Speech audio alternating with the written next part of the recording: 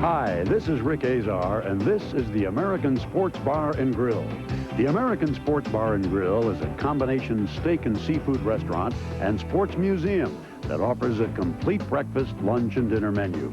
So bring the entire family and enjoy the best seat in town for watching sports at the American Sports Bar and Grill, located in the Ramada Inn, Transit Road. The best sports entertainment.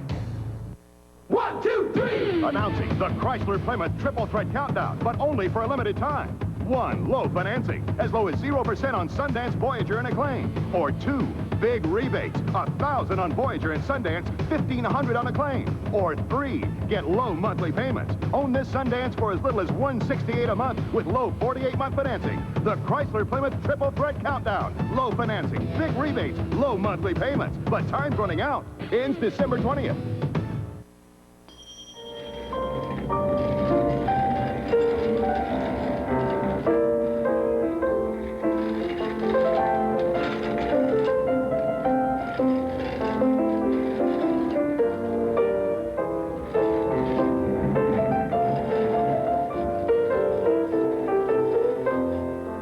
If it's out there, it's in here.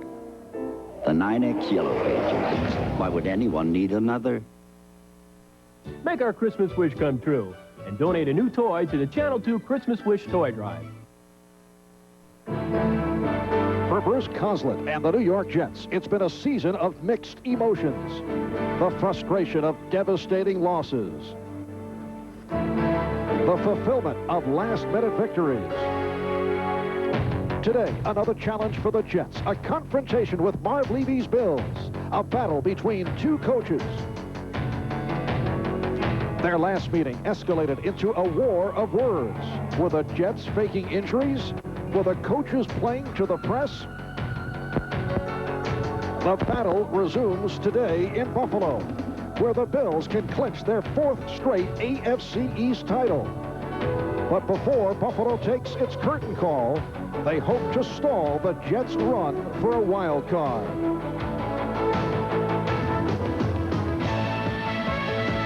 NBC Sports presents the National Football League. Today, it's the New York Jets versus the Buffalo Bills. And at right end, from Virginia Tech, number 98, Bruce Smith. From Alabama, outside linebacker, number 97, Cornelius Bennett.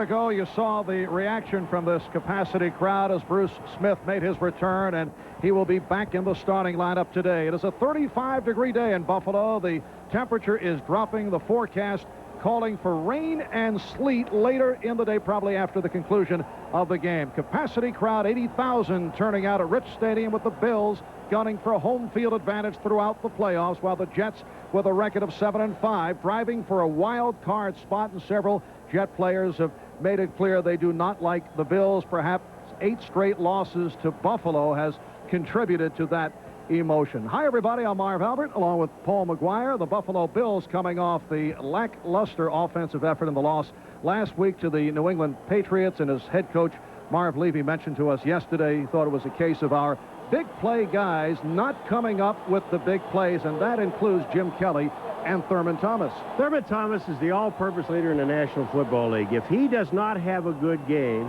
and he is their big guy, then they have a lackluster performance. They did it against New England. They also did it against Kansas City. Thurman Thomas makes this offense work. And the Jets are hoping that their Thomas, Blair Thomas continues to play the way he did last week. He was able to break out of it, this following a string of disappointing performances, and they're hoping that once again he runs well this afternoon. Kenny O'Brien is having an efficient year, but Blair Thomas, here's a guy that not only runs with the ball but catches the ball. If he has a good game, the other Thomas, then it means O'Brien and the Jets have a good game. And here in Buffalo, the Bills have won 16 straight at home, 31 of their last 33 over the last 4 years. The Bills' last loss at home, December 10th, 1989, beat by the New Orleans Saints 22-19. And the Bills have won the last 8 meetings against the Jets. The Jets had won the previous 7. Head coach Bruce Coslett, who mentioned to me earlier today that from an aesthetic point of view, Paul, you'll like this. He said he loves to watch Buffalo's offense operate, admires their efficiency, but doesn't plan to look on in admiration throughout the game. He will not cheer for them? Only from an aesthetic point of view. The Buffalo Bills won the toss. They will receive with Al Edwards and Kenneth Davis back. And Louis Aguiar, who had great success last week with the short pop fly kickoffs against the San Diego Chargers, will kick it off. Special teams coordinator Al Roberts said Aguiar may try to do that as a changeup from time to time, but they were most concerned last week with the Chargers, who have one of the top kick return teams in the NFL. Let's see how Aguiar plays it. This time he is booting straight away. And it's Kenneth Davis on the return. Reaching out to the 28-yard line, Tony Stargell involved on the tackle. Will Wolford, Jim Richard, Kent Hull, Glenn Parker for the injured John Davis, and the house, Howard Ballard up front. Jim Kelly, the quarterback. And when they go to the 3 wideouts, and that is how they open up, Al Edwards comes on to join Lofton and Reed and McKellar. The ball spotted at the 28. And the Bills, with a record of 10 up and 2 down, start out. And they go right to the ground. Back in week 3, Thurman Thomas carried the ball for 62 yards, but also came up with 13 receptions, a key to the ball game. Scott Mercereau made the stop. So it's a 2nd and 10 at the 28. And Kelly swings it out. Thomas able to break a tackle, reaching out to the 35-yard line. James Hasty was the man that was out there. Pete Carroll saying, hey, we don't put just one guy on Thurman Thomas. Now, that circle around the head doesn't mean he's looking for somebody with a halo. That's just a defense. Yeah. But they got a hurry-up offense going against, which they have to, hurry-up defense. And Pete was telling us that the Jets, he claims, as Thomas is stopped back behind the line by Marvin Washington, he says he tells his players on defense to relax. It is his opinion that despite the no huddle, the Buffalo Bills will be more tired than the Jets in this scheme. We just saw Marvin Washington relaxing as he was bringing Thurman Thomas down. It's easy to say to relax when you got a hurry-up offense with all the talent that Buffalo has. And here is Chris Moore getting set to punt to Terrence Mathis. And Moore is hit and then flips it. This is the tight end, Pete Metzelaars, hit for a loss on the play. Big rush by the Jets. Well, first of all, Metzelaars doesn't make the block. He has the block long enough. Moore, the punter, doesn't get the ball off. Here's Moore now. Now, this is not a run. Watch this. He's turning the ball, and he stops because he sees Burkett in his face. Now, Metzelaars is there. Moore drops the ball off to Metzelaars, and Metzelaars is going, why are you giving it to me? Take the hit. Don't cause a fumble. But here it is. Chris Burkett is in the backfield. He makes a super play. Again, you know, when you look at it in the grass, they don't call that. That could have been called in the grass. Chris Burkett, the one-time Buffalo Bill, has excelled on special teams for the New York Jets, who take over at the Buffalo 23.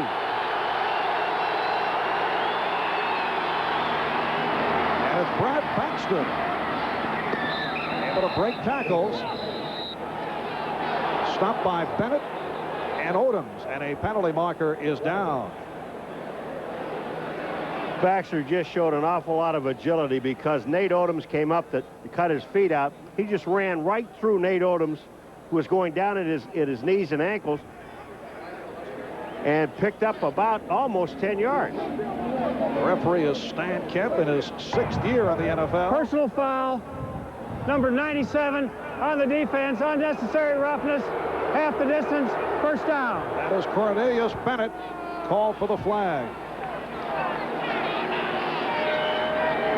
Well, 97 is Cornelius Bennett. And here comes Baxter to the outside. First of all, you're going to see Baxter, when he breaks to the outside, Darryl Talley misses him. Watch Nate Odoms come in and throw himself at Brad Baxter. When he does that, Baxter just runs right through it. And then at the end of the play, Cornelius Bennett came up and hit Brad Baxter out of bounds. The Jets first and goal at the 7. And here's Baxter reaching inside the 5, and it is Bruce Smith on the stop, and you can hear the reaction, the crowd chanting Bruce. You know, the one thing the Jets do when they get down near the goal line, and which I like, is that they go right at you. Watch the Jets. The closest distance is straight ahead. Here goes Baxter inside. He is running very hard. Blair Thomas does not make a block, really no one to block, and then Bruce Smith is making the tackle, but that's inside. But I like their offensive scheme when they get down by the goal line. The Jets have a 2nd and goal at the 3. Blair Thomas, Brad Baxter are the running backs.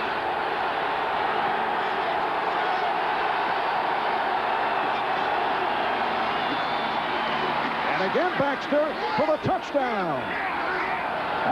So Baxter with his 9th touchdown of the season, and the Jets take the early lead with only 3 minutes gone by in this first quarter. Well, watch what Baxter does. Now, they're going over Dwayne White, 67, and Sweeney, 53, the center. Watch, he goes to his right, and then he cuts right back in off the guard's block.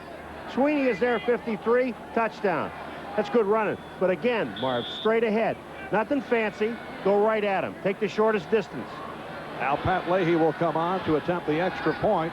The big play for the Jets, executed by the one-time Buffalo Bill. Chris Burkett on the rush of the punter, Chris Moore, forcing the flip to Metzelars. Leahy able to put it through. And then Metzelars hauled down, so the Jets were able to take over deep in Buffalo territory.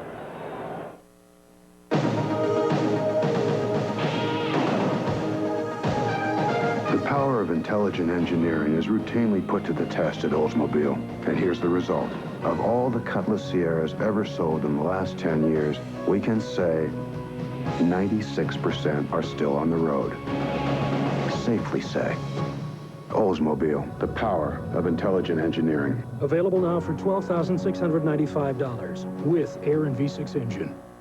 Remember our whatchamacallit? We're here. Oh, check it out. Great. Bye. How about that thingamajig? And that doohickey? At like you know who. Bring the fish.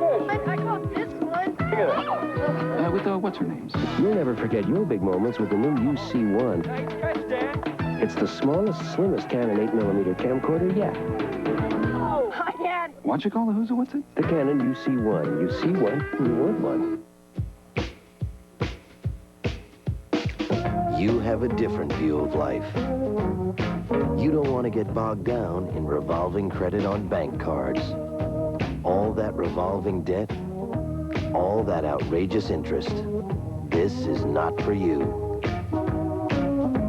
You know how to get out of that trap.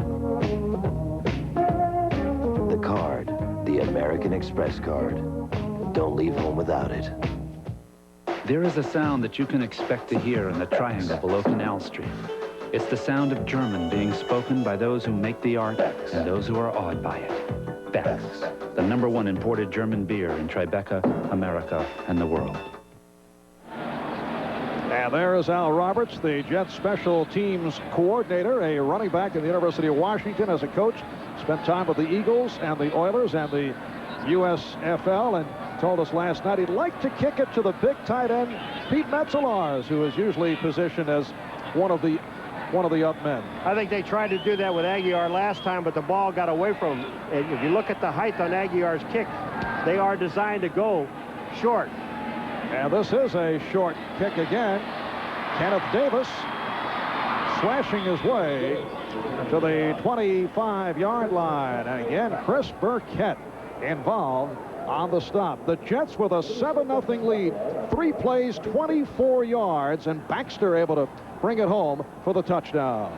Here's Burkett, and number 21, Odegaard, is actually going to get in there with him. Here's Burkett, and he is fired up. Remember, he played for this football team. He's been an excellent special teams man. Edwards is trying to block him. Burkett is in there. Odegaard's down below. Burkett on top. Nice play. And a first down for Jim Kelly and the Bills from the 26-yard line. It is Al Edwards on the reception. Edwards last week against New England, filling in for the injured Don Beebe, had a career high 4 catches, 36 yards. The one thing that Pete Carroll told us yesterday about the Buffalo Bills offense, their hurry-up offense and Jim Kelly, is that it is a very unselfish offense. They look for the guy that's got one-on-one coverage. Edwards has got that with Brim. 2nd and 2. Thomas has the first down. Stopped by Kyle Clifton. Kyle Clifton made the stop, but Lageman, number 56, is the man that really messed it up in the backfield. Jeff Lageman is having a terrific season. Drafted as a linebacker. He's come on this year at defensive end, and as he has mentioned to us, seemingly has increased his first step. He's improved his quickness. Kelly throws one high and far over the head of James Lofton, who was well covered. Marvin Washington is the man in the backfield putting the heat on, but Kelly is getting it. They're forcing Kelly up the middle. They don't want to let Kelly just sit in the middle of that field and pick out the receiver he wants to throw to. They would like to see Kelly on the move if they can. Jim Kelly telling us yesterday he was very upset with his performance against New England last week. Intercepted a career high 4 times. Says he was throwing too frequently off the back leg. Almost picked off.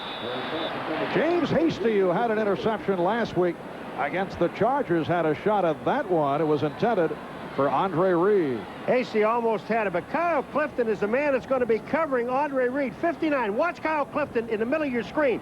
He's got Andre Reed, and then Hasty is there and almost makes the interception. If the ball's thrown high enough, he has it. So Buffalo in the no huddle. You see the jumping, and the penalty flags are tossed.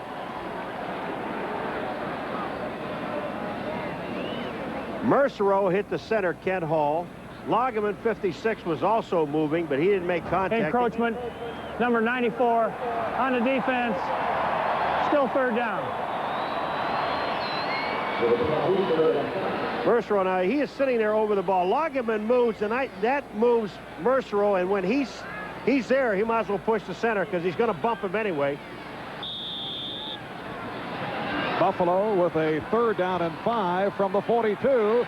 Kelly again almost picked off.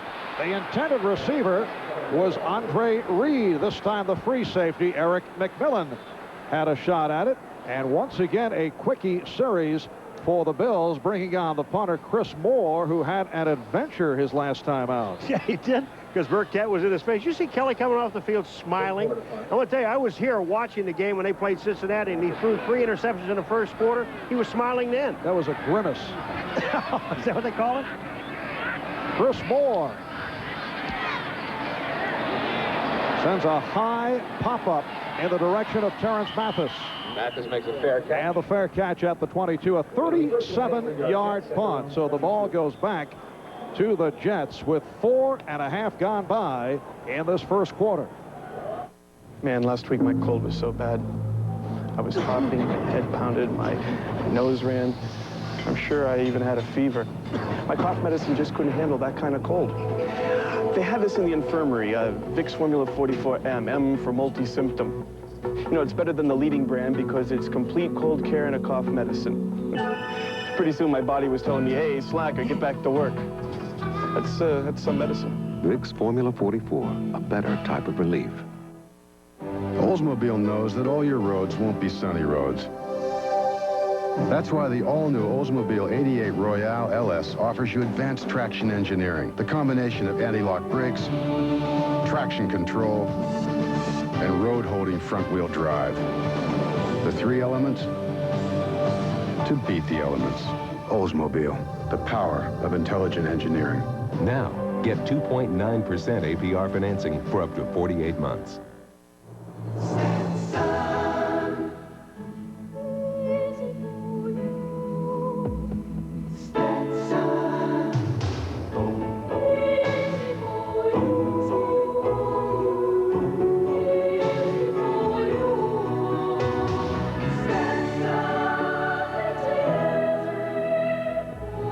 Stetson cologne, easy to wear, hard to resist.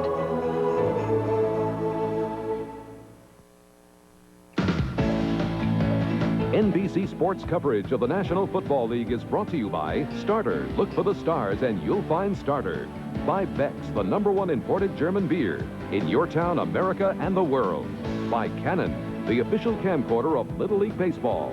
And by Oldsmobile, the power of intelligent engineering.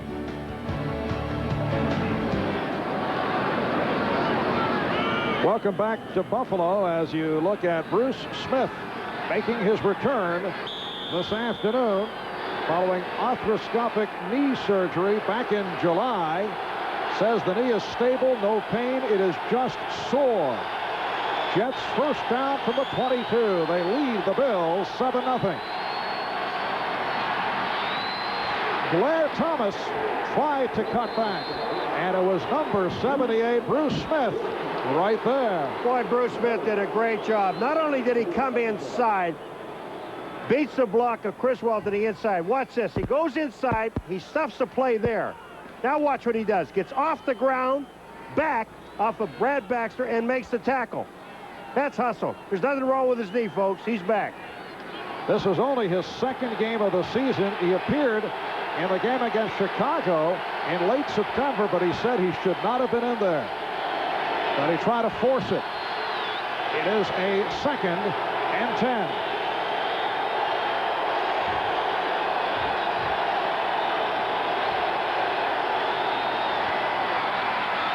O'Brien with a bullet broken up. Good hit by Kirby Jackson on Al Toon. Kirby Jackson read this play perfectly. His job was Al Toon. They throw outside. Now watch how 47 Kirby Jackson times this. There's the ball, bang, bang. If he gets 2 feet down, they would make that a catch and a fumble. A little bit too soon. Excuse me, Mark. Kirby Jackson, a one-time Jet 5th-round draft pick of the Jets back in 1987. Freeman McNeil and Johnny Hector now have checked in for this 3rd down and 10. Big rush on O'Brien, and down he goes. Jeff Wright, from his nose tackle position, comes up with the sack, but there is a flag down. What Bruce Smith brings to this game in the Buffalo Bills defense is that they put 2 people on Bruce Smith. Criswell and Haight both have to block Bruce Smith. When they do that, that puts 1 man on Jeff Wright and all the way down the line of scrimmage and enables those guys to get in and make the play. Even though Bruce Smith wasn't there, he's complaining. Holding, number 27 on the defense, 5 yards, automatic first down. Clifford Hicks is holding. All right, watch this, Marv. Here's the double team on Smith here. What? Criswell is there. Haight is on the inside. There's a double team. Now, here comes Cornelius coming on this side. Lodish is there. Cornelius Bennett, and then right up the middle is Jeff Wright because there's only 1 man blocking him. Bruce Smith doesn't get there, but he makes it possible for others too. But with the holding penalty, the Jets first down at the 27, and they're having difficulty with the crowd.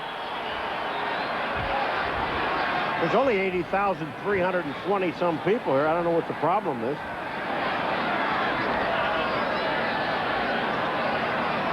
Bills back home after 3 straight on the road. A look at the ITT 10-minute ticker. Tampa Bay on a short touchdown run by Reggie Cobb with a 7-0 lead. Matt Stover kicking a 41-yard field goal for Cleveland. And Atlanta leads Green Bay 7-0. Jets with great interest in the Tampa Bay-Miami game as they vie for a wild card spot. And it's completed to the tight end, Mark Boyer. A good gainer for Boyer, making his 12th catch of the season. That goes for 21. You know, we talk about O'Brien play action. There aren't many quarterbacks that run it better than Kenny O'Brien. And when he does it, Darryl Talley, left of the screen, number 56. Watch where he ends up. See him way inside? When he does that, look at the tight end Boyer. There is no safety on him. All of a sudden, Kelso, number 38, appears, but that's after they've already picked up about 23 yards. Well, Bruce Coslett, as offensive coordinator with Cincinnati, had perhaps the best of the play-action man, Boomer Esiason. And Kenny O'Brien is probably in the next level. So effective on the play fake. Has a first down at midfield. Straight ahead is Baxter. Brad Baxter fumbled a couple of times against New England 2 weeks ago, and he is not noted as a fumbler. Said in our talk last night that he lost his confidence, coughed one up last week. So most unusual for Brad Baxter. You get the idea that the Jets are trying to get him right back into it. He's a second-year man out of Alabama State. He spent 1989 on the developmental squad. Last year emerged as a productive power runner and is an excellent blocker. Look, and when they got down on the goal line, it's obvious they gave him the ball. He ran it twice and scored the touchdown. It's a 2nd and 6. The Jets with a double tight end alignment, Boyer and Dressel. And again, it's Baxter. He is short of the first down. The hole plugged by the outside linebacker, Cornelius Bennett. If you're going to run inside on the Buffalo Bills, you must have a guy that either turns out and blocks Bennett. Now, that time, they tried to block Bennett with Dressel, and he didn't block him. If he gets a piece of Bennett, they get a first down. You can't let him come down the line of scrimmage. He's just too quick. 3rd and 4. The Jets at the Buffalo 45. Jets 7. Buffalo nothing. 7:15 to go in the first. Again, Hector and McNeil in the backfield. The inside handoff to Hector, and the Bills saw it coming. Mike Lodish, second-year player from UCLA, had the wraps on Johnny Hector. Along with Leonard Smith, but Lodish hit him straight on. He was there. Again, you know, you can't talk enough about what Bruce Smith brings to this defense, is that you got to be aware of where he is, and you have to put 2 people on him. When you do that, that becomes one-on-one blocking everywhere else. Bruce Smith making it to the Pro Bowl the last 4 years. 19 sacks last season. 2nd in the AFC to Derek Thomas. Here's the punt by Aguiar. Back is Clifford Hicks. And has the fair catch out at the 22-yard line. It's a 26-yard punt by Aguiar. And it's Buffalo back to the offense. They have been very quiet over the first 2 series. The team that leads the NFL in rushing and passing has managed only 8. It was a good day for ideas. Plans for a sidewalk cafe were finalized. A river walk was proposed. And someone had the vision to bring luxury and romance back to train travel. Keep those ideas coming, and we'll keep making them look their best. LaserJet printers from Hewlett-Packard.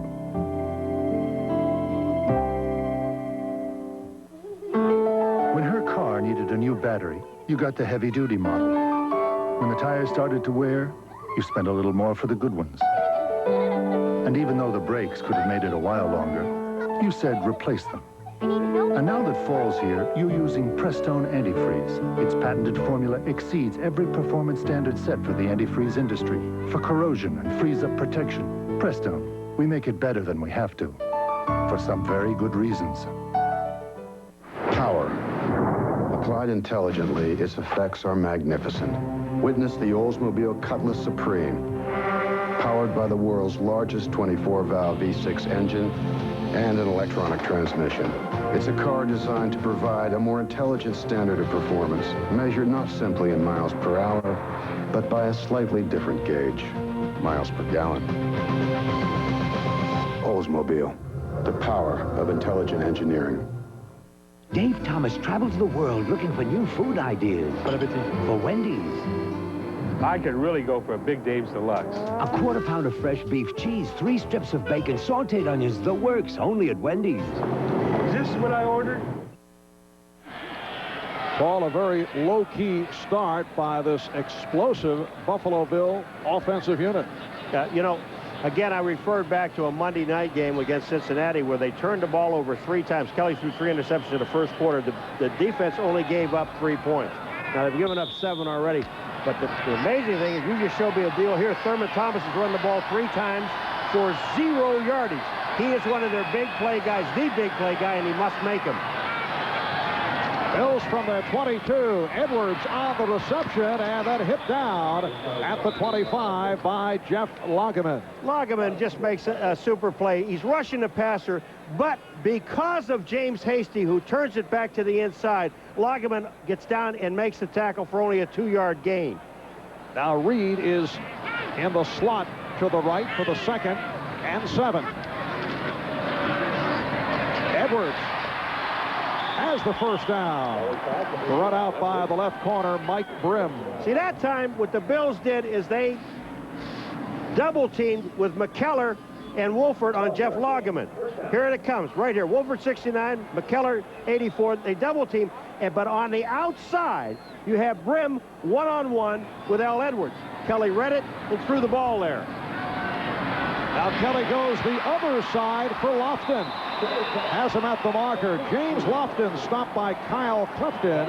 And for Lofton, that is his first reception. We talked earlier about Marv Levy pointing out that the big play guys last week against the Patriots did not make the big plays. Well, Jim Kelly's longest pass of the game last week covered only 14 yards, and Thurman Thomas's longest run went for only 8. On the reverse, Andre Reed with a Buffalo first down. Let's see where they spotted it. It appeared that he picked it up and then was shoved back the other way. Eric McMillan made the stop. No, looks like they're going to spot it just short of the marker. One of the big problems for the Jets is keeping an eye on Thurman Thomas. Everybody follows Thomas.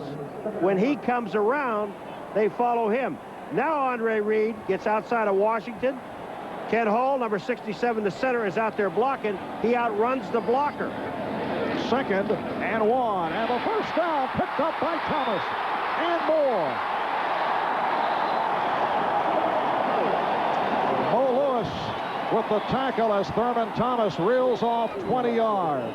You know, when you talked in the beginning about the big play offense, look at the middle now. Here comes Thurman. The blocking is there. Number 51, Jim Richer, is a guard who really does not get the recognition on the Bills team that he should. He is one of the finest players they've had on the line for a number of years. And Kelly with the short set completes to Edwards. He's been a primary target. Al Edwards makes his 4th catch, covered by Tony Stargell with just under 4 minutes remaining in the first quarter, and things beginning to heat up now for the Bills. They are trailing the Jets by the score of 7-0. Kelly now looking at a 2nd and 2 at the Jet 14.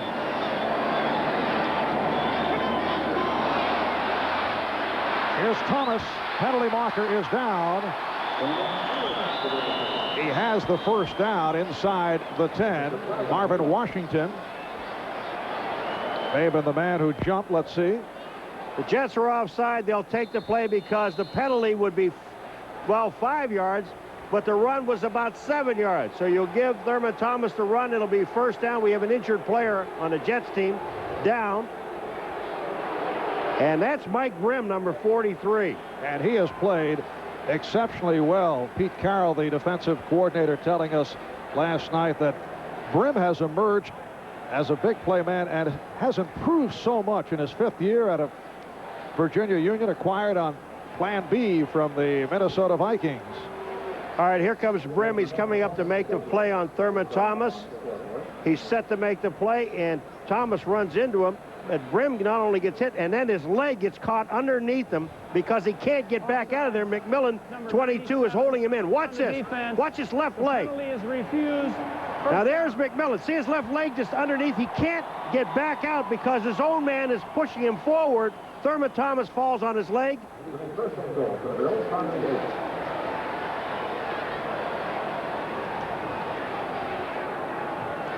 And a look at the ITT 10-minute ticker. Tampa Bay still with a 7-0 lead on Miami.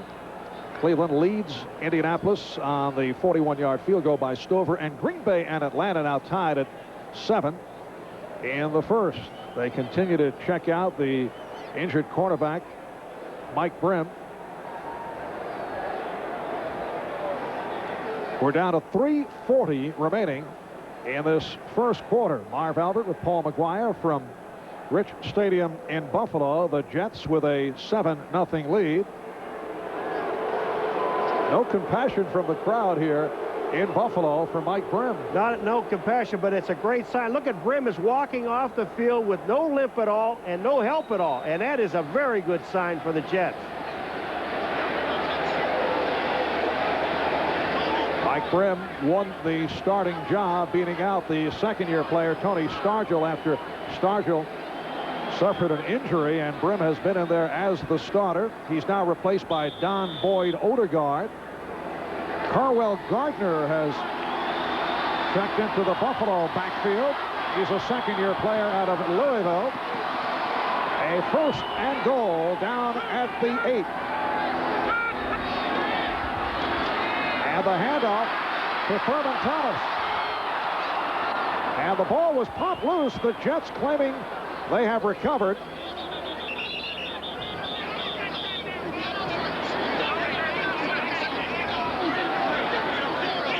The officials having a tough time unraveling, and the Jets did recover.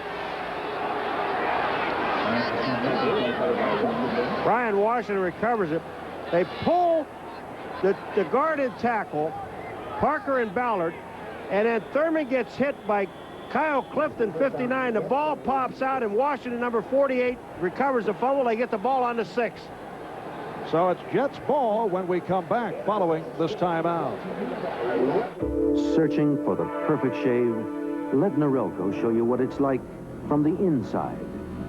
Here, there's a system for a close, comfortable shave that exists in no other razor. Our patented lift and cut system lifts the hair so when it's cut, it can actually drop below skin level without the blades even touching your face. So to look better on the surface, remember, Norelco shaves below the surface. Norelco, we make close, comfortable. Oldsmobile knows that all your roads won't be sunny roads.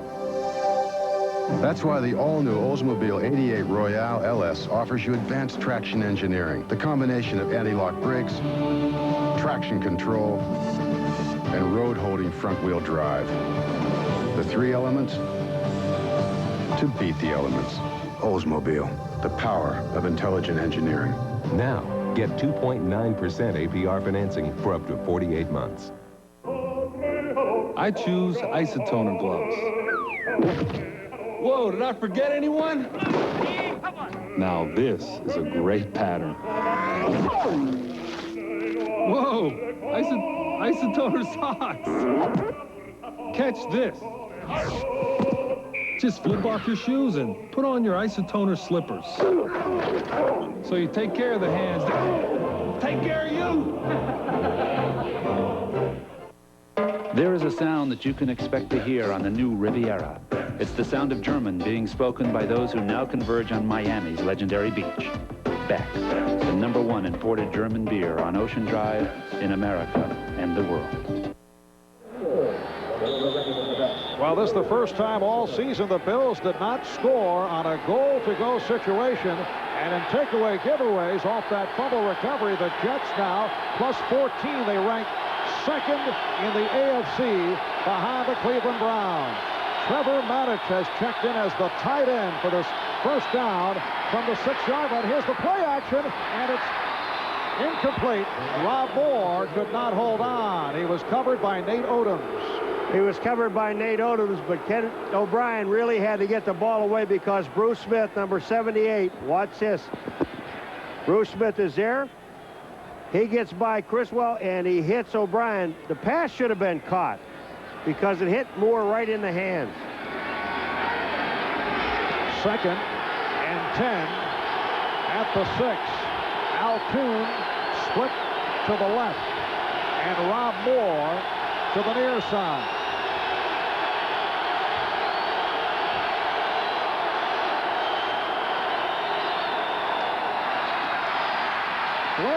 Thomas stopped for a loss.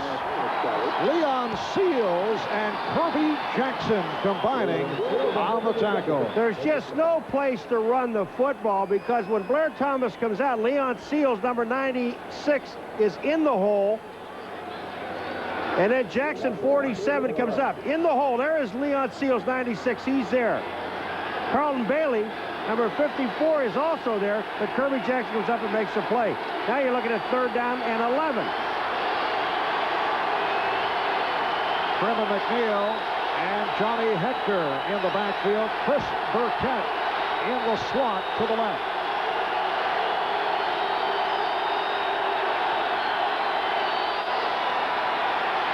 O'Brien receiving the protection, and that is picked off by Mark Kelso.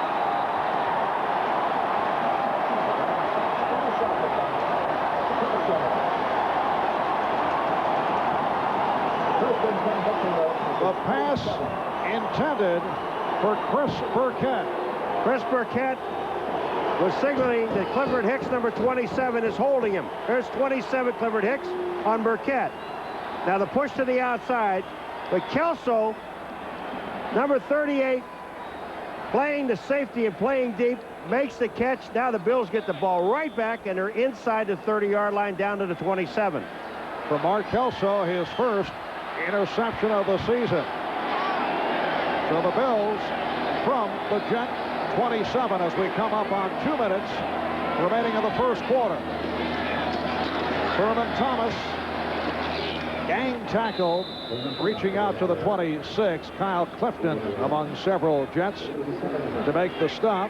It's the Jets 7 and the Bills nothing. Jets able to capitalize on the punting mishap suffered by Chris Moore, not able to get the punt away, and then shoveled to Metzelars, who was stopped. Jets taking over on downs and able to cash in as Brad Baxter scored. Kelly with the punt and the throw for the first down. The tight end Keith McKellar was hit down by Brian Washington. Jim Kelly is the man that makes this play work. The rush is on, but he stays into the pocket. He'll fake the ball and then bring it back down. There's the fake. He brings it down, and then he finds Keith McKellar, number 84, over the middle. He beats Kyle Clifton. Not much you can do there. Buffalo first down at the Jet 16. And Kelly throws. Touchdown! Andre Reed.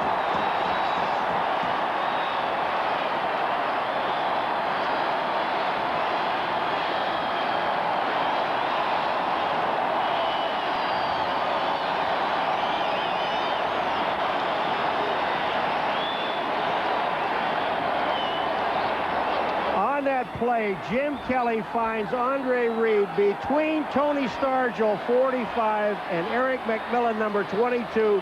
Two safeties sitting in there, and he hits the ball with Reed going straight up the field, right in the seam. Andre Reed with his 8th touchdown catch. The point after by Norwood has tied it, and Kelly is on a roll. 8 for 11 overall. Is connected on his last 6. And the Bills have tied the Jets at 7 with a minute 2 remaining in this first quarter. For Jim Kelly, who leads the NFL in this department, it is touchdown number 27. Well, when you look at right in the middle of the screen, number 83 is Andre Reed. And Stargell, 45, is one safety, and McMillan's the other. Look at, he just splits the two. McMillan never gets there. Instead of going towards the post, he ran straight up the field, Andre Reed, for the touchdown. Andre Reed, who appears to be headed to a 4th straight Pro Bowl, having another sensational season. 2nd in the NFL in receptions. Well, let's take another look at it here. Right here is McMillan. I can't get this thing to line up straight. And here's Reed on the outside. Now watch what happens right in here. He's going to come right down the seam. Neither one of the safeties can get over to make the play on him. Here comes Reed, right down the middle. Both safeties are downfield. Not a chance.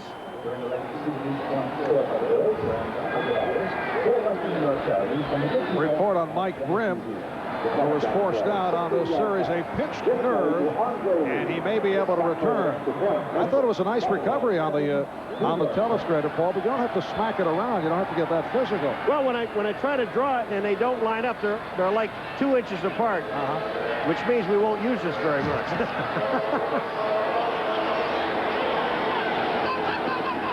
And it's Johnny Hector. Oh, what a hit.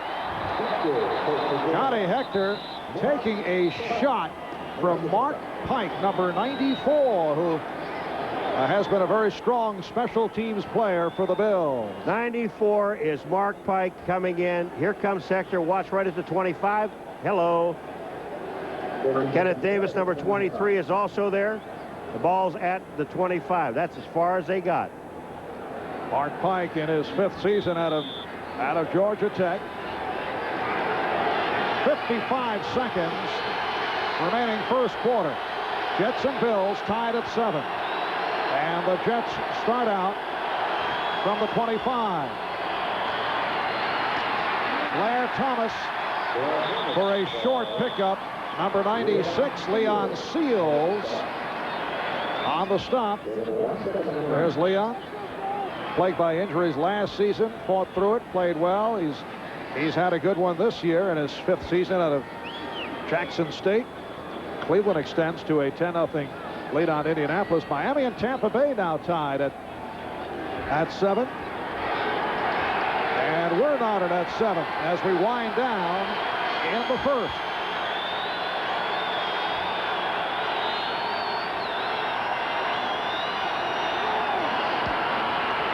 Off the fake, O'Brien with a wide open target. Again, the tight end, Mark Boyer.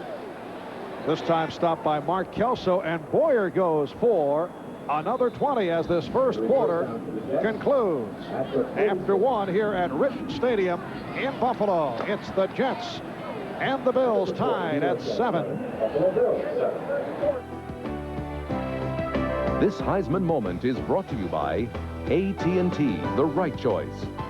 In 1990, Casey Weldon emerged as Florida State starting quarterback and passed with an efficiency second only to Heisman Trophy winner Ty Detmer.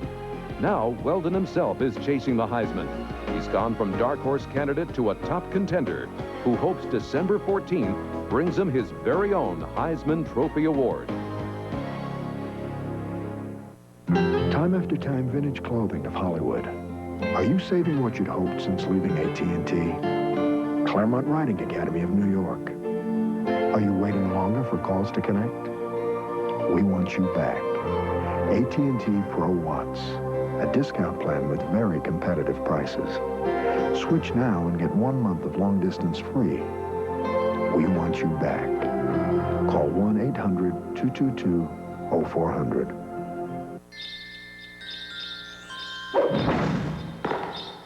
Do your holiday shopping with the Discover card, and you'll not only give, you'll receive a cashback bonus for every charge. It pays to Discover.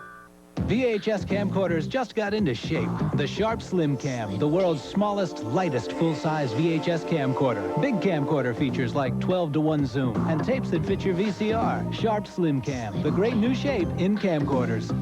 The Ironman, the most demanding test of strength and perseverance in all of sports. 2.5 miles by water, 112 miles by bike, then the 26-mile marathon. Witness the agony and ecstasy of the world's best triathletes. The Gatorade Ironman Triathlon, next Saturday on NBC. Hey, that's called paying for creativity to get on television. Paul, you could do that too. You know, you go down to the store, buy the headline. Can I have my picture put in?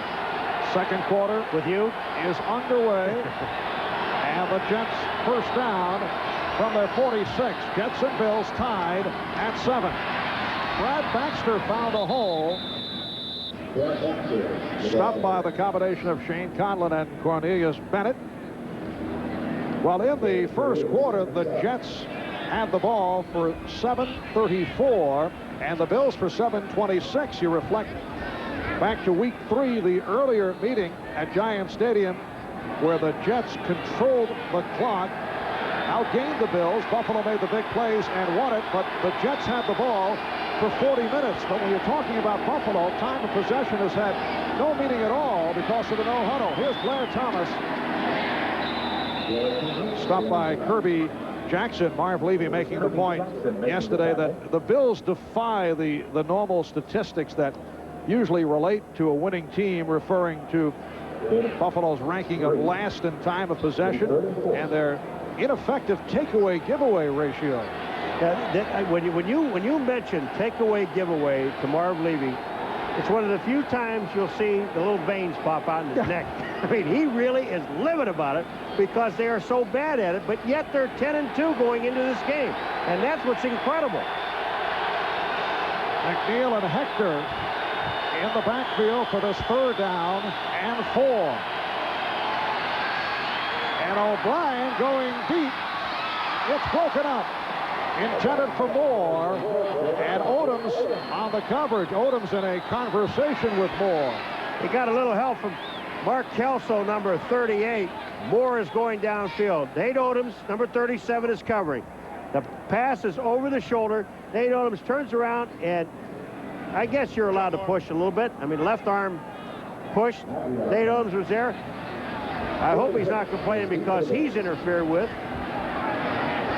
Louis Aguiar with his 2nd punt of the day. First-year player out of Utah State. He had some tryouts with Buffalo back in '89 and '90.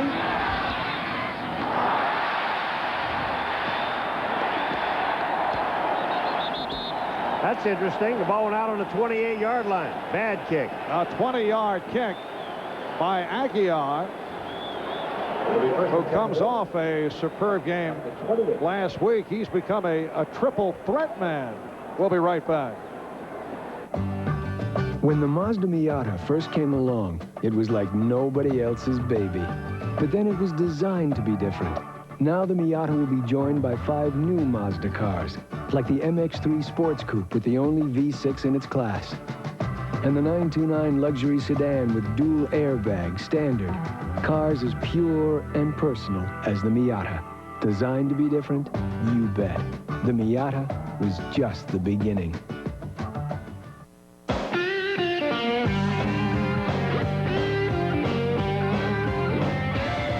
When you're playing the game and you're looking good, that's the Bud Light way. Yeah, it's understood. If you're into looking good, get into Bud Light. The clean, fresh taste won't fill you up, never let you down. You can taste it and feel it and know you got it right. 'Cause everything else is just a light. Everything else is just a light. Everything else is just a light. Everything else. There's a big sense of pride in owning a company. I think customers have noticed the change in the company and the change in us. We've got this 24-hour hotline in case something happens while you're out on the road. If you're in a hurry, we've added extra buses, get you in and out fast. We want to make sure that our customers see that we can provide them with the type of service that they expect and deserve. We love to make people happy. That's a part of our business. Keep you coming back. We want to see them back at our counter again, many times. So why rent from anyone but an owner?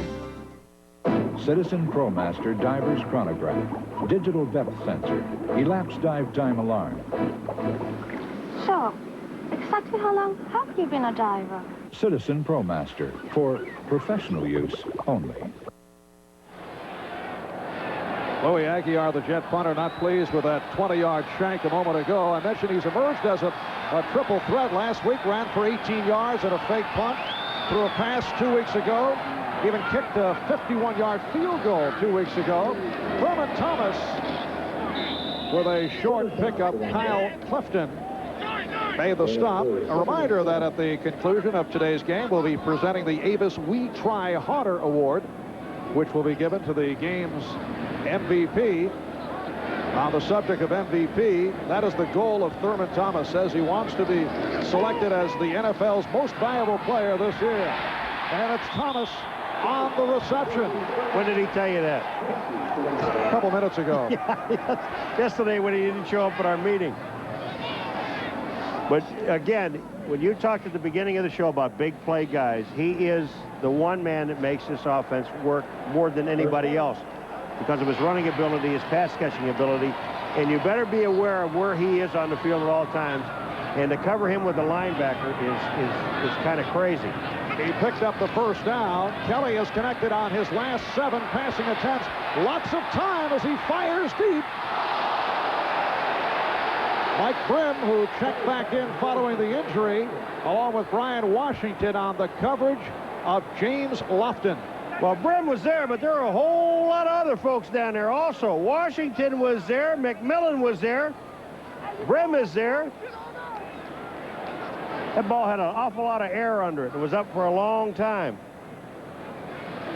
2nd and 10 from the 39. Lofton is now to the left. Edwards to the right. And it is Thomas trying to stutter step. Clifton made the stop. Thurman Thomas in his 4th season out of Oklahoma State. He's made it to the Pro Bowl the last 2 years. And take a look at this. 1,192 yards coming into today for Thurman Thomas. And that is more than 12 other NFL teams. That's just Thurman we're talking about. 3rd down and 9. Sideline pattern is too high for Edwards. Again, the coverage by Brim. Jim Kelly is upset with himself because he had Edwards out there one-on-one on Brim. And when Jim Kelly threw the ball, Marv, the ball almost went in an arc. Instead of going straight out to Edwards, it floated in and gave Brim enough time to get there. There was excellent coverage by Brim. Now the punt unit back on. There's Chris Moore. Back deep, Terrence Mathis. Moore will punt from his 25. Line drive. Mathis fields it. Nowhere to go. And hit down as he crossed the 15. It's a 47-yard punt by Moore. 11:58 remaining in the second. The Jets and Buffalo are tied at 7.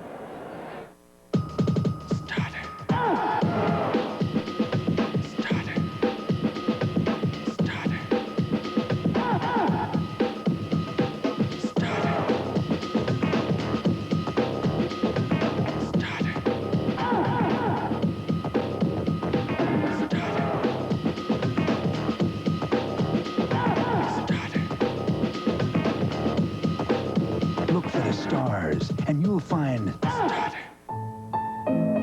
in the right hands, even the most functional things can be art. So we asked a sculptor to design a new luxury sedan, the Mazda 929. And while it offers a generous list of safety features and amenities to comfort both mind and body, its richest rewards are for the soul. The new 929, the first luxury sedan from the new Mazda. It just feels right. We built this business. I hit the brakes. You know, they're anti-lock brakes. It was close, but we stopped in time. Build this business. Every year they plant new trees. Dad says they make good things from trees. After my accident, they advanced my insurance benefits and built me a ramp and got me back on my feet. We built this business to build your dreams. NBC Sports coverage of the National Football League is brought to you by Budweiser, the king of beers, who reminds you friends know when to say when. By the new Mazda. Mazda, it just feels right. By Sharp Electronics Corporation. From sharp minds come sharp products. And by Imodium AD. For diarrhea, the choice for one-dose relief. A 33-degree, cool, crisp day. Very nice day here in Buffalo. They say snow, perhaps some sleet, but much later, probably after the conclusion of the game. Jets starting out from their 17-yard line. O'Brien with a wide-open receiver in Al Toon. Nate Odoms, Darryl Talley downfield to make the stop, but that goes for 24. O'Brien is now 3 for 7. 2 of the completions to the tight end, Mark Boyer. Here comes Toon down on Nate Odoms, but a play action in the backfield, and just Toon runs inside, breaks back to the outside. Now, I don't know whether Nate Odoms was thinking he might have help on the outside. He sure didn't. Toon runs an excellent route, and O'Brien hits him right on target. Interesting matchup between Al Toon in his 7th year out of Wisconsin and Nate Odoms in his 5th season out of Wisconsin. Collegiate teammates. First down at the 42. Thomas, he had a running start, a burst by Blair Thomas. Darrell Talley and Bruce Smith combining to make the tackle, and we are set for an update. Let's go to our New York studios. Here's Bob Costas. Marv, the Browns still harbor some slim wild card hopes. They've lost a lot of close games this year. They take the lead 10-0 at Indianapolis on this 3-yard flip from Kosar to Kevin Mack. Earlier, Matt Stover had hit a 41-yard field goal. Browns 10, Colts zip. Thank you, Bob. 2nd down and 5 as we resume here in Buffalo. Roger Duffy, a backup center, has reported in as an eligible receiver, wearing number 62. Back to the ground, though, for Thomas. And he has stopped a short pickup. Ray Bentley, in his 6th year out of Central Michigan, makes the tackle. Let's take a look at the Budweiser 10-minute ticker. Miami with a 10-7 lead in the second. Bob mentioned Cleveland 10-0 on Indianapolis, and Green Bay 14 and Atlanta 7 in the second. In the battle for the wild card positions in the AFC, if the season ended today, the Jets would be the AFC's 3rd wild card team. They have a 1-game lead over Miami and Seattle. 3rd down and 2. That's Toon in motion. Penalty flag is thrown. O'Brien could not find anyone. Bruce Smith with the sack and the celebration. Well, what happened is Cornelius Bennett pointed to the offensive lineman and saying that he moved. Now, but what I'm thinking here is the official, look at it, that's a tight end down there. You can't come across it. Once he comes across, Cornelius Bennett just stays there. So they throw the flag. Now, I don't know what they're going to call it against. Now, here comes Bruce Smith. Criswell lets him go to the inside, and when he does that, O'Brien's standing back there. I blame that sack on O'Brien and not on Criswell, even though Bruce Smith makes the sack. But Cornelius Bennett comes across the line of scrimmage. The play should have been stopped because he touches the tight end, Boyer.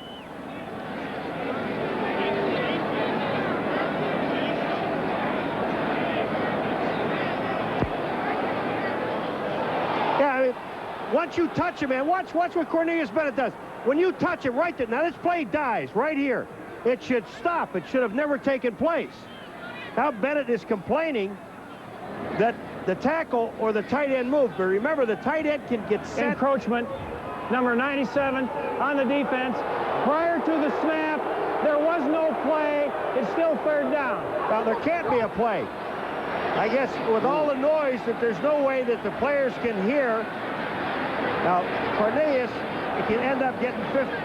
Bennett can end up getting 15 yards more if he doesn't get out of the face of the official. I think the referee, Stan Camp, who was explaining the penalty and maybe picking that up, was very compassionate in not throwing another flag because Cornelius Bennett was in his face.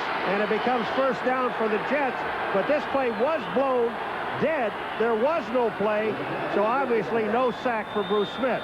The Bills have been called on 3 penalties today, all on the defensive unit.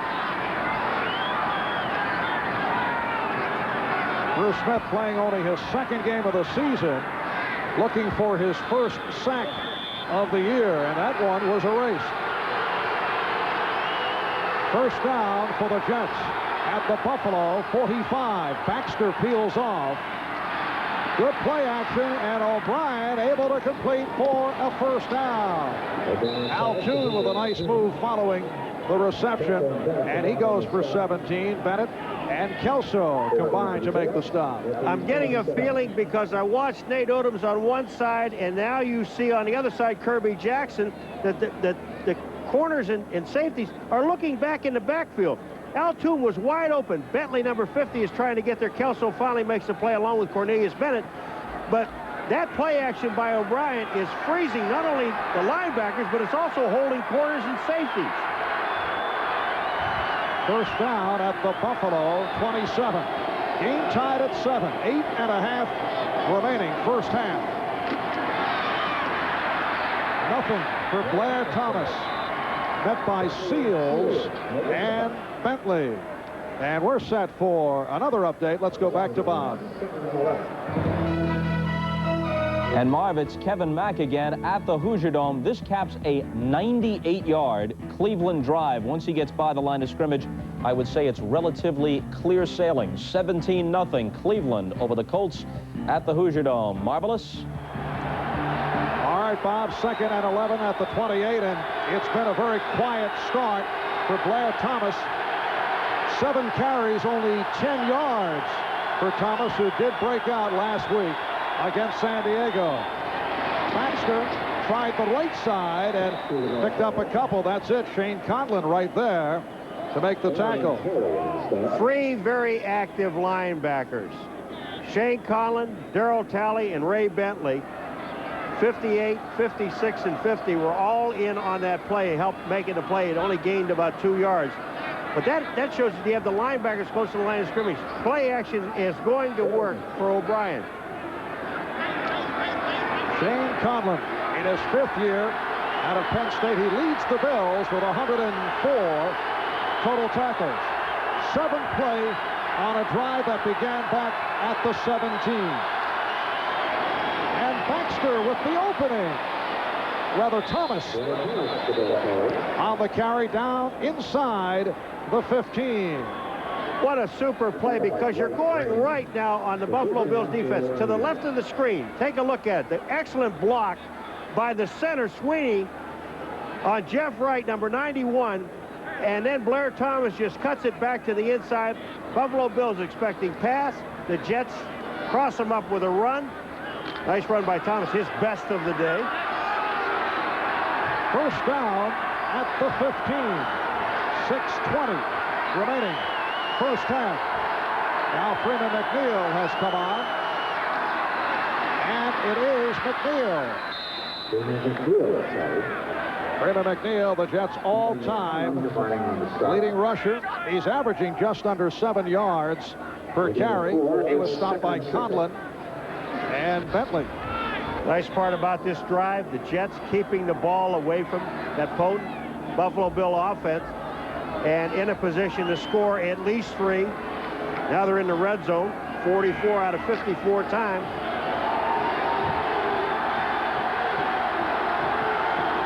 Second down and 5.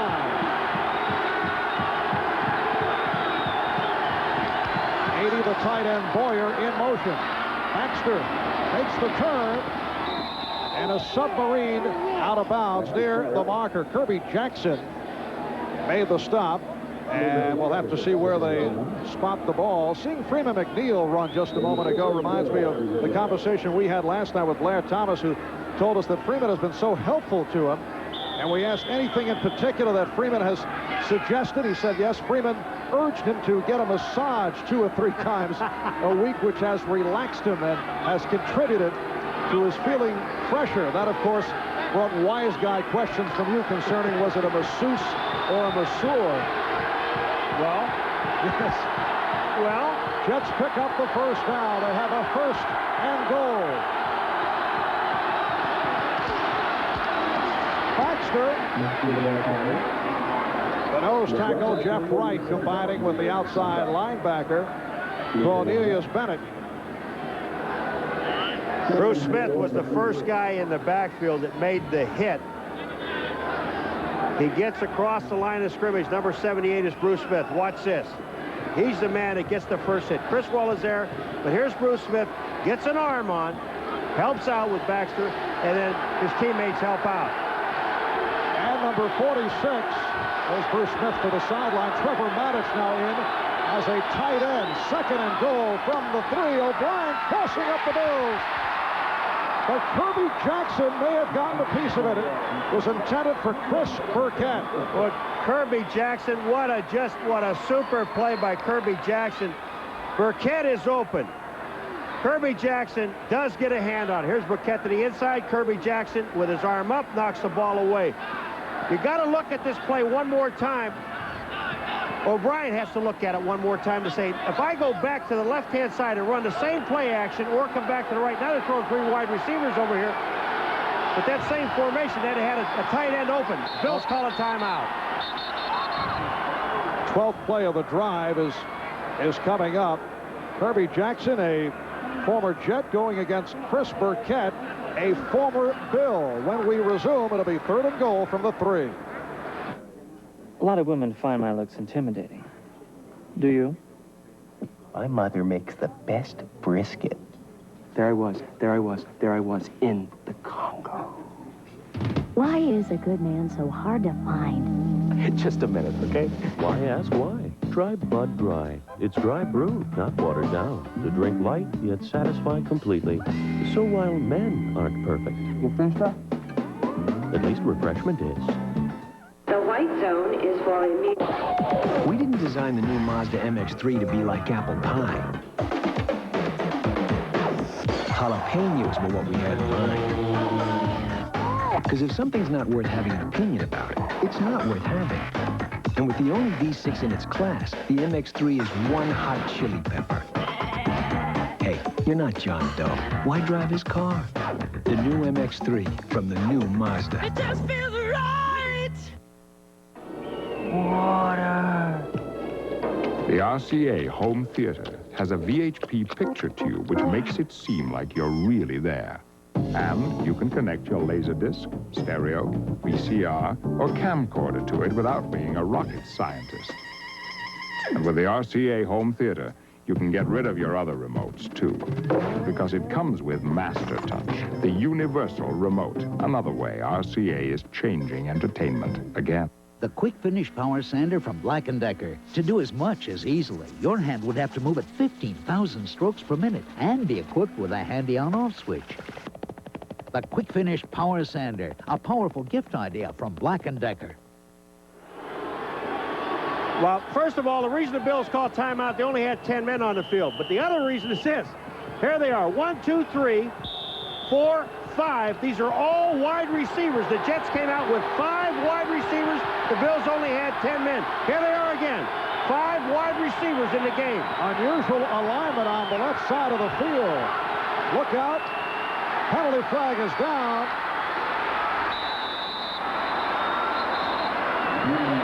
Leonard Smith, number 46, was offside. So they'll get half the distance to the goal line. They'll put the ball on the 2. Number 46 is blitzing and was offside on the play. Well, this is a drive that has gone close to 8 minutes. On the left-hand side of the screen, right over in here, I can't reach all the way over there with this guy, but that's Leonard Smith, 46. I can't get all the way over there. There he is. He's offside. He's in the backfield. But O'Brien almost breaks us for the touchdown. Cornelius Bennett makes the save, number 97, to save the touchdown. Paul showing no extension, Offsides, no wingspan. Number 46 on the defense, half the distance to the goal. Repeat, 3rd down. And that is the strong safety, Leonard Smith. 4th penalty called on Buffalo today, all on the defensive unit. And this is a drive that was kept alive by the offsides on Cornelius Bennett that negated the sack by Bruce Smith. Now the Jets are back with their road grader offense. Trevor Maddich, 46, is reported in. He's a tight end. And Brendan McNeil is back in. 3rd and goal from the 1. Here's Baxter. He's stopped.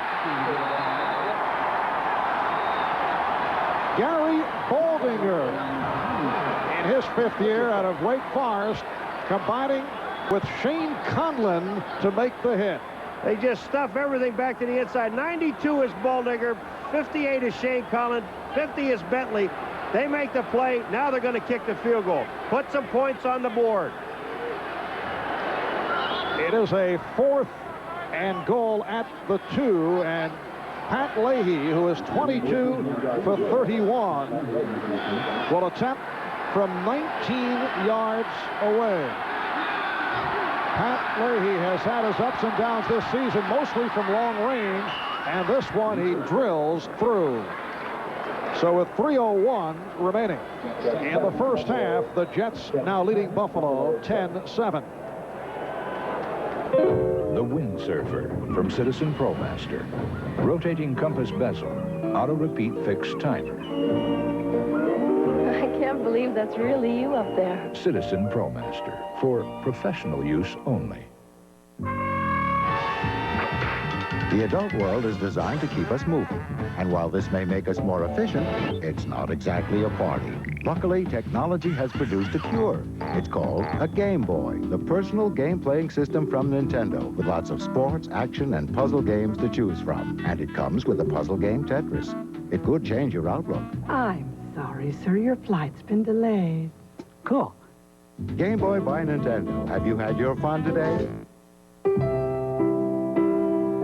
This is our vision of what a luxury sedan should be. Not because it offers rich leather and anti-lock brakes, but because it comes standard with an airbag on the driver's side and the passenger side as well, creating a luxury sedan where even peace of mind is shared. The new 929, the first luxury sedan from the new Mazda. It just feels right. This holiday, MasterCard helps you give the people on your list their favorite things with the Master Values program. Save 10 to 25% on specially featured merchandise when you use MasterCard for clothing to housewares at Kmart, the latest music at Sam Goody and Musicland, and wherever you find Happy Holidays Barbie. Look for Master Values at fine stores everywhere, only from MasterCard. Think of it as our holiday gift to you. Well, Bruce Coslett and Marv Levy apparently softened their stance in recent days. You get the idea, though, Paul, they're not particularly fond of one another, but they were quiet this week.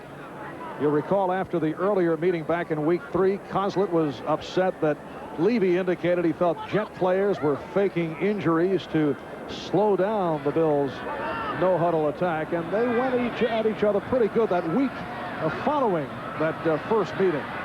And the kickoff by Aguiar. Here is the pop fly, and it is handled by Butch Roll, and then Jets and Bills try to get at each other, and a flag has been thrown. We mentioned that the Jets' intent was to pop one up for Pete Metzelaars, and of course Buffalo, in seeing the films from last week, well aware of what might happen for a change-up, and Roll and the former Bill, Chris Burkett, get involved. Little right-hand slant by Butch. Well, Butch rolled through a left jab first, hit him in the throat, and Chris wasn't happy, said a few things to him about their massage they're going to have later on. Because if it works for Blair Thomas, it's got to work for these guys. The massage, huh? Oh, sure. Once you start throwing punches, you got to go get a workout.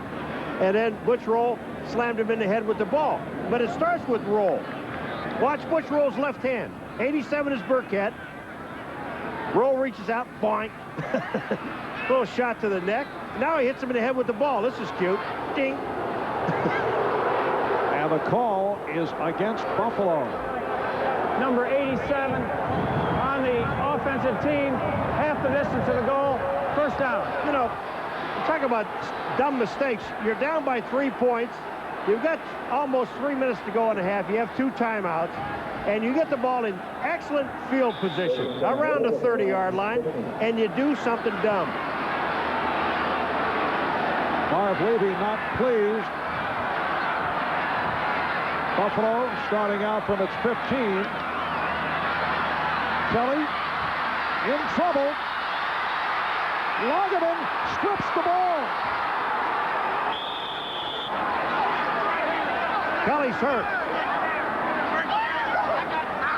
The Jets indicate they have recovered. It looked to be James Hasty, and Kelly comes up hobbling. Jeff Lagerman, boy, are you right, Marv? He never quit. Number 56 came from the backside, and Kelly is limping. Now, here it comes. Watch Lagerman. He comes. He never stops, and Kelly is now waiting for a receiver to break either back to him or downfield. Lagerman strips. James Hasty, number 40, comes in, makes the recovery, It is now first down for the Jets at the 15-yard line. But look at Lageman not quitting. The intensity of that man is incredible.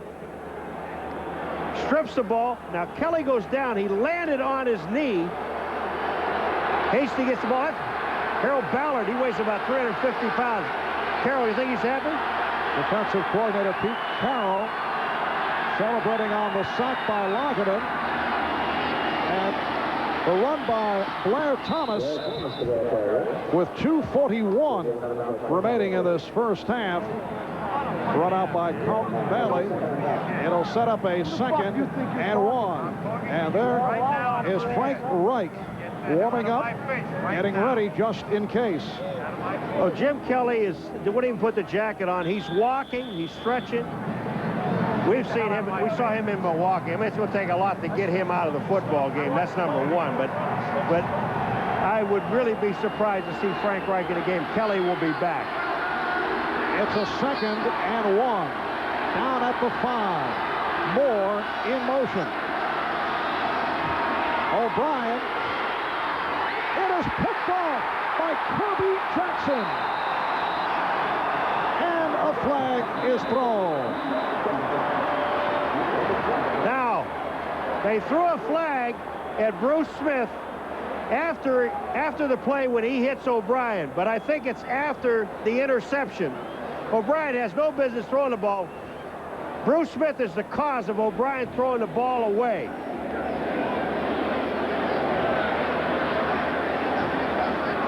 Bruce Smith forces the play.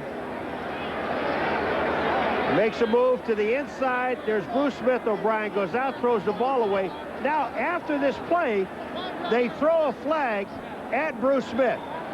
There's Kirby Jackson backing off. Rob Moore's in the end zone. The heat is on. Really no business of throwing this football. If you're going to throw it anywhere at 2nd and short yardage, throw it away.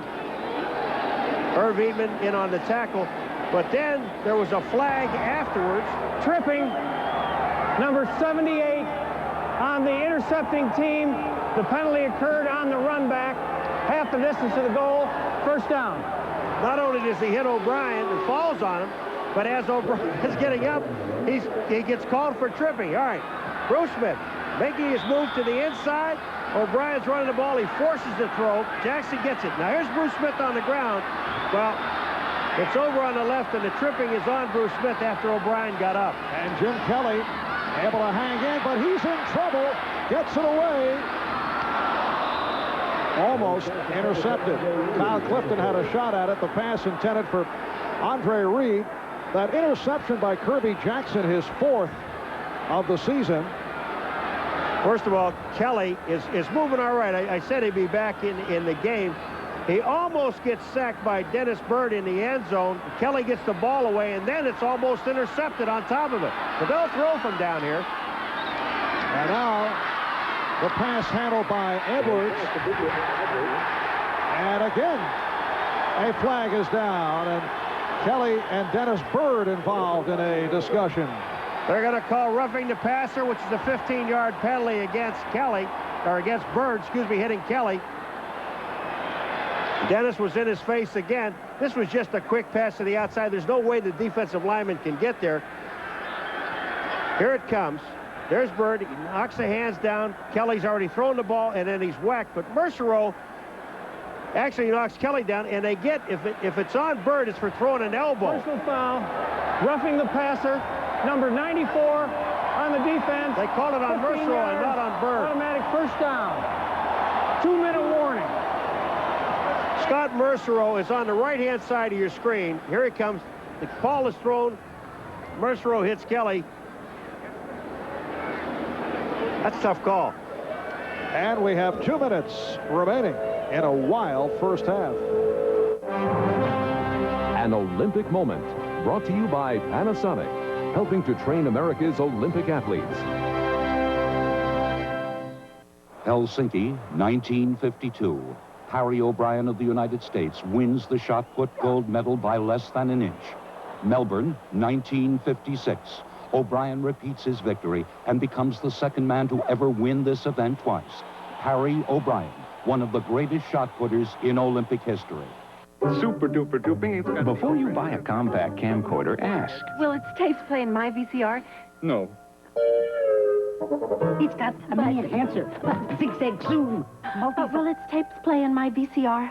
No. But Now this is the Panasonic Palmcorder camcorder. Will its tapes play in my VCR? Yes, it's VHS, so its tapes can play in all VHS recorders. Will its tapes play in my VCR? It will, when it's the Palmcorder from Panasonic. The power of untapped, untouched potential. At GTE, we'll put that power in your hands with a new generation of precision materials. It's the power to make your products faster, stronger, more efficient, and to bring breakthrough ideas to life. We're giving it to others. We can give it to you. The power of a new manufacturing edge. Because at GTE, the power is on. Now at Little Caesars, Cheeser.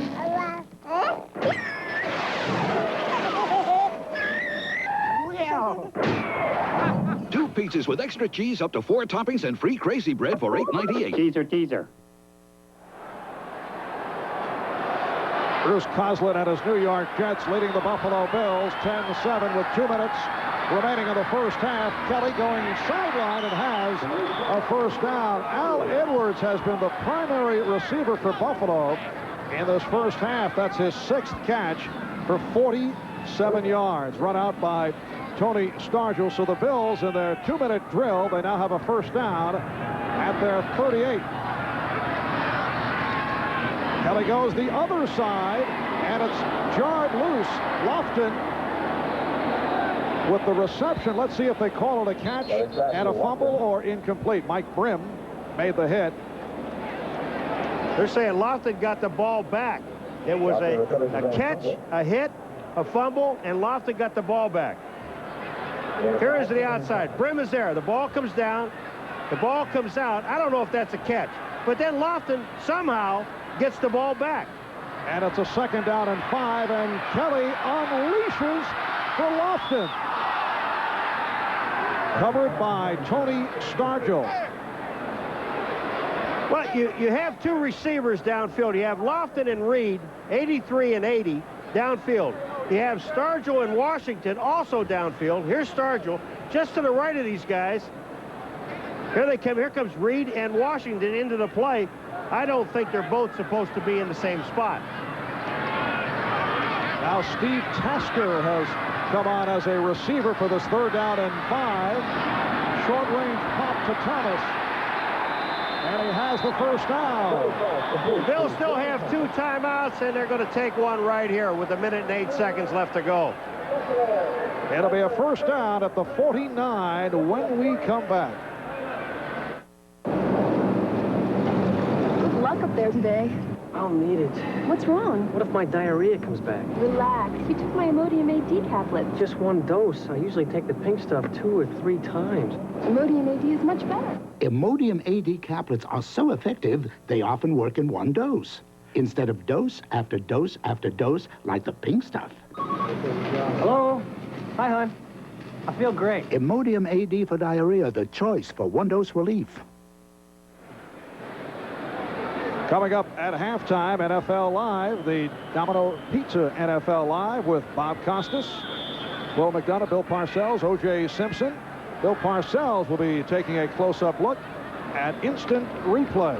Not on the National Hockey League, Paul is dealing. You had a bad call the other night, the Ranger-Sabre game. I had a bad call? Well, by the official, it had a bad. First down at midfield.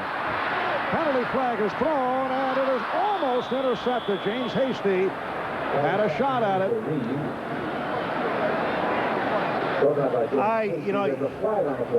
That time, Jim Kelly tried to force the ball in to Andre Reed. The Jets were offside, but James Hasty played it perfectly and almost had the interception. Wouldn't have made any difference. Again, there would have been a 5-yard penalty. He could have run it all over the place. They're bringing it back. But that's one criticism of Jim Kelly. He will sometimes try to force the ball in, and that's having too much confidence in your arm. But you see that with so many of the outstanding quarterbacks. You do. I mean, they'll take a chance. They feel they can do it. It's a first down and 5. Kelly with the sideline pass intended for Reed. Only one catch in the first half for Andre Reed. He was covered by James Hasty. 59 seconds to go in the half. Marv Albert with Paul McGuire from Buffalo, New York. Capacity crowd, better than 80,000 on hand as we check out the scoreboard. Miami extending to a 24-7 lead on Tampa Bay. Look at Cleveland, 31-0 on the Colts. All the scores and highlights coming up at halftime. Second down and 5. Completed to the tight end, Keith McKellar. Right at the marker. He's got the first down. McKellar. Now you're looking at 43 seconds and counting, and there's only one timeout left for the Bills. They want to get into field goal range to tie this up. Kelly getting things organized quickly and then goes to the other side. Edwards tries to get out of bounds, and he does. Mike Brim almost makes a costly error. What happens on the outside when they throw a pass on the outside? Watch Brim. You must make the tackle. Keep the receiver between you and the goal line and make sure that he does not get by you. Hasty was over to make the play, but Brim almost made a critical mistake. Al Edwards out of Northwest Louisiana State with a career-high 7 receptions. Kelly throwing intended for Reed. He was covered by Hasty, and the clock is stopped with 25 seconds remaining in this first half. It's the Jets 10 and the Bills 7. It'll be a second down and 10 for Buffalo at the Jet 29-yard line. And that secondary of the Jets, they're tired. They're running all over the place. And the receivers are also tired. 11th play of the drive. Kelly just throws one out there for Thomas. And a flag is down. A floater tossed up with Brim and Washington on the coverage. There could have been a fair catch. That ball will look like a punt. And Washington was there, had enough time to get back and knock the ball away. Lagerman went off for a play. Number 95 on the defense, lining up in the neutral zone. It's still second down. 95, huh? Well, the Jets do not have a number 95. At any rate, it's a second and 5 at the 24. And Kelly completes again. Mo Lewis covering Al Edwards. And that is catch number 8 by Edwards, who is seeing the action in the absence of the injured Don Beebe. And Edwards has been the receiving star. 8 catches, 68 yards. Last week against New England, he had 4 receptions. Usually the Bills kick off and punt return specialist. 14 seconds remaining. Kelly looking end zone. Kelly on the roll, throwing. Intended for Andre Reed. Andre Reed was open, and he's going across the end zone. Here comes Andre Reed. James Hasty is there, number 40. He releases him inside. Washington, 48, is there. Kyle Clifton, 59, is there. Now Reed goes back across. He's open. Kelly just overthrows him. Stargell wasn't close. In that picture, it looked close, but he wasn't. Now they're going to kick the field goal, the Bills. And Scott Norwood will attempt from 31 yards out with 8 seconds remaining in a second and 10 situation. He's hit his last 8. Wright will put it down. And Norwood has tied it at 10. We're down to 4 seconds remaining in the first half. This Christmas, Tandy Computers, some of the best-selling PC compatibles in America, are on sale at Radio Shack. 4 complete systems with color monitors start at just $599.90. All come with 24 unique home organizer programs. The more powerful RLX system is the perfect home office machine. And with hard drive, it's just $1199.95. The Tandy 1000 family of computers. So easy to use, we guarantee success. Radio Shack, America's technology store. Next Sunday, 12:30 Eastern Time, NFL Live. A look at a couple of pretty fair running backs out of Oklahoma State. Barry Sanders and Thurman Thomas, who will be among those featured in our doubleheader action. NBC Sports presenting a doubleheader starting with NFL Live at 12:30. Many of you will see the first place Houston Oilers take on the Pittsburgh Steelers. Others will see either Denver, Cleveland, San Diego at Kansas City. And as you saw, the second half of the doubleheader, a rematch of last year's AFC title game, perhaps a preview of this year's contest. Buffalo going against the LA Raiders. And others will see the Jets and the Lions from the Silverdome in Pontiac. 4 seconds remaining in this first half. The Jets and the Bills are tied at 10. Mike Prim in a conversation with defensive coordinator Pete Carroll. A.B. Brown and Johnny Hector are back.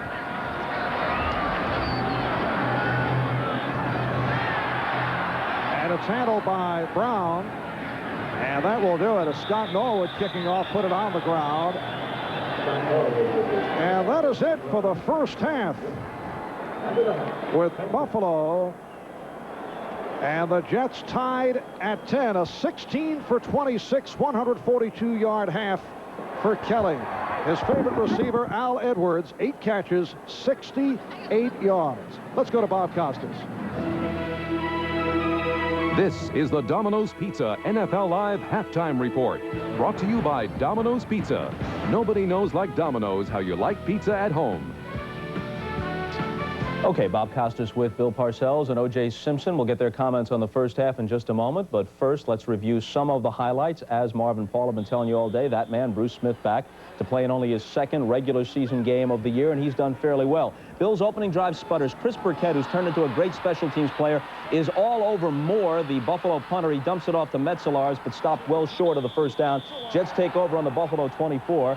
And Brad Baxter caps the drive with a 3-yard touchdown run for a 7-0 lead. But still in the first quarter, following a Mark Kelso interception to give them field position, here's Kelly with his 27th touchdown pass of the year. Andre Reed latches onto the 16-yarder. Kelly, of course, the league leader in touchdown passes. Now, under pressure here from Jeff Lageman.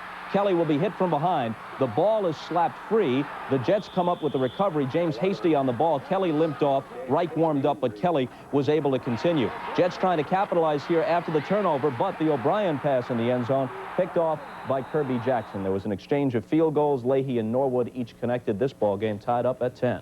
Well, the good news for Buffalo is Bruce Smith is back and he's playing real well. I got to be impressed with the Jets secondary. They're forcing the Bills to go to their second and third receivers, and normally those guys aren't opening. So you find you're finding Kelly back there looking for a receiver, and they're just not there. I'll tell you one thing. I know you got to be upset. You talk about running backs when they fumble. What about when you get a guy like O'Brien, you're in scoring position, he throws an interception like that? Well, he forced that one in, then that's a bad mistake. But what impressed me is this Chris Burkett has been a factor in a lot of the Jets' wins on special teams this year. And I think the second half could turn on a special teams play. So look for Burkett and Tasker to be big guys in the game. Okay, onto the scoreboard. An all-Florida battle. Had one in the college ranks yesterday. This one considerably less compelling, all things considered. In the NFL, it's the Dolphins with a 24-7 lead over the Bucs at halftime. Marino has thrown for a couple of touchdowns. Dolphins have a wild card shot. They'd be 7-6 if they win this one. Tampa playing out the string at 2-10, thinking about the first draft choice perhaps, and also possibly thinking about a coaching change. Cleveland is pummeling Indianapolis at the Hoosier Dome 31-0. Let's take a look at some of the highlights. Eric Dickerson back after missing 3 games after the insubordination situation. He comes up with 19 yards rushing on 6 carries in the first half.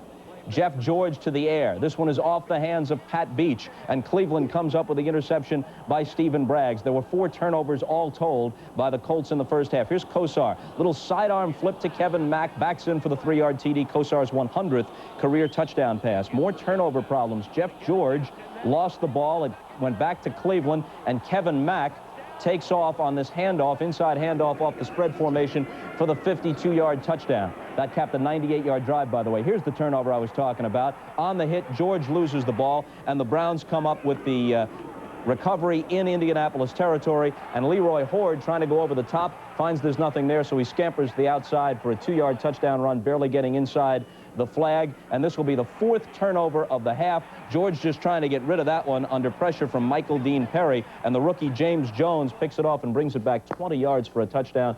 31-0 Browns. Well, let me tell you, I'm a firm believer that it's never over until it's over, and there must be something about this game because it's Bill Parcells' underdog pick of the week. He went with the Colts, and he must have seen something there. I don't know what made me think that the Colts could possibly beat the Browns today, but I was wrong. You know, but you must feel at home. Remember those games where you guys used to score 35 and lose? Yeah, well, I don't think the Colts are going to lose this one by scoring 35 points. I don't think so either. Is this debate concluded? Yeah, it's not much of a debate here. I mean, 31-0, that shows what coaches know about, you know, picking underdogs. You really take this seriously, don't you? Of course I take it seriously. You just throw it up in the air, right? Whatever falls in the circle, you're winning. You're leading the competition. You put no thought into it. Bill and I at least put a little thought into who's playing and what it's all about. You just pick the longest shot on the board. You backdoored with the Phoenix Cardinals a couple of times. Last week, you just took the longest shot on the board, and it just so happens to come out right. And what does this all tell you? This all tells you that Bill and I, with all our studying, don't know what the heck we're talking about. Somewhat wound up, aren't you, my man? One more score. The Packers over the Falcons at halftime. Upset brewing here, and it would be a costly one if the Falcons blow it because they come in at 7-5, and they've got a wild card shot. Mike Tomczak has thrown a couple of TD passes for the Packers. Billy Joe Tolliver is at quarterback for the Falcons because Chris Miller came to the game with a 104-degree fever, so he's out. Up next, Bill Parcells offers his opinion on instant replay and the prevent defense. That's right after this message from the NFL and a word from your local stations.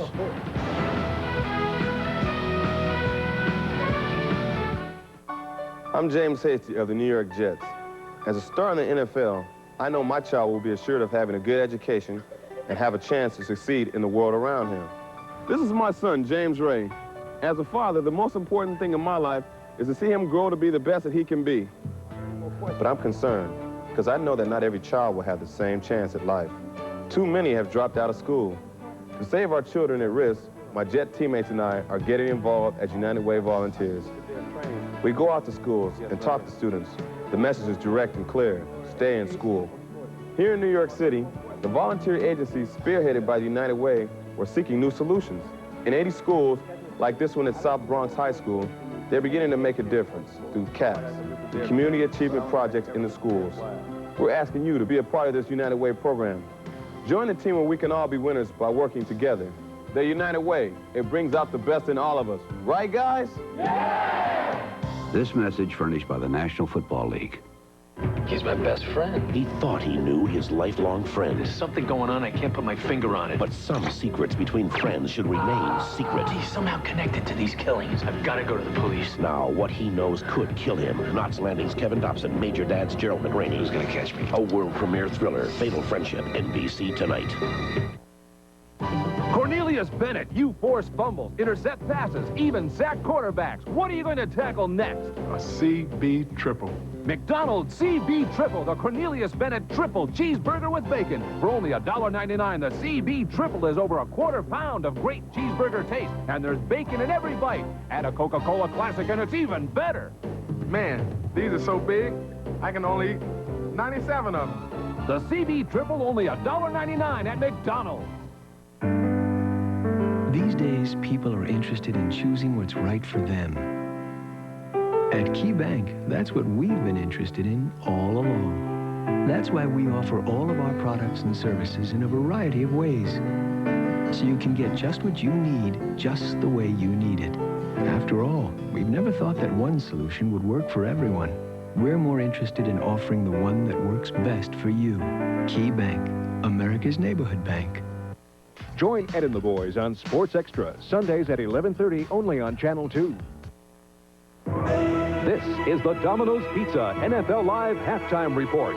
Brought to you by Domino's Pizza. Nobody knows like Domino's how you like pizza at home. Okay, a chance here at halftime to kick a few things around with Bill Parcells, as we sometimes do in this segment. Let's go to instant replay. You've never liked it, right? No, I've been opposed to it. Bob, I think the game belongs to the people on the field. I am, however, for anything that would assist the officials in the implementation of their job, any vehicle that you can use to help them do their job. But I just don't feel that there's equitability in the administration of the instant replay. Some games have 4 cameras. Some of the bigger games in the playoff games are going to have 8 or 10 cameras. I just don't think it's an equal situation. And as a result, things aren't administered equally. How about a compromise then? Eliminate it for the regular season, where a game in Green Bay to a small market might have 4 cameras, and a big national game on a Monday night might have 12. But in the playoffs, where there's pretty much a consistent commitment of a lot of network technology, why not have it in the playoffs?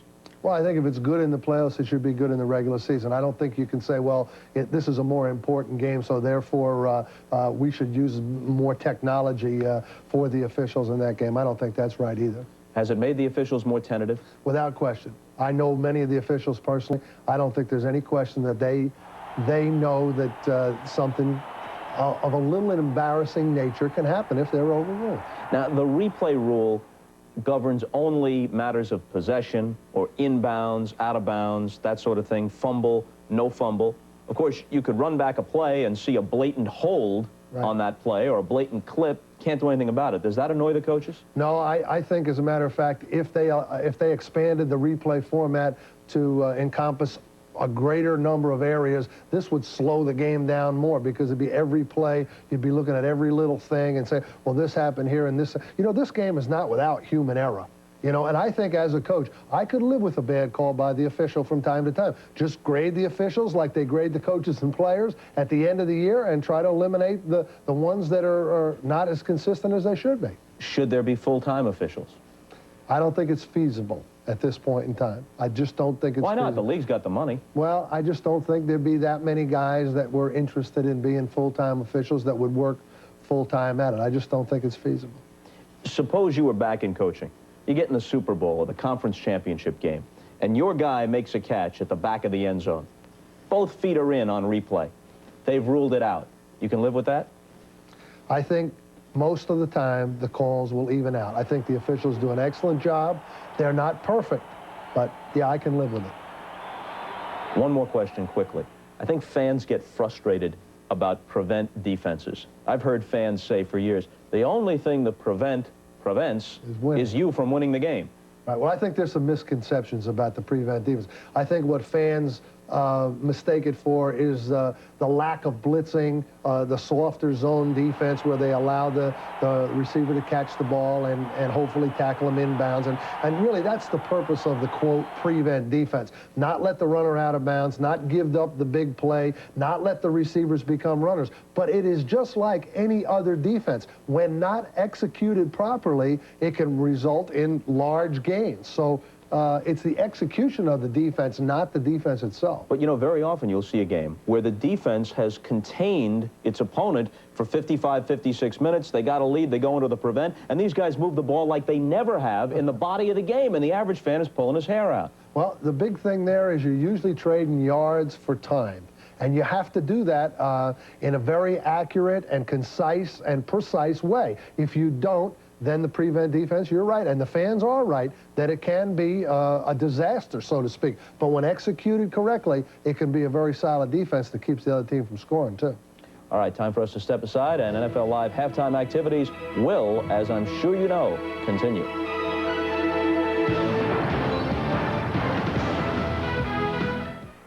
Last Sunday, millions tuned in to a show so big you couldn't pay to see all those stars. Tonight, we've got another one. With Randy Travis, Dwight Yoakam, Kathy Mattea, Highway 101, and the return of Larry Gatlin. Tonight sizzles with Hot Country Nights at 8, 7 Central on NBC. Hey, which one looks like a better beer? That one. This one. This is Michelob, and here's Coors Extra Gold. Really? Wow, big difference. 62% of premium beer drinkers preferred Coors Extra Gold in a recent taste test. Beer drinkers would know the better beer. And guess what else? What's that? Coors Extra Gold was judged best premium lager at the Great American Beer Festival. That's quite an achievement. Slow brewed with that real beer flavor and color, the way beer was meant to be. Michelob falls by the wayside. Coors Extra Gold. If you're missing real taste, beer is back. 14-carat Extra Gold. Watch Goal to Go, the post-game show, today, immediately following the Bills game, only on Channel 2. Welcome back to Buffalo. Marv Albert with Paul McGuire, and the game is tied at 10 apiece. In fact, we look back at week number 3 when these two clubs met. And at halftime, it was same score, 10-10. The big surprise, though, Paul, in the first half, wide receiver Al Edwards playing for the injured Don Beebe. 8 catches, 69 yards in the first half. You know, yesterday we talked to Pete Carroll, the defensive coordinator of the Jets, and asked him, you know, what are the Bills lacking with Beebe out of the game? He said nothing, absolutely nothing. Edwards just came right in, picked up the tempo, 8 catches. But the other thing is, too, let's be honest about it, he's being covered one-on-one on the outside. Brim is giving him a little bit of a cushion. Mike Brim, number 43. And it's enabling Kelly to look out to the outside, sees that one-on-one coverage, and finds Edwards, and boom. And a good half for Kelly, 16 for 26, while O'Brien only 4 for 10 for 84 yards. 2 interceptions. Ken O'Brien coming into today intercepted only 6 times for the season. It was really surprising to see O'Brien throw that interception before the half. But Bruce Smith was in his face, you know, rushing him. And, you know, it's easy for us sitting up here. Here's a guy running for his life, and bang, he has to throw the ball away. Well, let's take a look at the Coors halftime statistics, and you'll note time of possession once again in favor of the Jets. But as always, it's what you do with the ball when you have it. Yeah, it's one of the most bogus stats, I think. A bogus stat. The only one, according to Marv Levy, is give away, heck away. But, you know, time of possession is true. It's what you do with that time. And they only got 10 points out of it. The Jets, the Bills, out of there for time of possession, they also have 10. And the kickoff by Brad DeLuiso. Johnny Hector on the return. So the second half is underway as Hector gets out to the 20-yard line, and the superb special teams player Steve Tasker with the tackle of Johnny Hector. Here he is, number 89. Mr. All-Pro special teams guy. Tasker, watch him. He comes down under control. He knows he's going to try to get blocked by Freeman McNeil. Gets away from him, makes the tackle. That's why he goes to the Pro Bowl. The New York Jets with a record of 7-5, coming off a win over San Diego at home. They've won 4 of the last 5, 6 of the last 8. Good play action, and O'Brien completes to the tight end Dressel. It is only a short pickup. Kirby Jackson on the stop of Chris Dressel. There's Kirby Jackson, a 5th-round draft pick of the Jets back in '87. Also spent some time with the Rams before signing with Buffalo. Came up with an interception in the first half to make it 4 for the season. 2nd down and 7. Jets go double tight end with Boyer and Dressel. 85 more in motion. On the draw, it is Thomas. A short pickup. Bruce Smith and Shane Conlon involved on the stop. Bruce Smith beats Jeff Criswell. He gets into the backfield. Bruce Smith is 78. Watch this. Once he gets through, now back to the inside and makes the tackle. Criswell was there along with Cadigan. When you have 2 guys and you can't block them, you better try and get some help from a running back.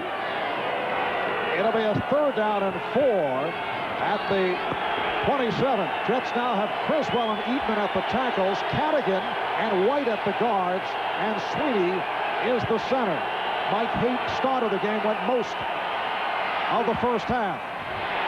Freeman McNeil made the catch, but was immediately hit by the rookie Henry Jones, and he is kept away from the first down marker. So the Jets will be forced to give it up. Well, Cornelius Bennett, number 97, was in O'Brien's face. No one blocked him, and that's why O'Brien had to dump the ball as quick as he had to Freeman McNeil. That is Clifford Hicks back deep, awaiting the Aguiar punt. Punt return game for the Bills has not been one of their strong points. Earlier in the season with Al Edwards, who had some difficulties. And Hicks on the return. Smothered out at the 43-yard line. Burkett on the stop, 37-yard punt. And a 7-yard return by number 27, Clifford Hicks. Jim Kelly came up hobbling late in the second quarter, but able to hang in. And he enters this third quarter of play, 16 of 26 And he threw a touchdown, his 27th of the season. Well, you know, when you look at the play selection, they like to keep it even balanced. But today, 28% of the time they're running the ball. That's not enough. First down at the 43. Back to the run for Thomas. Marvin Washington, who has had an excellent season, made the stop on Thurman Thomas, who has now run for 37 yards on 10 carries. There's Washington in his third year out of Idaho, 6th round draft pick back in '89. Second down and 7. And Kelly's pass caught by Lofton, and he was inbounds. This ball was actually thrown by Kelly to Lofton before he made the cut. Watch Lofton comes out to the outside. The ball was already in the air, and you see him make that last-ditch effort to get the ball. He catches it. The ball is a catch, and it'll stay a catch because his hand was underneath the ball. First down for Buffalo. Straight ahead comes Thurman Thomas. He broke a tackle. A gorgeous run by Thomas. Hauled down by McMillan. And Hasty in a very sharp-looking drive developing for Buffalo. Watch Thurman Thomas, the moves he makes. There's one there. Now one back to the inside. Now he's open. So he makes two moves. One to the inside, one to the outside, and then down the field. He went for 15. Thomas on the reverse. Once again, it is Andre Reed. And he was stopped by Marvin Washington in the first half. The Bills went to the reverse with Reed, had more success than they did right here. The next time they run that reverse, it'll be with a pass. Because it hasn't worked very well. Ted Marchibroda, the offensive coordinator, on the right.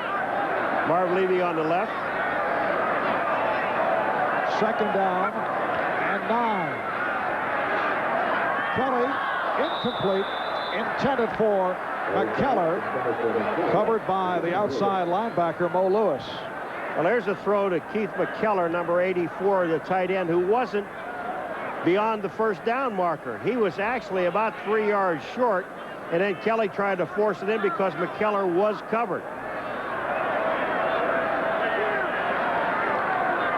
Buffalo with a 3rd and 9 from the 26. Kelly able to stand in. It is incomplete. Lofton took the hit from behind. Crowd wanted a call on Tony Stargell, but they will not get it. They will get the call, and there's another flag upfield by where Kelly was, but they won't get the call on Stargell, and you've got to believe that the fans in this case is right. Watch this. Here's 45 Stargell. Is he there before the ball gets there? Watch it, watch it. Yes, he is. This should have been pass interference on Stargell. Personal foul, roughing the passer, number 94 on the defense, 15 yards, first down. This is the second one for Mercereau. Now here's Kelly, throws the ball, but see, he cuts his legs out from underneath him after he throws the ball, going for his knees, and Kelly said, what, are you crazy? Well, yesterday in our conversation with several Buffalo players, they pointed out that there are a couple of players on the Jets that they're very leery of in that type of situation. But they didn't name him. There's Thomas picking his way inside the 10-yard line. Clifton and Piquel making the stop. You know, it's interesting on that last play, though, that Kelly gets roughing the passer after he throws the ball. And it could have been pass interference downfield, so it was just. 2nd and 6, down at the 9, 8th play of the drive. Thomas danced his way for a couple, but knocked down by Kyle Clifton. 5 minutes gone by in the third. We're at Rich Stadium in Buffalo, where the Bills have won 16 straight at home, 31 of their last 33 over the last 4 years. And overall, against the Jets, they have won the last 8 meetings. 3rd down and 4. The cadence apparently pulled the Jets offside, and it's all almost picked off by Mike Brim, the pass intended for James Lofton. Well, you got offside on the Jets. Then you got James Lofton getting his teeth rattled because Brim, as the ball goes through his hands, it hit Lofton right smack in the face mask. Now, you're only going to get half the distance down here. And I'm going to tell you, you know what's really bad is that only, like, the offense is half the distance to the goal line. But if the offense gets Offside, a penalty. Number 56 on the defense. This is a half the distance penalty, and it may result in a first down. We will measure. Lagerman's off. He gets back, tries to get back, but they already threw the flag on him. See, there's a half the distance penalty here. But if the Bills get a holding penalty, it'll be a 15-yard penalty back the other way. So they really get cheated out of some yardage. I don't like the call, but there's not much you can do about it. Paul, I think that's a halftime feature down the road. Yeah, well, later on, Bill Parcells may want to pick up on it. I don't know. Costas won't understand it, but Parcells does. No, he won't. Bobby won't. But now, you know, then Lofton gets hit in the mouth with the ball. Brim almost had the interception again. It would have been for naught. Watch this. Watch Lofton. Watch where the ball hits Lofton. Through the arms. Bang. I mean, that'll... What was that? And they have measured. It appears to be just short. It will be a 3rd and inches down at the 3. Carwell Gardner and Kenneth Davis now in the Buffalo backfield. Well, Kenneth Davis is really a straight-ahead runner. There's nothing fancy about Kenneth Davis, number 23. Watch this, straight ahead. And straight ahead to the end zone.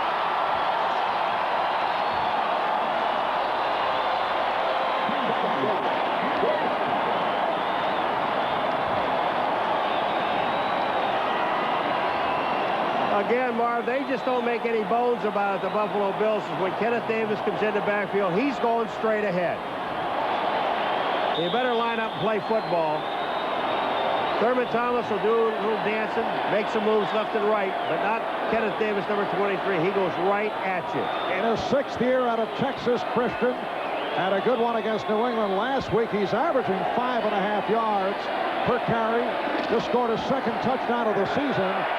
And Norwood adds the extra point. So the Buffalo Bills have taken a 17-10 lead on the New York Jets off this 4-yard touchdown run by Kenneth Davis.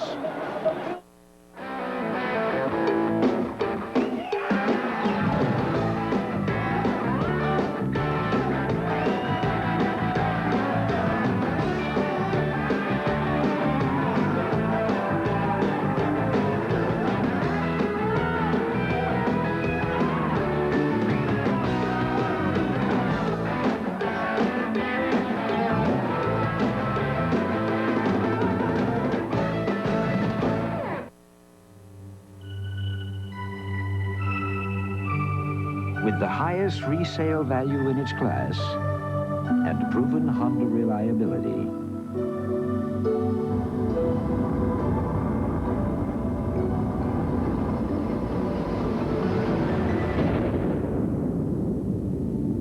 the Accord truly is a safe place to put your money. You know what's smart? This Magnavox digital CD shelf system that's incredibly powerful, compact, but what's really smart is this Magnavox 8mm Easy Cam that weighs less than 2 pounds. But what's really brilliant is this 13-inch TV with a built-in VCR. But what's ingenious is this 31-inch with a smart window that lets you see other channels and swap the picture. You know what's smart? This Magnavox digital CD... Again. Go away. The ingenious products from Magnavox. They're smart, very smart. NBC Sports coverage of the National Football League is brought to you by Honda, who puts a driver's airbag on every new Accord, Civic, and Prelude, and urges you to buckle up. by Magnavox. Smart choices for smart people. The ingenious products from Magnavox. They're smart, very smart. By Coors Light, the Silver Bullet is the right beer now. And by Hertz, we never forget who made us #1. We're Hertz, we're America's wheels. The Bills won 8 plays, 57 yards in 3 minutes and 13 seconds. And now lead 17-10 is Brad DeLuisa, the kickoff specialist. Puts it in play. Johnny Hector on the return and stumbles his way across the 30-yard line. Mark Pike on the stop. And this has been an intensely played game. Playoff-style atmosphere. We'll be right back.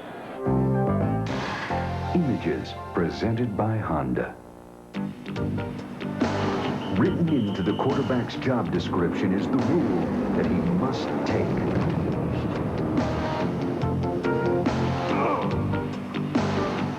Take command. Take the abuse. Take every punishing hit. Take it play after play and drive on it.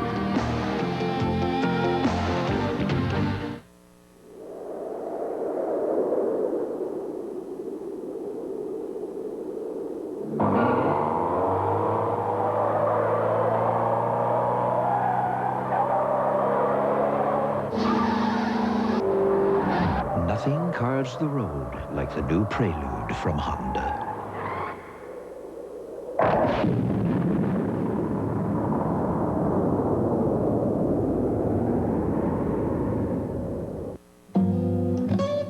Panasonic presents a new breed of smooth operator. The new Smooth Operator rechargeable razor unites the old-fashioned closeness of a warm, wet shave with the convenience and no-nick comfort of an electric.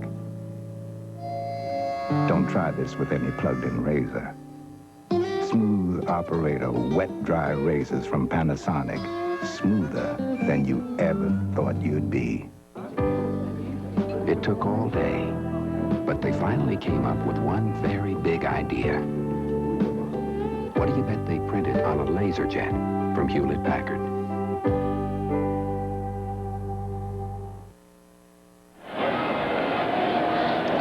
When you look at percentages and people, you know, we talk about time of possession doesn't mean anything to what you do with it, but just take a look at that bottom line, the defensive line. With Bruce Smith back, 18% of the tackles were made by the defensive line during the season. With him back, what happens again is that 2 people block him, there's one-on-one on the rest of the defensive linemen. Jets take over from their 31 with 9:14 remaining in the third quarter. Jets trailing Buffalo 17-10. Play action did not work. O'Brien had nowhere to go. Jeff Wright, the nose tackle, covered up, and he now has 5.5 sacks for the season. The man who makes the sack is Bruce Smith, 78. Criswell, watch this. They come around. Here's O'Brien, and then they're going to hit. He's going to hit Cornelius Bennett. Boing. Cornelius said, I was going direct right for a while, and then I took a hard left for some reason or other. First sack of the day by Buffalo. 2 were negated by penalties. It's a 2nd down and 17. And O'Brien now with the time fires one incomplete. And a flag thrown, intended for Al Toon. Let's check out the Hertz 10-minute ticker. Well, Cleveland with a 31-0 lead on Indianapolis. Miami has extended 27-7. Green Bay leads Atlanta 21-14. A Miami victory would put them at 7-6. And if the Jets lose today, they would drop to 7-6 as they vie for a wild card. On the defense, 5 yards, automatic first down. And that Nate Odoms, number 37, called for the penalty. There's a man that's not happy. All right, Al Toon is coming out. Nate Odoms throws him down, and that's holding, pulling Toon down, and it got caught. You see the flag coming out there. There's one rule that we've been watching this year, is that's that illegal chuck after 5 yards, and they rarely call it. Al Toon has 6 inches on Nate Odoms. First down at the 29. Oh, what a catch. Al Toon extending to make the reception in front of Odoms. Toon, it's hard to believe that Al Toon does not have a touchdown. Their leading pass receiver, but look what play action does. Play action just freezes the linebackers, and now you have Toon on Nate Odoms downfield one-on-one. The play to the inside, total concentration. Two Wisconsin gentlemen going at it. And that good for 19 yards, 3 catches, 62 yards on the day for Toon. Here's a sweep for Thomas. And down he goes, hauled down by Cornelius Bennett.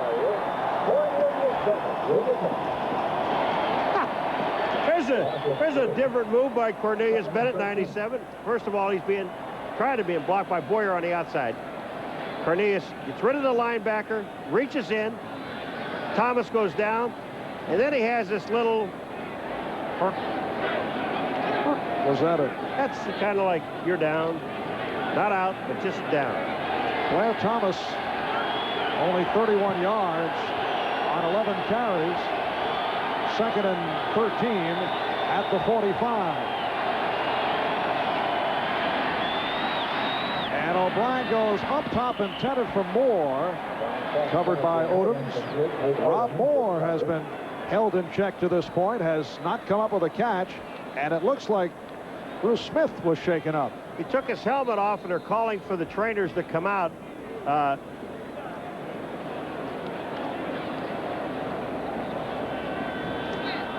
Let's see what happens.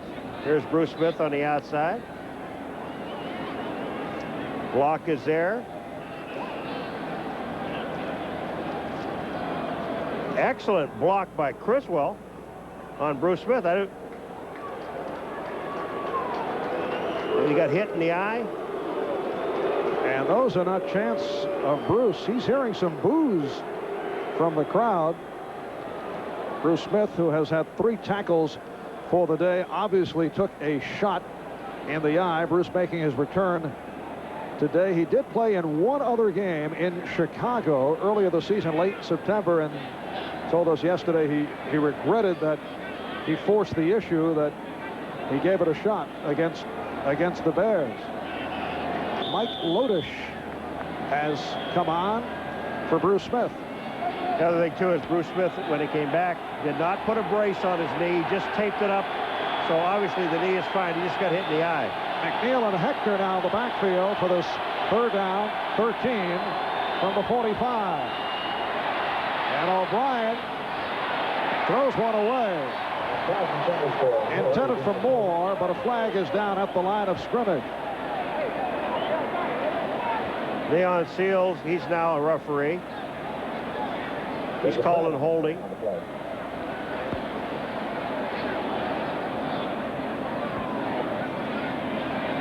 Illegal motion at the snap indicated against the Jets.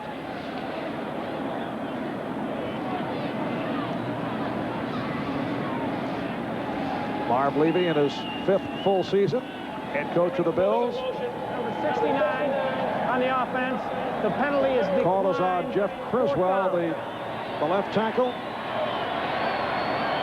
And the Bills about to check out the status of Bruce Smith. It's a 4th and 13, and Aguiar has come on to punt to Hicks. It is the 4th punt of the day for Louis Aguiar. 7:04 remaining. In the 3rd, the Jets are down by 7.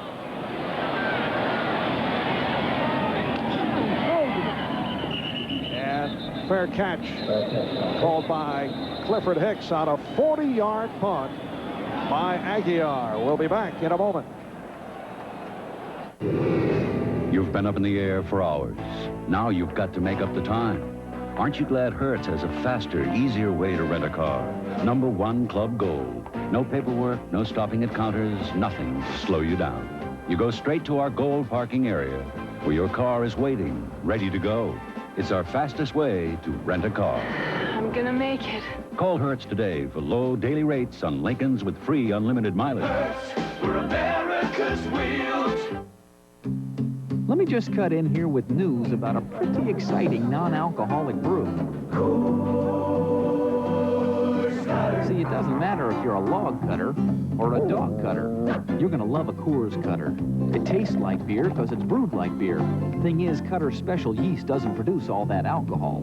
So whether you're a stud cutter or a spud cutter, a Coors cutter goes down smooth and easy as you please. Nothing cuts it like a cutter.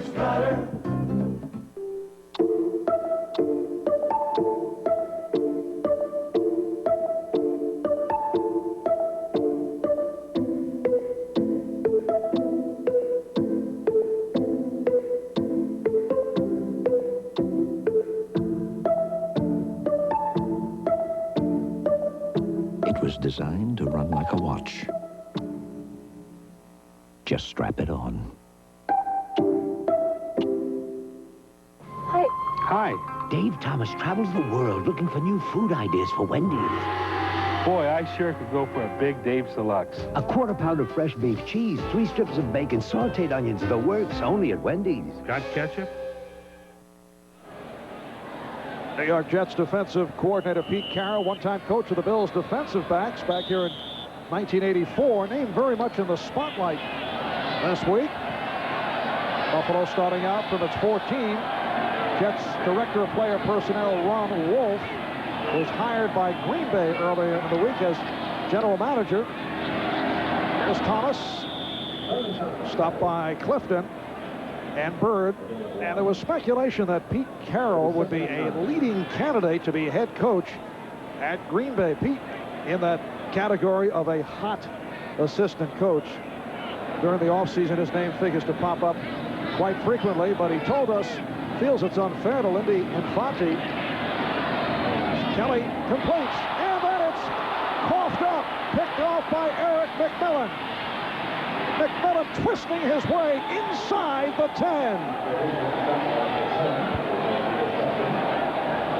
This ball was tipped before Edwards knocks the ball up in the air. But the ball is tipped. Edwards makes a nice play on the ball because it's tipped back to the outside. Then he hits the ball up in the air with his hand. McMillan is there to make the play. He gets a good block downfield. But watch this move. Little pivot to the inside. That's McKellar, and then finally Andre Reed makes the play. And you think Pete Carroll, the man you were just talking about, is not happy? He wants him to score in the end zone. Enormous break for the Jets. Eric McMillan, who is starting in place of the injured Lonnie Young, continues to be a big play man. So McMillan on the interception goes 33 yards. The Jets in position at 1st and goal, down at the 6. And it's to the ground for Baxter. Finishing the thought on Pete Carroll, he told us that he feels it's unfair to Lindy Infante, and he feels that Ron Wolf will keep Lindy as head coach because Wolf knows that Infante is a good football man, and Infante also lost his quarterback, Don Mikowski. Players have been all over Pete Carroll during the week about the rumors. No truth to the report that he took that shot under the right eye from Lindy Infante. Basketball's a tough sport, you know. Yes, plays a lot of basketball. Here's O'Brien going short. Big rush by Bennett. The pass intended for Blair Thomas. If you're going to hold the Buffalo defense, what you must do is run at him. Don't try this stuff with Cornelius Bennett down on the goal line. He is there. But the Blair Thomas, the pass O'Brien tried to throw to the outside to Blair Thomas. Mark Kelso, number 38, read it perfectly. They ran one play and they gained 2 yards, the Jets. Then it went back to play action passes. Now we're looking at 5 wide receivers again. Nobody in the backfield with O'Brien. Jets went to this alignment in the first half. 3rd and goal at the 5. And O'Brien tried to run it in. Couldn't find anyone, and then saw the opening, but that was closed by Bruce Smith and Henry Jones. And the Jets are held, and now the field goal unit will come on. It's the same play they ran before, which is a quarterback draw. but you only have is Dale Dawkins in the backfield to block for you. Watch this. O'Brien, there's no place to go. The defense plays it smartly. You spread it out, but you should at least have a back there to run the ball. 23-yard attempt for Leahy, who earlier hit from 19. 5:07 remaining in the third, and Buffalo now leads the Jets by the score of 17-13.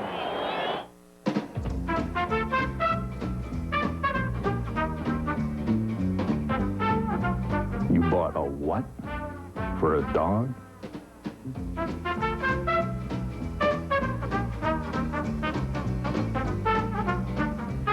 Well, it's your dog.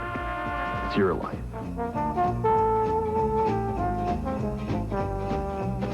The card. The American Express card. Don't leave home without it. The aerodynamic shape seats 4 comfortably.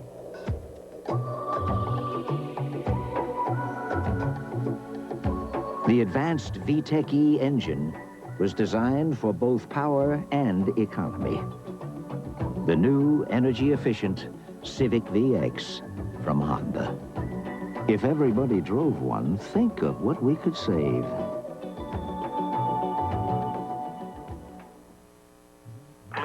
That was then.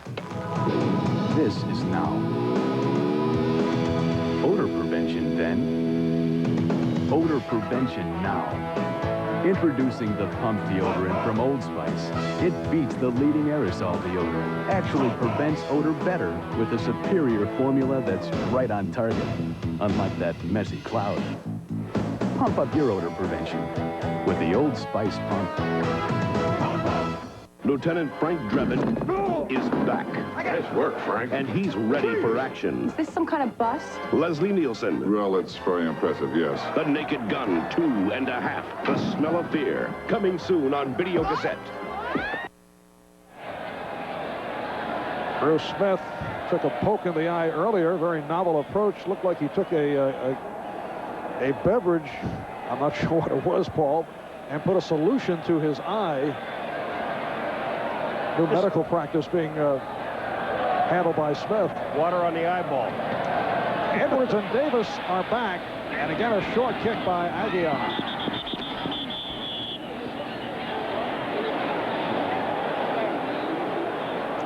Number 85, Al Edwards, has had an exceptional day as a receiver with 8 catches and 69 yards. We're set for another update. Let's go to Bob. Marv, we just wanted to let your viewers know that Lawrence Taylor is inactive for the game today. The Giants are playing in Cincinnati, a late start. They'll kick off at 4 o'clock Eastern time. This is only the second game that Taylor has missed in his long career because of injury. He has missed others because of suspensions and various other reasons, but this is only his second miss because of injury. Marv? All right, Bob, 5:01 remaining in the third here in Buffalo as Kelly throws. Nice catch by Thomas. One-hand grab by Thurman Thomas. Run out by Mike Brim. Let's check out the Hertz 10-minute ticker. Miami with a 30-7 lead on Tampa Bay. Cleveland gunning for a record of 6-7, which would put them on the wild card hunt.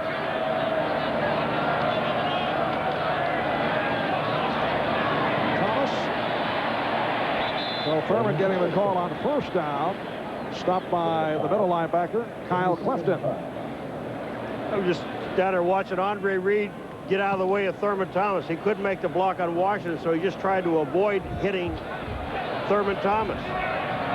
Second down 5 at the 30. Off the swing, it is knocked down. Lageman able to get a piece of it. Lageman almost intercepted the ball. He had both hands on the ball and hits him right in the hands. Jim Kelly trying to guide the ball in on the outside, and Lageman was there. Here it comes. Watch this. Watch Lageman. Hits him right in the hands. Nice play by the defense. It is a 3rd and 5.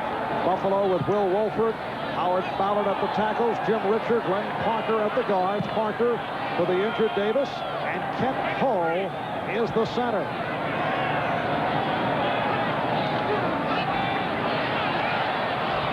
Kelly goes incomplete.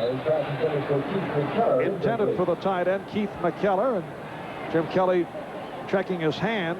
Bobby Houston, number 55, is putting the pressure. Watch Houston come to the outside, then up the middle. They get more heat. And Kelly really had nowhere to throw the football, and the Jets hold the Bills to 4 and out. So it brings on Chris Moore in his first year with the Buffalo Bills by way of the Montreal Machine of the WLAF.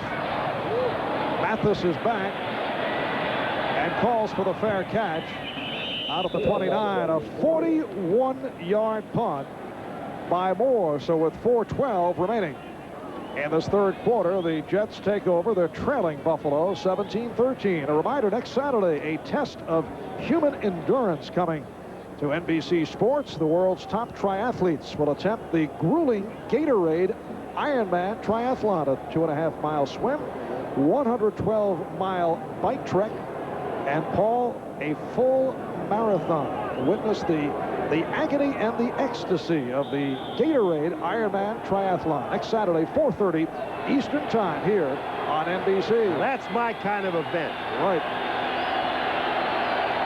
Jets from their 29. O'Brien with the give to Thomas. And he is stonewalled by Cornelius Bennett. We had a chat with Blair Thomas yesterday afternoon. He told us he felt the criticism he received in the media in the New York area was unfair.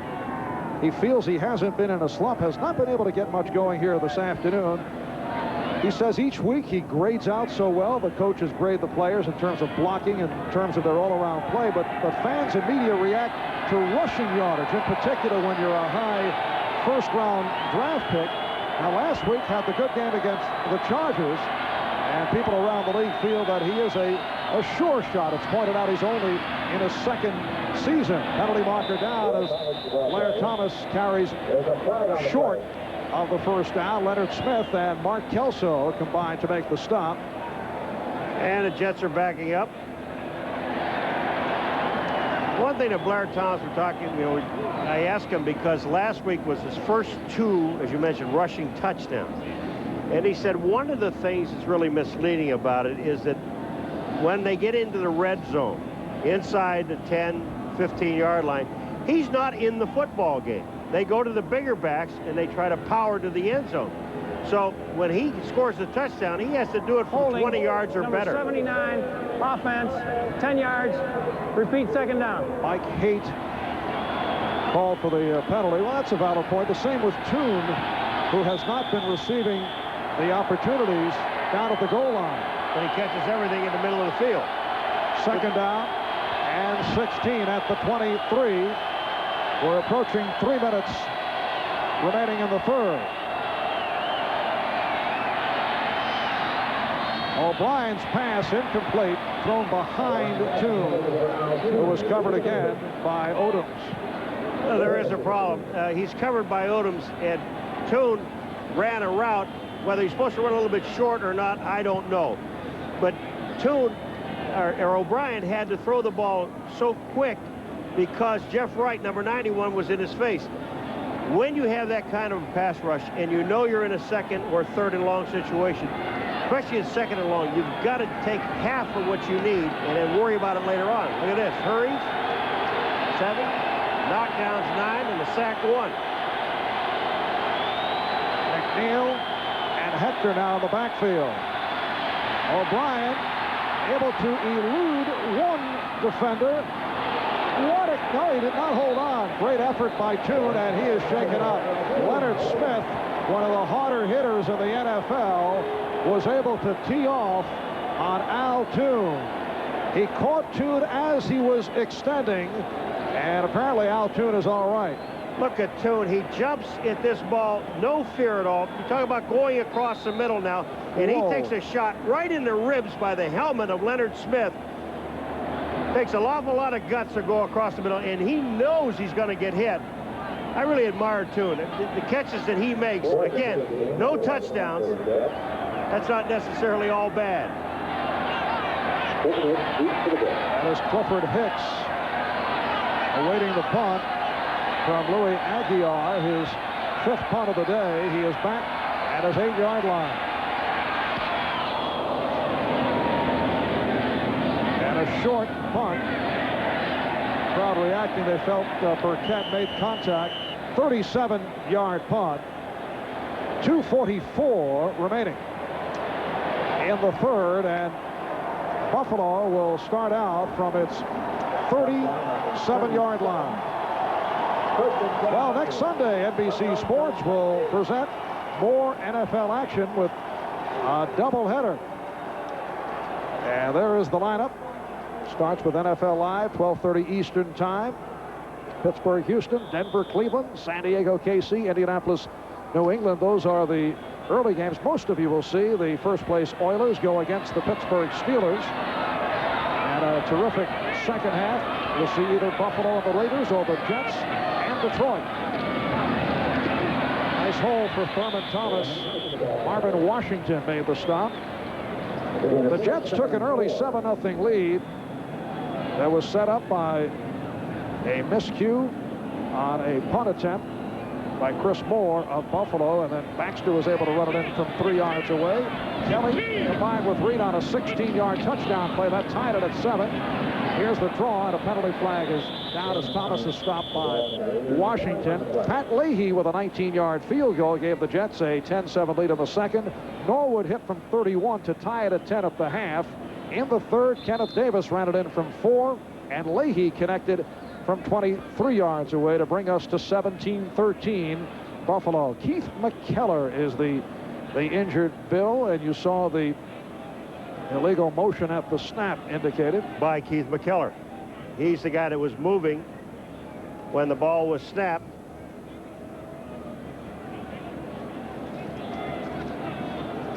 Keith McKellar is this man sitting right over here. He is the tight end, and watch what happens to him. He moves. Ballard moves. Now McKellar, 84, is the guy that's going to get hit, and he just falls over another player, which was Thurman Thomas. Buffalo has taken a timeout. Keith McKellar, in his 4th season out of Jacksonville State, is an exceptional receiver for a tight end, even on deep patterns. You know, they look at McKellar, even though he's 6'4", 245 pounds, as a wide receiver also. I mean, he can play that position. He's got enough speed to get out there, and he's got excellent hands. Besides that, he's a tremendous blocker. They have 2 other tight ends, Butch Roll and Metzelars, number 88. Pete Metzelars, Butch Roll is 87. McKellar's coming off. He'll be all right. And is replaced by Pete Metzelars. Look at the 10-minute ticker. Miami with the 30-7 lead. Cleveland maintaining the big lead on the Colts, and it's Green Bay now 28-14 over Atlanta. Keith McKellar to the sideline with 2:12 remaining in this third quarter. Pete Metzelars, 6'7", 250-pound tight end, checked in.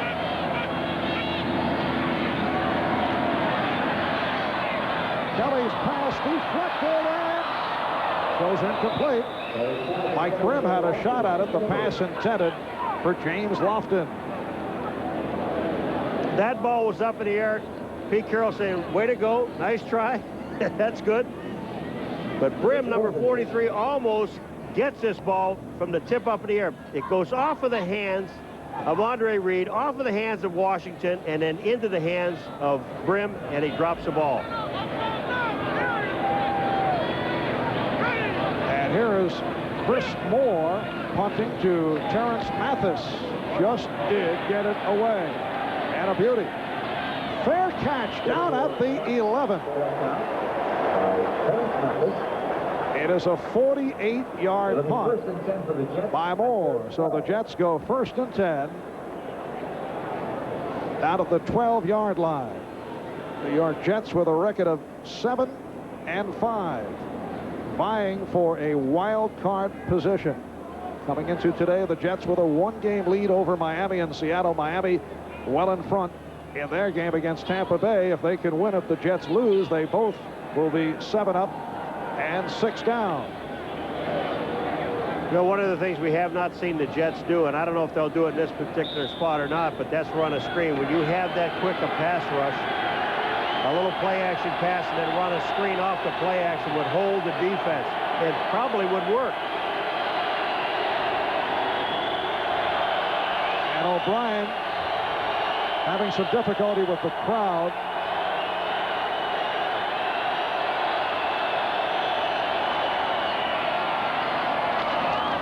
It is caught by Moore, and Rob Moore with his first catch of the day, covered by Jackson and Smith. One thing about Leonard Smith, number 46, is he's not bashful. I mean, he just doesn't limit hitting to one person. He'll hit you as long as you have a chance to get back up. That time Rob Moore caught the ball, was down on the ground, and Leonard Smith drilled him in his eyes.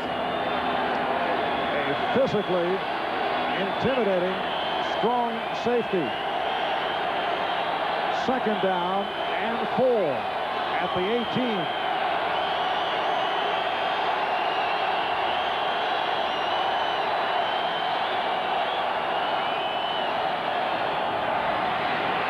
O'Brien, incomplete, intended for Moore, covered by Jackson. Rob Moore was telling us yesterday that he has always been a great admirer of Buffalo receivers, Andre Reed and James Lofton. He said he studies their technique. He's enamored with their skill of releasing, getting off the line of scrimmage. In fact, he said Lofton is so adept at pushing off. He says that he's able to get away with it. He said in admiration, Moore feels that Lofton is so effective without the officials calling it.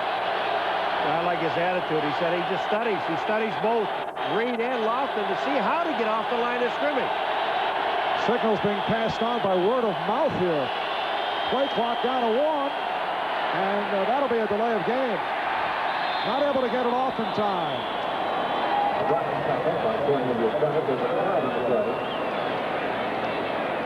Ken O'Brien is having difficulty now communicating the signals. Well, one of the things that the Bills are doing against the Jets, they're putting different defensive schemes up, because there are times which you'll see Bruce Smith standing up along the line of scrimmage as the end man on the line. What they do then is... motion, number 66 on the offense. The penalty is declined. 4th down. Well, they say illegal motion as that play clock was winding down. I always thought that if the offensive lineman moved, the play is automatically stopped. 5-yard penalty, and you get on with it. And here's Aguiar getting set to punt from his end zone. Clifford Hicks is back. Let's see if we get the big rush by the Bills. Well, they've got the return on.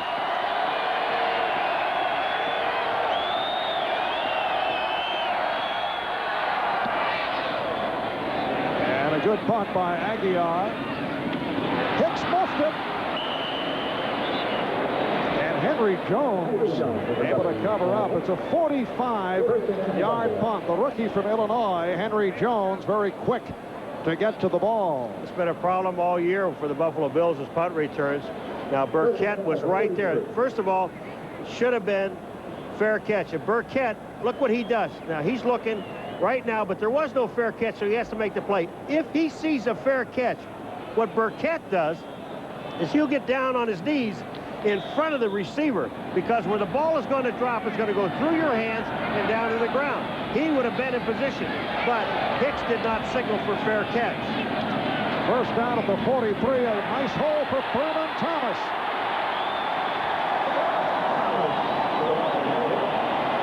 Thomas going for 19 off a burst. He was stopped by Eric McMillan. Notice the last 3 drives of the Bills. Watch Thurman Thomas here up the middle. Just a direct handoff. Washington comes in, does not make the play. That's number 48. And then Thurman Thomas gets downfield. But if you look at the first drive of the last 3, they threw the ball to Thurman on first down. The last drive, he ran it. This time, he ran it. And Thomas has run for 85 yards on 18 carries. That's the end of the 3rd. We'll be back after these messages from your local station. It's late. You're alone. You run your fingers through her hair. Careful, that's real hair. Then why ain't it growing out your scalp? Fresh Prince, NBC Monday. We're here for your daughter who just got into college, and for you who just got the bill. Here for your mother who should never have to give up her home. And we're here because you found your next home. No matter what you face today, North Star Bank will face it with you, with products that take the sting out of obligations, products that fill needs faster and respond to your right to dream. North Star Bank, we're here to make a difference.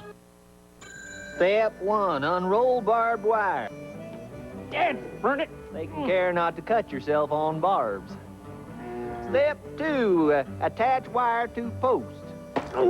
Dad, burn it. Step 3, repeat procedure. All right. Dad, burn it. If it's out there, it's in here. The 9X Yellow Pages. Why would anyone need another? Riding along in my automobile. Now this is a car that's definitely going places. It's called Elantra, a new sedan so well built and worry-free, it even comes with its own security blanket. 2 years service and maintenance free. About all you pay for is gas. Now why would you want to go any place and anything else? The new Elantra from Hyundai. Yes, Hyundai. Don't miss our special Christmas hour tonight at 7 on Channel 2. Welcome back to Buffalo, where the Bills are trying to clinch their 4th straight AFC East title, looking to make it a record of 11-2. They come off the loss last week at New England. That stopped their win streak at 5. Thomas. Thomas. Once again, reeling off yardage, run out by Eric McMillan. So Thomas has exploded on this series. The Jets had a blitz on to the left of the screen. Watch him just jump through the hole. Ken Hall at center just blocks down. They get the blocking there. Thurman Thomas jumps through the hole and then sprints to the outside. James Hasty is there. McMillan is there. I'm going to tell you about, we get a chance when the Jets get the ball again, about their offense in the third quarter. 22-yard run, and this is Kenneth Davis who came on for Thomas. Looked like Thomas hurt his arm. He landed on his arm out of bounds, and then he went to the sideline. Thurman Thomas has gone over the 100-yard mark, 19 carries, 109 yards. That's one of the trainers, Bud Carpenter, talking to Thurman Thomas, and he landed on his arm. You're absolutely right. When they shake their head, he's all right, he's all right. Now we got a holding penalty, I think, against the Buffalo Bills. Holding, number 51 on the offense. 10 yards, repeat first down. I always say he's one of the unsung heroes, Jim Richer, of this Buffalo Bills football team, but that's when you don't want your name called. Jim Richer, the left guard, a starter at that position since 1983, 12th year out of North Carolina State. 1st and 20 at the 25. Buffalo 17, the Jets 13. Davis, that time a little twist right and left. Ball down by Paul Fraze. Kenneth Davis scored a touchdown earlier today, a 4-yard run. He is a slashing style runner. Last year, as Thurman Thomas's backup, ran for 302 yards. Always runs hard, as we have seen. Kelly intercepted by James Hasty. And the Jets take over. Here's another situation. I'm not taking anything away from the Jets defense and James Hasty because he played it so very well. But watch where Kelly tries to force the ball in here to Andre Reed, number 83. Hasty is drifting. He's covered by 2 people. Kyle Clifton, 59, is there. James Hasty was there. Look at Kelly. He's just trying to force the ball in. Defense of the Jets, super defense. Now, let me just tell you something, Marv, about the offense of the Jets in the third quarter. You ready for this? First of all, a total of 23 yards. 3 plays in a punt, 5 plays in a punt, 3 plays a field goal. That was after the interception. 3 plays a punt, 3 plays a punt. Jets take over at the 14-yard line. Brad Baxter. White Dream made the stop. The interception by Hasty, his third of the season. Had one last week against San Diego, and Jim Kelly has been picked off twice. That is now 16 interceptions for the season. There's Hasty, who has had a solid year in his fourth season out of Washington State. First down for Baxter and the Jets at the 25-yard line. Jets trailing 17-13. 2 minutes into the fourth. Blair Thomas and the Jets running well. Darryl Talley made the stop. Well, last Sunday, Buffalo, in losing at New England, turned it over 5 times. And once again here today, they're having difficulty in that department. You know, Marvin, I've talked all year long about the big play offense, and they average over 400 yards a game. The only team in the National Football League that does that. But defensively, all year long, the Buffalo Bills have been held in the games by the defense, even though the offense can score. 2nd and 1. Thomas has the first down. Lodish and Talley making the stop on Blair Thomas, who went for 3 yards. So the Jets first down at the 37-yard line. In the fourth quarter this season, that's the story of Ken O'Brien. And notice he has been sacked 9 times. O'Brien has come on in recent weeks. He had back-to-back 300-yard games against the Patriots and the Colts. This has to be considered one of his finest seasons in the NFL. Today has had his problems, but that also due to the pass rush of Buffalo. It's completed to Thomas. Talley on the stop. And Jim Kelly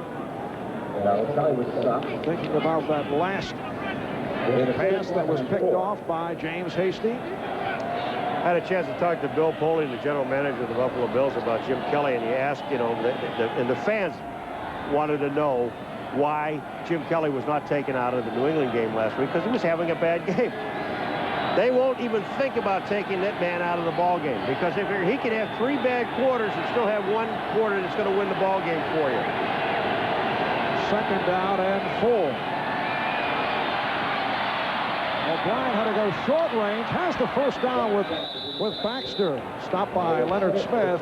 You have the idea he was looking to pump one downfield, but there was no one open. He was looking to go downfield. There's no question about it. They want to get a score, but they also want to get in range here to get a touchdown. A field goal really doesn't help them all that much. It gets them within a point. But the nice part about it is when you're watching this drive, they ran the ball 3 straight times. They got 2 first downs. Then O'Brien came back, and now he's thrown the ball twice and has got another first down. Give credit to that offensive line. Those are the guys that are holding the defense out now. First down at the Buffalo 47. Play action. O'Brien in trouble. Goes short range again. Baxter slipped. Good recovery. And able to get across the 40-yard line. Tripped up by Leonard Smith, and Ken O'Brien is hurt.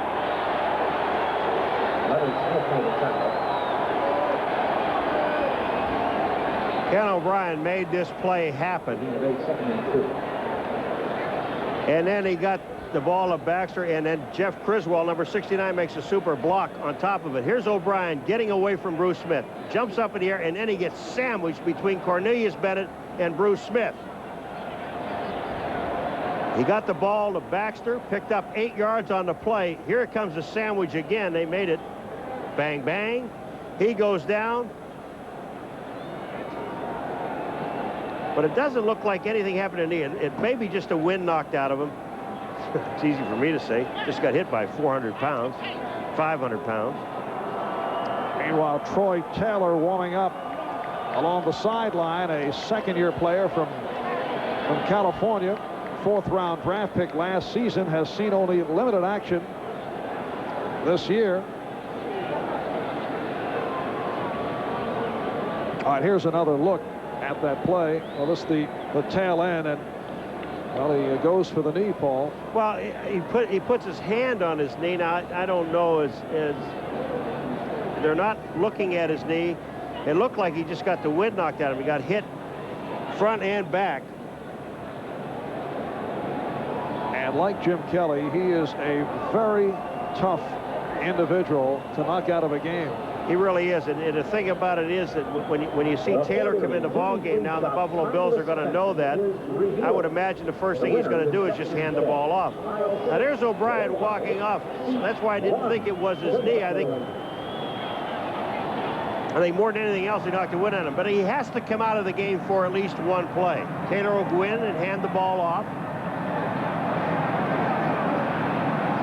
And Troy Taylor will take over in a 2nd down and 2 at the Buffalo 39 with 10 minutes, 3 seconds to go in this 4th quarter. And the Bills leading the Jets by the score of 17-13. Troy Taylor goes 6'4", 200 pounds.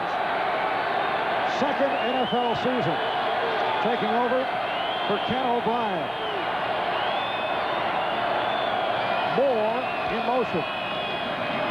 Blair Thomas picks up the 1st down. Nice run by Thomas. You know, this was by Blair Thomas a very good run, because what he did is he saw Cornelius Bennett coming inside and blitzing to the inside. He just moved back to the outside and picked up the 1st down.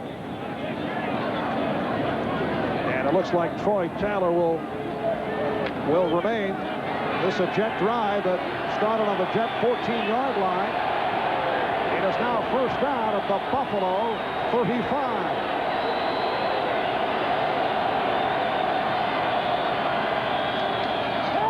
Taylor to throw as the tight end Dressel.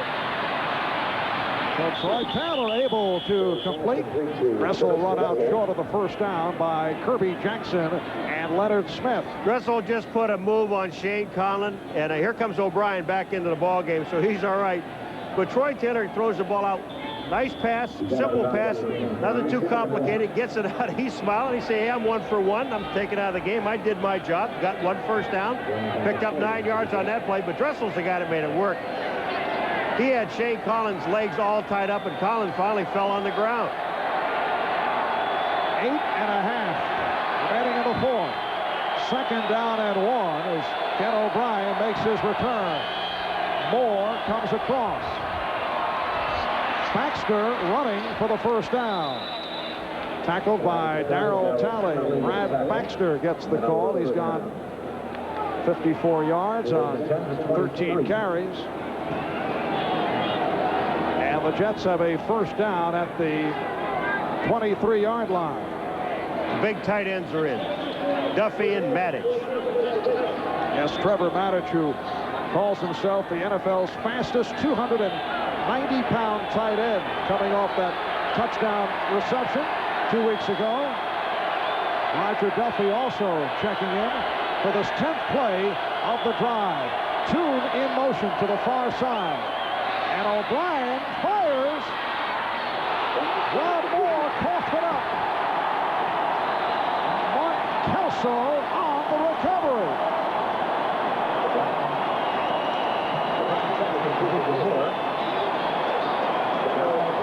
They ran a play-action pass, O'Brien, and then hit Moore across the middle. It was set up perfectly. The pass was there. Number 38, Kelso, is going to end up with the ball. Watch this. The pass is there. Bang. Moore catches it. He's coming across. He is hit there by Darrell Talley. The ball comes out into the hands of Kelso. The Bills have the ball at the 7-yard line. Getting to know you. Well, we could have bought an expensive foreign car. Well, we got the Geo Prism for 1/3 of the cost. It's so quiet that it doesn't sound like your car is actually running. When I need it, it's there in the driveway, not in the mechanic shop. This is my 2nd Prism. The Prism is good for the environment because it's fuel efficient. I got all this in my Prism. Didn't have to rent a truck. I feel very secure in my Prism. Get to know Geo Prism. It's right around the corner at your Chevrolet Geo dealers. Getting to know you. Cars of the future are like this.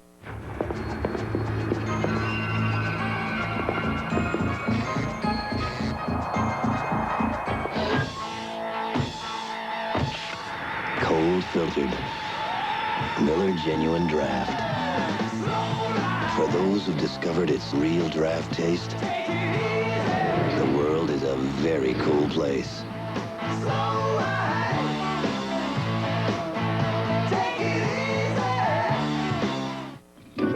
If your VCR is a pain to program, then get rid of it.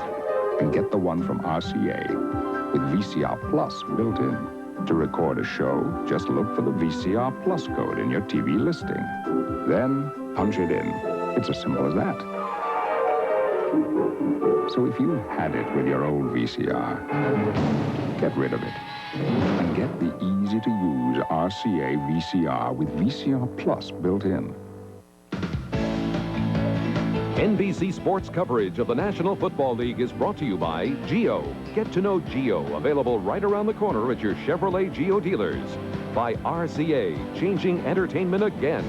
By Visa, official card and traveler's check of the 1992 Olympic Games. Visa, it's everywhere you want to be. And by cold-filtered Miller Genuine Draft and Miller Genuine Draft Light, taking the country by storm. Buffalo taking over at its 7th. Thurman Thomas with a short pickup. Scott Mercereau made the stop. And check this out, the last 4 possessions by Buffalo. Buffalo with 4 turnovers overall, and the Jets, who turned it over just a moment ago, have committed 3. Amazing. 2nd down and 9. It is completed short of the first down to Al Edwards. Mike Brim on the coverage, and that is the 9th catch of the day for Edwards. And that ball looked like it was tipped by Marvin Washington at the line of scrimmage. It'll be a 3rd and 2. 6:45 remaining in the 4th quarter. Bills lead the Jets 17-13. Thomas has the first down. Good second effort by Thurman Thomas. That play really hurt the Jets. They had Thurman Thomas in the backfield. They had him stopped, and he ends up picking up 5 yards on the play.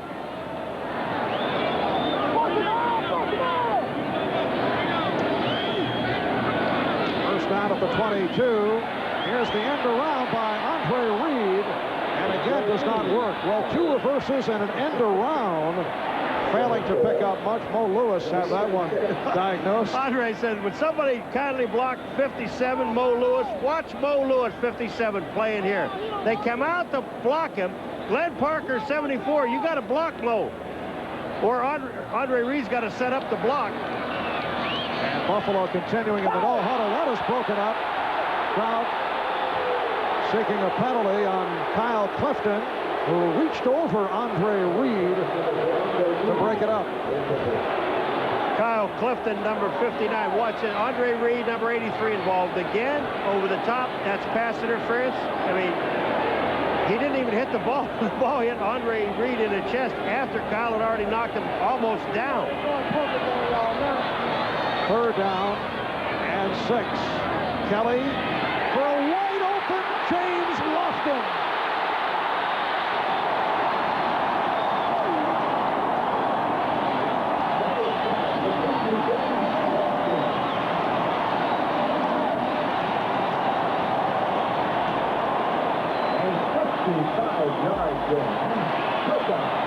An enormous play for the Bills. It goes 54 yards and sets up a first down at the Jet 20. Tony Stargell just takes the move. He actually slips when he does. James Lofton beats him to the inside, and Brian Washington, had he not been there, it would have been touchdown. Steve Tasker now split wide to the right. First down at the 20. Thomas stopped at the line by Lageman. How big that play was of Thurman Thomas is to pick up the first down on 3rd down and 5. They had him stopped in the backfield. Pete Carroll knows that. And then one big play. We're talking to Marv Levy yesterday, and he said to us about our big play offense didn't make any big plays against New England. James Lofton just probably made the biggest play of the day. 4.5 remaining. 4th quarter. The Bills 17 and the Jets 13. Thomas finding the hole. Able to move down to the 12, tripped up by Hasty. It'll be 3rd and 2.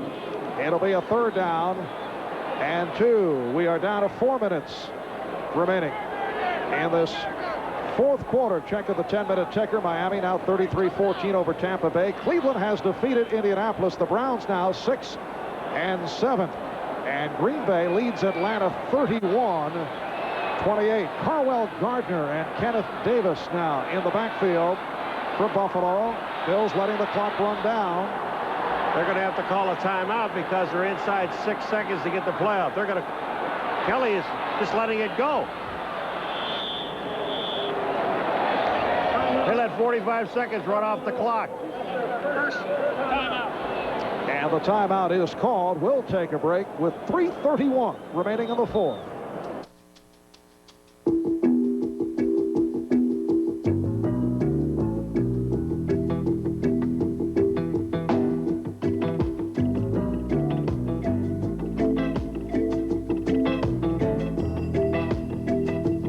Darling, after 10 years, the only thing I'd change about you is your clothes. Bugle boy. Why don't you try this one on first? Some trucks don't know when to quit. Like a rock, I was strong as I could be.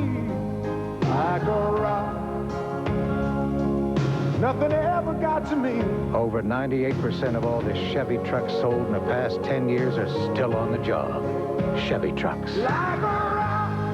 The trucks you can depend on. The trucks that last.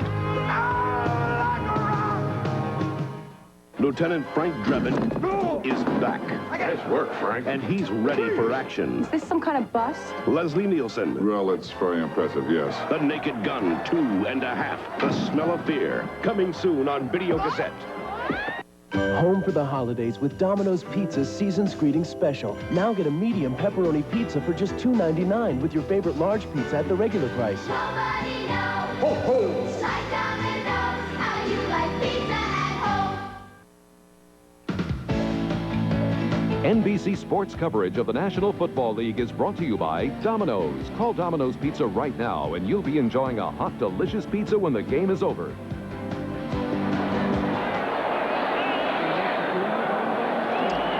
Well, the security force has arrived. They have doubled the force to more than 400, Paul. You'll also be delighted to know that the security includes attack dogs, just in case the celebration gets out of hand, which would occur last year. That is, if the Bills are able to hold on for the victory to win another AFC East title. Here's Thomas for the touchdown. But a penalty marker is down. I saw Marvin Washington sitting on the ground. Thurman Thomas is in the end zone. They're signaling touchdown, and he's clapping his hands. Now, I know he wasn't applauding Thurman Thomas's run, so it had to be a holding penalty or some kind of movement penalty.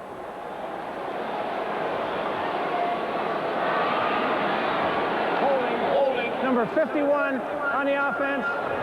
10 yards. Once again, repeat 3rd down. It is the veteran left guard, Jim Richer, called on the penalty. Now, last week against New England, Buffalo penalized only once, but they have been hit by penalties this afternoon, and they have been hurt. 9 penalties, and they've lost 67 yards. Marv Levy is not a happy man. That call sets it back to a 3rd down and 12 at the 22. 3:26 remaining in the 4th. And a flag is thrown. Delay a game. You know, I was just looking here, and you think about throughout the National Football League. Now, I would not be a side judge or a line judge. I would have to be like an umpire, one of those real deep guys, referee, because you have to pass the bench eventually. Whether you make the call or not, you see that guy stand over there? Now you're going to yell at him. Doesn't make any difference whether he made the call. This guy over here, Barr's been bending his ear for like 40 minutes. And if he has something to say, he's going to say it right to him. It has been a running conversation. Third down, 17. Kelly throws for Lofton. Touchdown!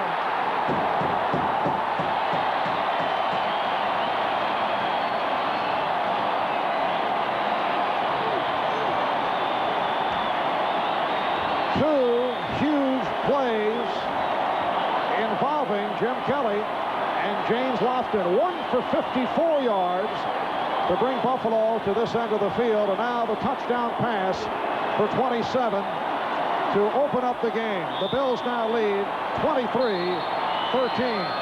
Lofton's fifth catch, 109 yards. He beat Tony Stargell. And here is Scott Norwood looking to add the extra point. Again, where the Buffalo Bills and Jim Kelly find the man that's being covered one-on-one. Stargell on Lofton. Well, they may be checking this out. All right, here it is again. Lofton fakes to the corner, cuts back into the post. Stargell already made his commitment. Here's Lofton. Is it a touchdown? Oh, yes. There's no question about touchdown. I don't know what they're looking at.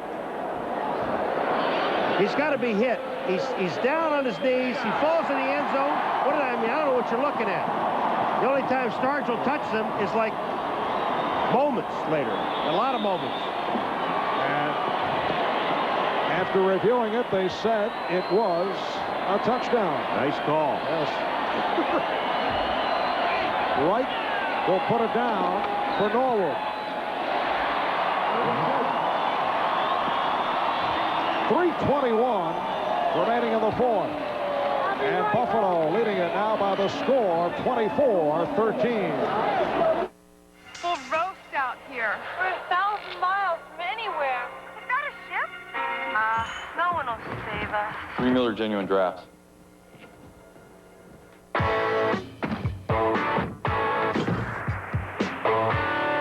Cold filtered Miller Genuine Draft.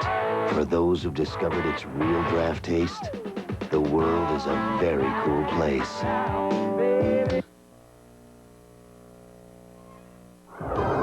Olympic glory used to depend on muscle, talent, and heart.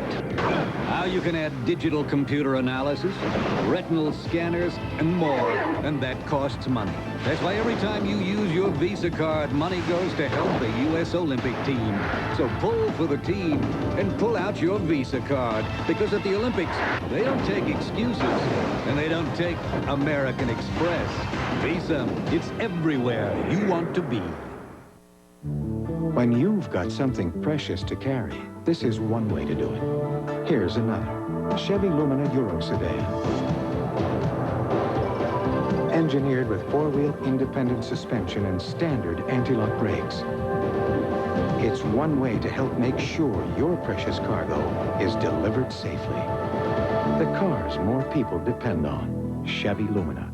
Family Circle's Domestic Family Car of the Year for the second straight year. With more power than standard cordless screwdrivers and 40 pounds of torque, the Black & Decker Power Driver is more than a match for any job. The Black & Decker Power Driver, one power tool that really pulls its own weight, and then some. Well, last December, following the Bills-Miami game here at Rich Stadium, Buffalo clinching the division, fans stormed the field. You'll recall that, Paul. We did that game. The goalpost torn down, and you can see the security forces making their way, surrounding the field. They do not want any fans to get close to the goalpost. Well, they showed the fans a football game, and now they're going to have pony rides. A kickoff by DeLuiso. And there will be no return by Johnny Hector. All right, let me show you what happens to Stargell on this play. And right here, this is James Lofton. Now here's Stargell. When they get to the 15-yard line, Lofton's going to make a move out like this and then back into the corner. Watch what happens to Stargell. Here we go, and stop right there. Here's Stargell. Look at, he's facing towards the sideline. This is when Lofton makes the break, and now he heads here. Here comes a touchdown. It's all over. Stargell had no chance. Once he committed to the outside, it was over with. Jets from the 20 with 3:12 remaining in the fourth. And O'Brien goes deep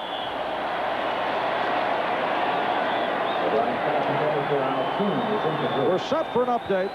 Let's go to Bob Costas. Marv, earlier we told you that Lawrence Taylor is inactive for the Giants at Cincinnati. That game has just kicked off. Another question mark was John Elway with the sore shoulder. There he is warming up moments ago, and he is starting for the Broncos at home at Mile High against the Patriots. 20-degree temperatures won't help him get loose, but Elway's going for the Bronx. Marv? All right, Bob, Buffalo with a 24-13 lead on the New York Jets, and O'Brien tries the other side, and Rob Moore able to get out of bounds, has the first down, covered by Nate Odoms. 44-year-old Jets head coach Bruce Coslett, second year as head man. He and general manager Dick Steinberg have done a nice job in turning this franchise. Still a long way to go, but the Jets showing signs and getting respect around the league. Now, he will say, so what for another moral victory if the Buffalo Bills hold on and come up with the win, but there's no question about the improvement of this ball club. And Freeman McNeil is hit down by Leonard Smith.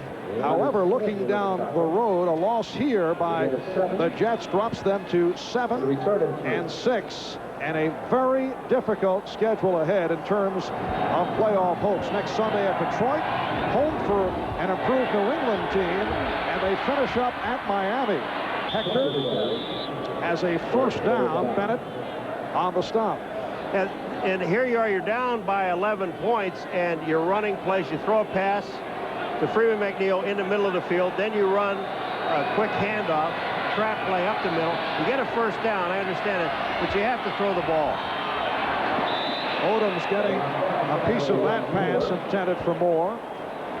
If that ball was on target to the outside for Rob Moore, it would have been intercepted because Nate Odoms was in perfect position to make the play. A gamble by Odom, but reading the quarterback as well as he did and as quick as he is, he could have been right there. 2nd and 10 at the 45 with 2:14 remaining in the fourth quarter. No heading to the exits by this capacity crowd. They want to view the celebration. Better than 80,000 on hand, and down goes O'Brien. Bruce Smith with his first sack of the season. All is forgiven. See, all you have to do is get a sack. Now they forgot that he hadn't played, but this is his second game in 13 games. He gets in, and that's his sack alone. All is forgiven. Down to 2 minutes. And Bruce mentioned a couple of weeks ago when he comes back for the final 4, he'll end up leading the Bills. He said he could. Sacks. Cornelius Bennett only had 7. We'll be back in a moment. Alcoa presents Fantastic Finishes, 1991. With less than 7 minutes to go in the game, the Lions trail by 17.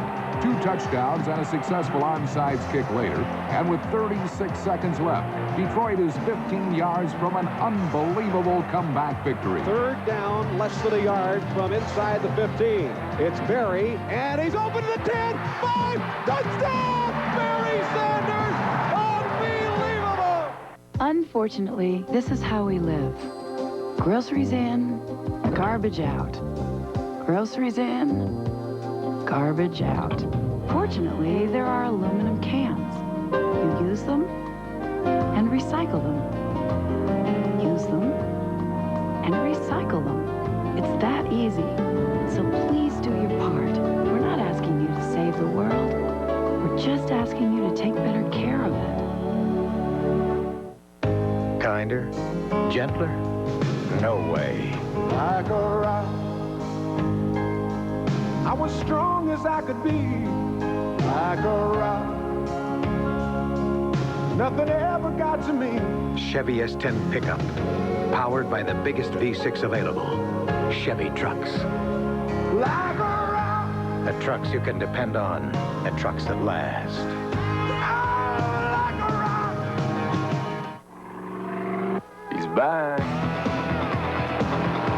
This time we get him. STP gas treatment. Cleans intake valves and fuel injectors to help engines run better.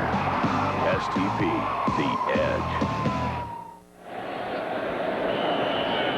The Buffalo Bills gunning for their 4th straight AFC East title, seeking to make it a record of 11-2.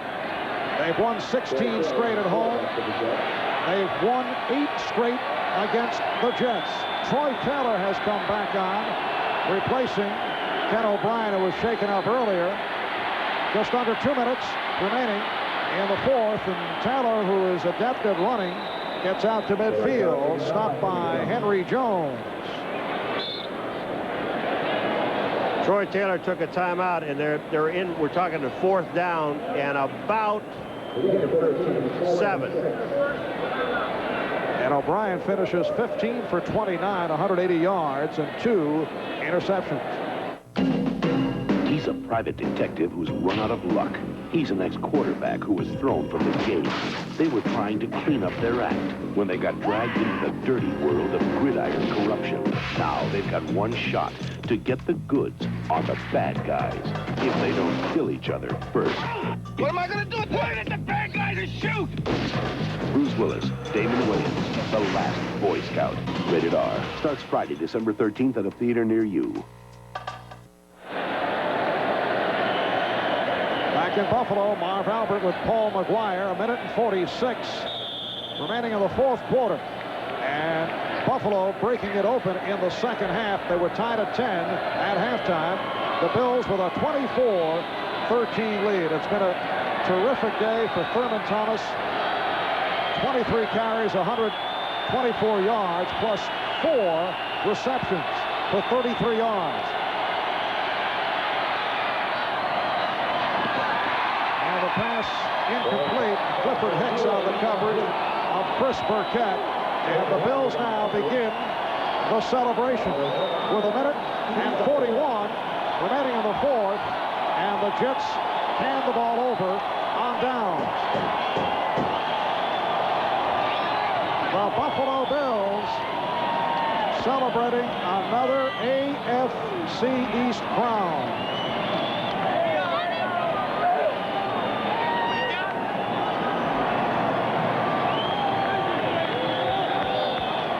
So the Bills will run it out.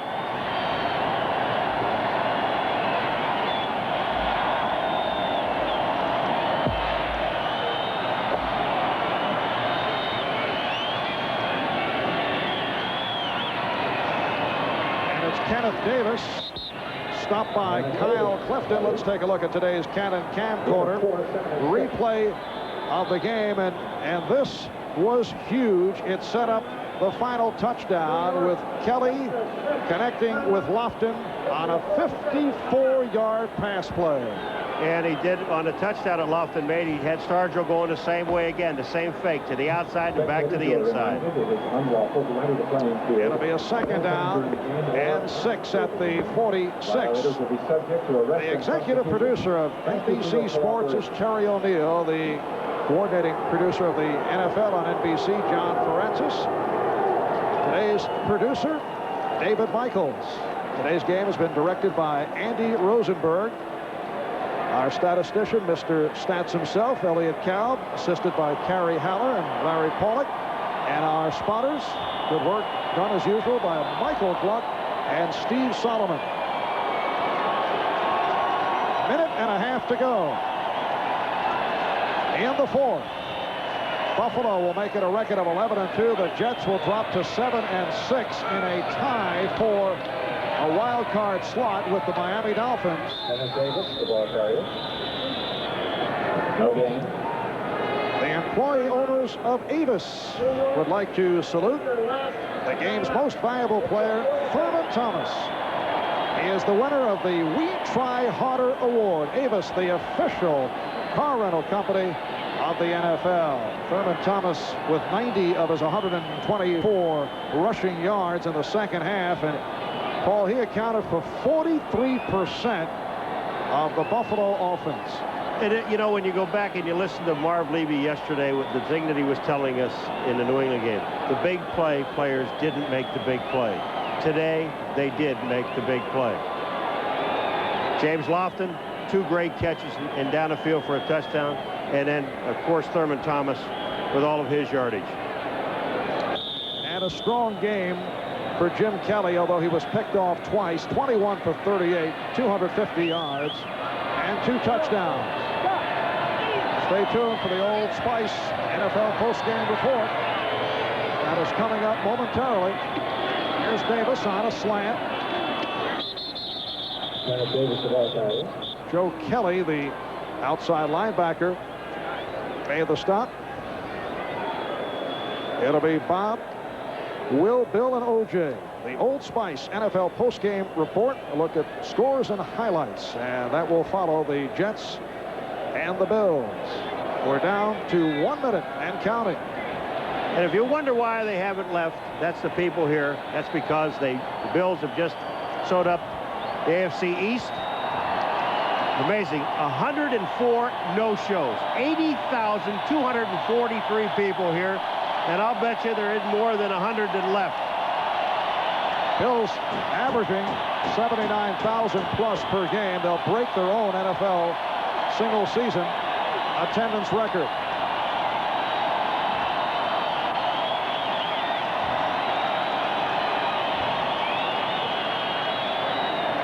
So Buffalo will take the delay of game. Clock is stopped with 16 seconds remaining. And a look at our lineup tonight here on NBC. Starting with the weirdest show on television, moving to a new time. That's Erie, Indiana, 7 Eastern, 6 Central, followed by the Torkelsons, Hot Country Nights, and Fatal Friendship.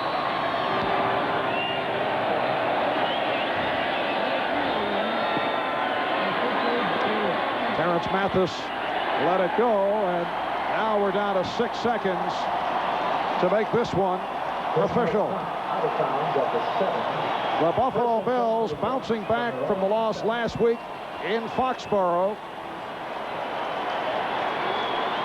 And they will make it 17 straight wins here at Rich Stadium, 32 of the last 34. And this series against the Jets dates back to the old AFL games back in September of 1960. When the Bills lost to the New York Titans by the score of 27-3. This the playoff rundown, including the Buffalo victory today as they vie for home field advantage right throughout the playoffs. Buffalo Bills, that's the most important thing on their minds, is to be able to play everyone here in Orchard Park.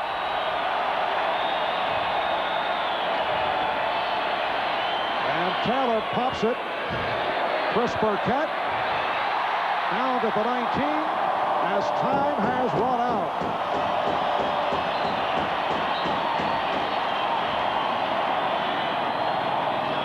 The Buffalo Bills have won the AFC East for the 4th consecutive year as they defeat the New York Jets by the score of 24-13.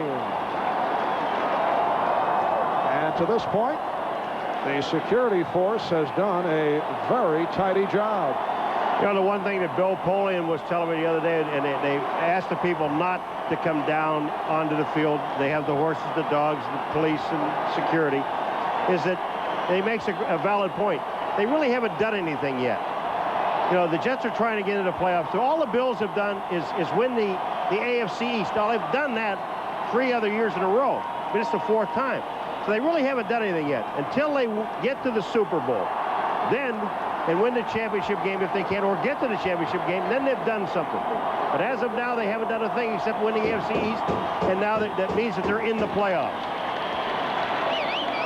But this crowd wants to celebrate.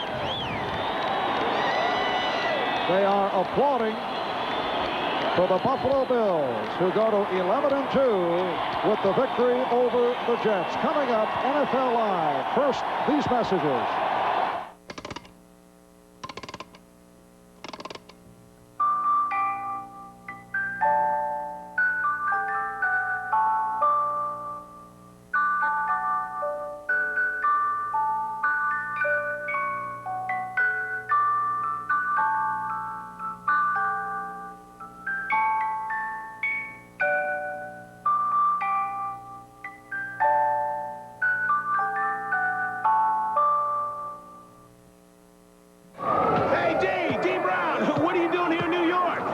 in my new dunk, in my new shoes, Reebok Omni Zones. Reebok Omni Zones? Yeah, very lightweight, which is key for this jam.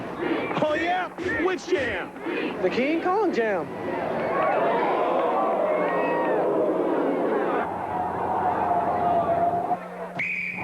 Ready when you are, three!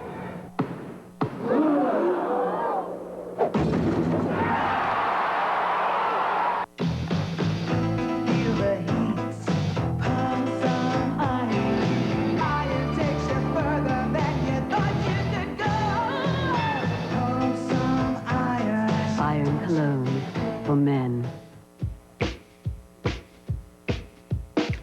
You have a different view of life.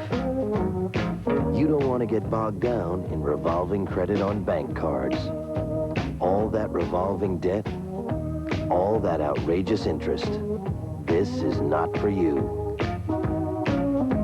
You know how to get out of that trap. The card, the American Express card. Don't leave home without it. Freedom, freedom.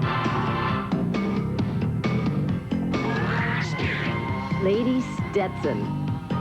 Independence. A declaration of independence. Wear it.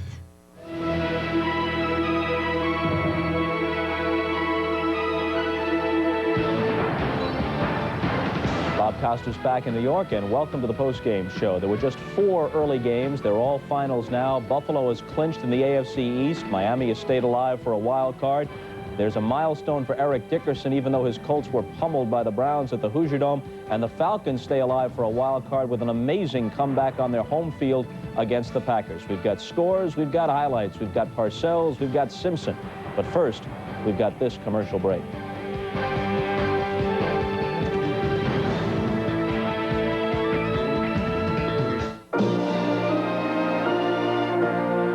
Promotional fee has been paid to NBC by United Airlines. Come fly the friendly skies. They were lifelong friends, then one of them went wrong. He's somehow connected to these killings. Knots Landing's Kevin Dobson, Major Dad's Gerald McRaney, trapped in a fatal friendship. NBC tonight. Wherever it breaks. Whatever it takes. From the reporters on the front line to the anchors you trust the most.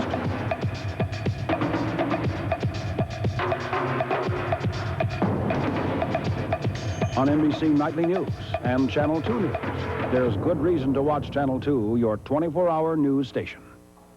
Can the Bills rebound from an unlucky Week 13 to capture their 4th AFC East title? Hi, I'm Ed Kilgore.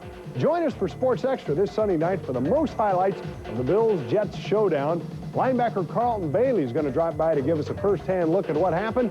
And, of course, we'll slug it out at the round table. That's Sports Extra this Sunday night at 11:30 right here on Channel 2.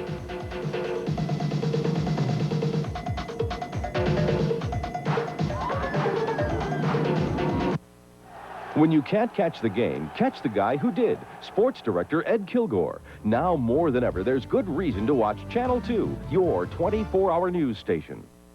Now it can be told, weekdays at 5:30 on Channel 2. Goal to Go, the post-game show, is brought to you by True Value Hardware. Got a tough job to do? You can do it with True Value. And by WBEN Radio 930, your sports radio leader.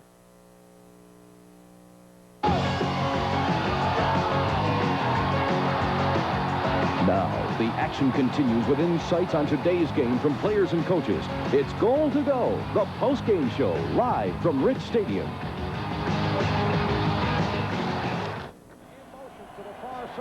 17-13, Bills late in the 4th quarter today. Rob Moore makes the grab. Darryl Talley hits him. Mark Kelso recovers the fumble. The Bills march at 93 yards. James Lofton with the clinching touchdown, 24-13. And the Bills again clinch the AFC Eastern Division Championship.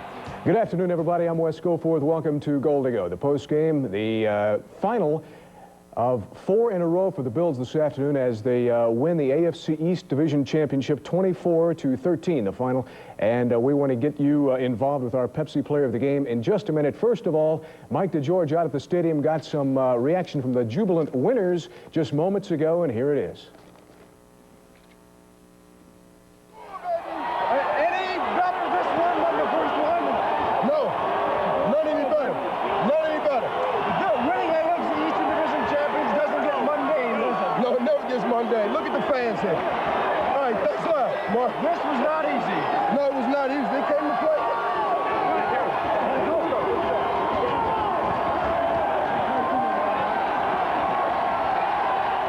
All right, Darryl Talley celebrating General Manager Bill Pullen, getting him off the field, and admirably, the fans, at least at last report, have not leaked onto the field to tear the goalpost down, and that's good news this afternoon. I want to get you involved with the Pepsi Player of the Game telepoll once again. Call us for your selection, and we'll have the final at the end of the show. Cornelius Bennett, some nice defensive plays for the Biscuits. Hey, Al Edwards came in and had a career day today. Several big catches and about 100 yards in receiving. Kirby Jackson broke up a couple of TDs, one big interception. And Thurman Thomas, again, over 100 yards, recaptures the league lead in rushing. And Bills fullback Jamie Mueller here with us again. And you've probably done the best job of, restraining yourself so far in the championship, Jamie. But last week, whenever the team was down a little bit, you think there was any doubt they could come back at home and play well? No, Wes, not at all. I don't think there's any doubt in any of the players' minds on the team that they were going to come back, and if not this week, they would have clinched it sooner or later and been in the playoffs. So it was just a matter of time for them. They come off a hard loss last week, and they put everything together, and they won it today and did the things they had to do. When you have such a huge lead for the division title, as you did, the tendency is to look ahead for the home field advantage, clinching the Super Bowl. How hard is it to keep focused just to get the first step taken? Well, I don't think it's hard at all, especially, seeing what we've gone through as a team over the past 4 or 5 years.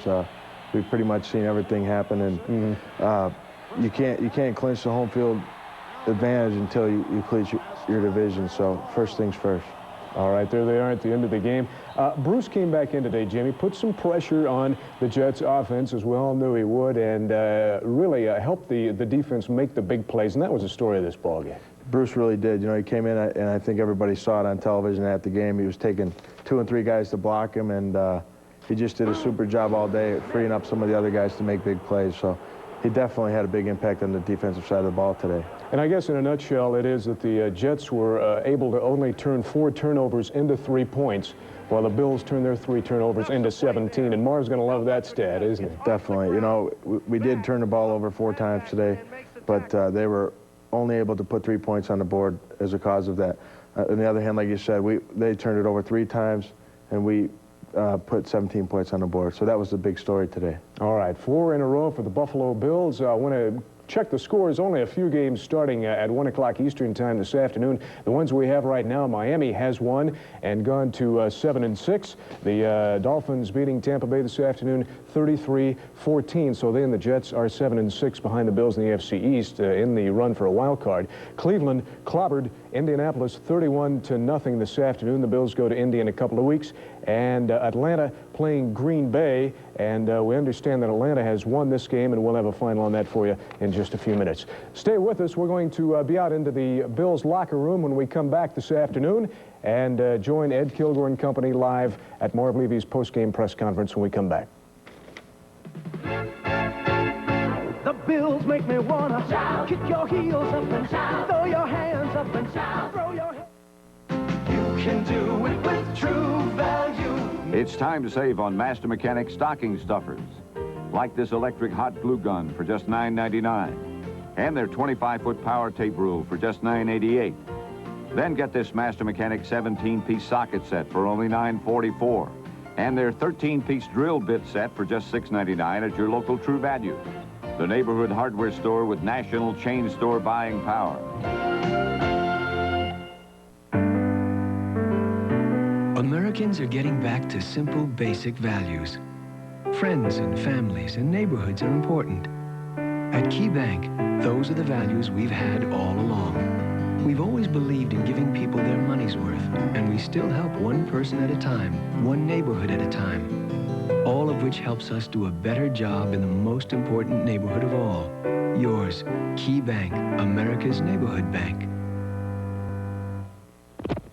If you're looking for the best Bills coverage pre- and post-game, there's one radio station that's covered the Bills on and off the field for over 10 years. Not just the game, that's the easy part, but the stuff you need to know to appreciate the game, to see the difference between this radio station's coverage and the rest. All you have to do is listen. If you're not sure about it, stick around for some more clues. WBEN's NFL Report, pre- and post-game. It's Buffalo's best Bills coverage. What is refreshing?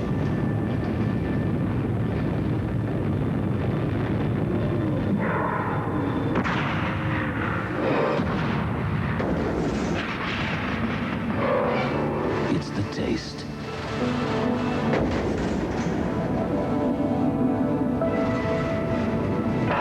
The taste that could only come from a cold blue light right out of the ice. Now that's refreshing. All right, welcome back. Coach Marv Levy talking to the press now, and we join him live at his post-game press conference. Back about it tonight, and then continue now to try and get our second objective, which is to, if we can, have the best record in the AFC. But that's what we want, of course, and we'll rechannel our thinking towards tomorrow. Today was the day for defense, Marv, on the scene. They made the big plays. Well, our defense played wonderfully. But we did some other things. Our special teams started out with that disastrous first play, but played very well otherwise throughout the remainder of the game. And offensively, we got some big plays when we needed them against a team which is a very good football team. But our defense came up very well, and particularly when they got down into scoring territory, they came up very well. Marv, the turnovers are starting to hurt you a little bit in the last couple of weeks, huh? Maybe they didn't as much early? They did. The turnovers were very much of a factor in this game both ways. They hurt us, and I'm sure that across the way they're saying the same thing. We were going in for what appeared to be not a clinching score, but give you some comfort room.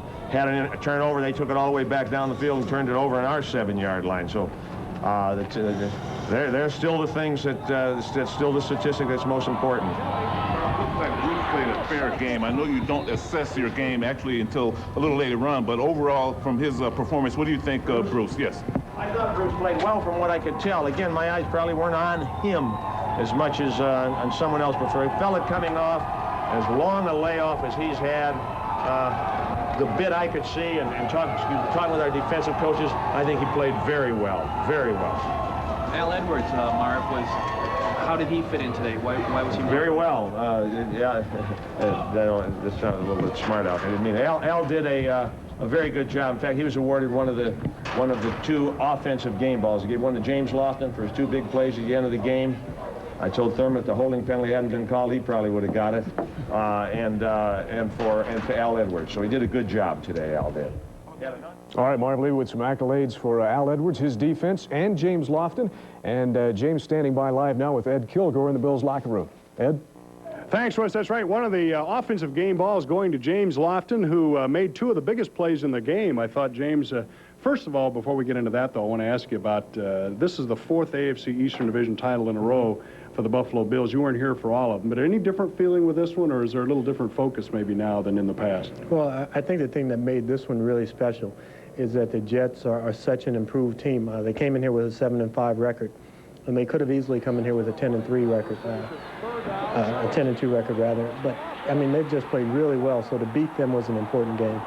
They are very, very physical, and actually the Bills lost their cool a little bit in the first half. I'm sure Marv probably reminded you guys about that at the half. Yeah, they take it to you, and they like to nudge you around a little bit, and a few of our players took exception to it and got some penalties called because of it. Now, let's talk about the big play. 3rd and 6, game on the line, and tell me about the play and what you and Jim read, and it turned into a 54-yard gain. Well, it was just a quick post pattern where I go down about 15 yards, try and fake them a little bit to the outside and break in. And it was just right there. Earlier in the game, they had been rolling a guy to my side and keeping a guy behind him, so it wasn't available. So he called it, read the defense, and a beautiful pass. Well, and then ditto on the touchdown. Same exact play. They were coming up to try and blitz him, so he got rid of the ball quickly and just put it right there where I could catch it. James, one thing I think maybe should be pointed out here is that a guy like Jim Kelly, 3rd and 6, a lot of quarterbacks might have been thinking, well, get the first down. The guy's thinking win, isn't he? Yeah, you're thinking the whole bundle all the time because the defense has a tendency just to play the down and distance, so they try and cut you off right there at the pass, and we were able to slip by them.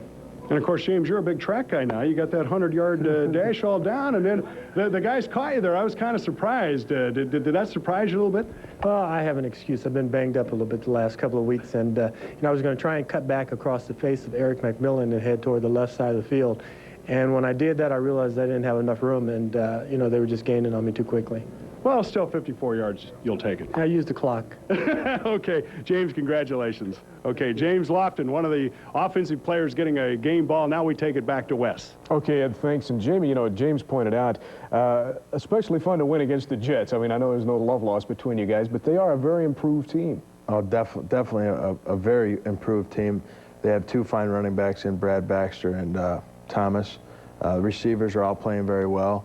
And the quarterback, we talked about him, O'Brien's a scrapper, and he's tough, and he hangs in there. And their defensive front four is very improved. They're playing super football. What is it that they do to slow down at least the no-huddle? Well, you know, it's hard for me to sit here and say what they do to slow it down, but, you know, I think the key is to take the key guys out of the game, like a Thurman Thomas, a Lofton, and a Reed, and try to get pressure on the quarterback and try to force him into making some bad passes and having good coverage on the receivers, and it's gonna pay off for your defense in the long run. And it almost worked again today, but Bills again victorious 24-13. Don't go away. We'll be back in the Bills locker room when we come back. The Bills make me wanna shout, kick your heels up and shout, throw your hands up and shout, throw your head back and shout. Come on now, the Bills are making it happen now. What is refreshing?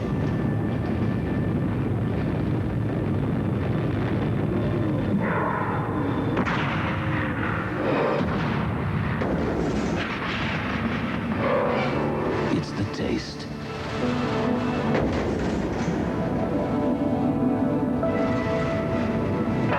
The taste that could only come from a cold blue light right out of the ice. Now that's refreshing. If you're particular about your car or truck, then KS Auto Stores are your kind of store. At KS, we stock the finest performance and accessory products like chrome and aluminum wheels by Krager, Edelbrock manifolds and engine accessories, and performance carburetors from Holley, plus Excel, B&M, Mr. Gasket, and much more. If it's stock replacement parts you need, no problem. We stock them, all at factory-to-you prices. KS Auto Stores has a complete machine shop at your service with courteous and knowledgeable people ready to help. KS Auto Stores, we put the fun in driving. Can the Bills rebound from an unlucky Week 13 to capture their 4th AFC East title? Hi, I'm Ed Kilgore. Join us for Sports Extra this Sunday night for the most highlights of the Bills-Jets showdown. Linebacker Carlton Bailey is going to drop by to give us a first-hand look at what happened. And, of course, we'll slug it out at the round table. That's Sports Extra this Sunday night at 11:30 right here on Channel 2.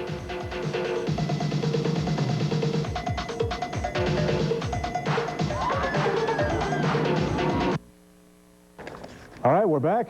Jim Kelly, a couple of picks today, but got back on track and led the team to the win, and he's talking to the press live right now. From a defensive standpoint, they were mixing the covers up pretty well, and what happened was we at times giving them time to set up and do things that they wanted to do, but overall we knew coming into the game that what type of team the Jets have, and you know, the personnel on their side, they rushed the passer real well. I thought that our offense line did a good job. I think we mixed it up at a couple plays that we had called. They had us covered pretty well and forced me to scramble a couple of times and throw something I didn't really want to throw. Forced a couple in there I probably shouldn't have, but overall it was a game that when it's all over, we're on top.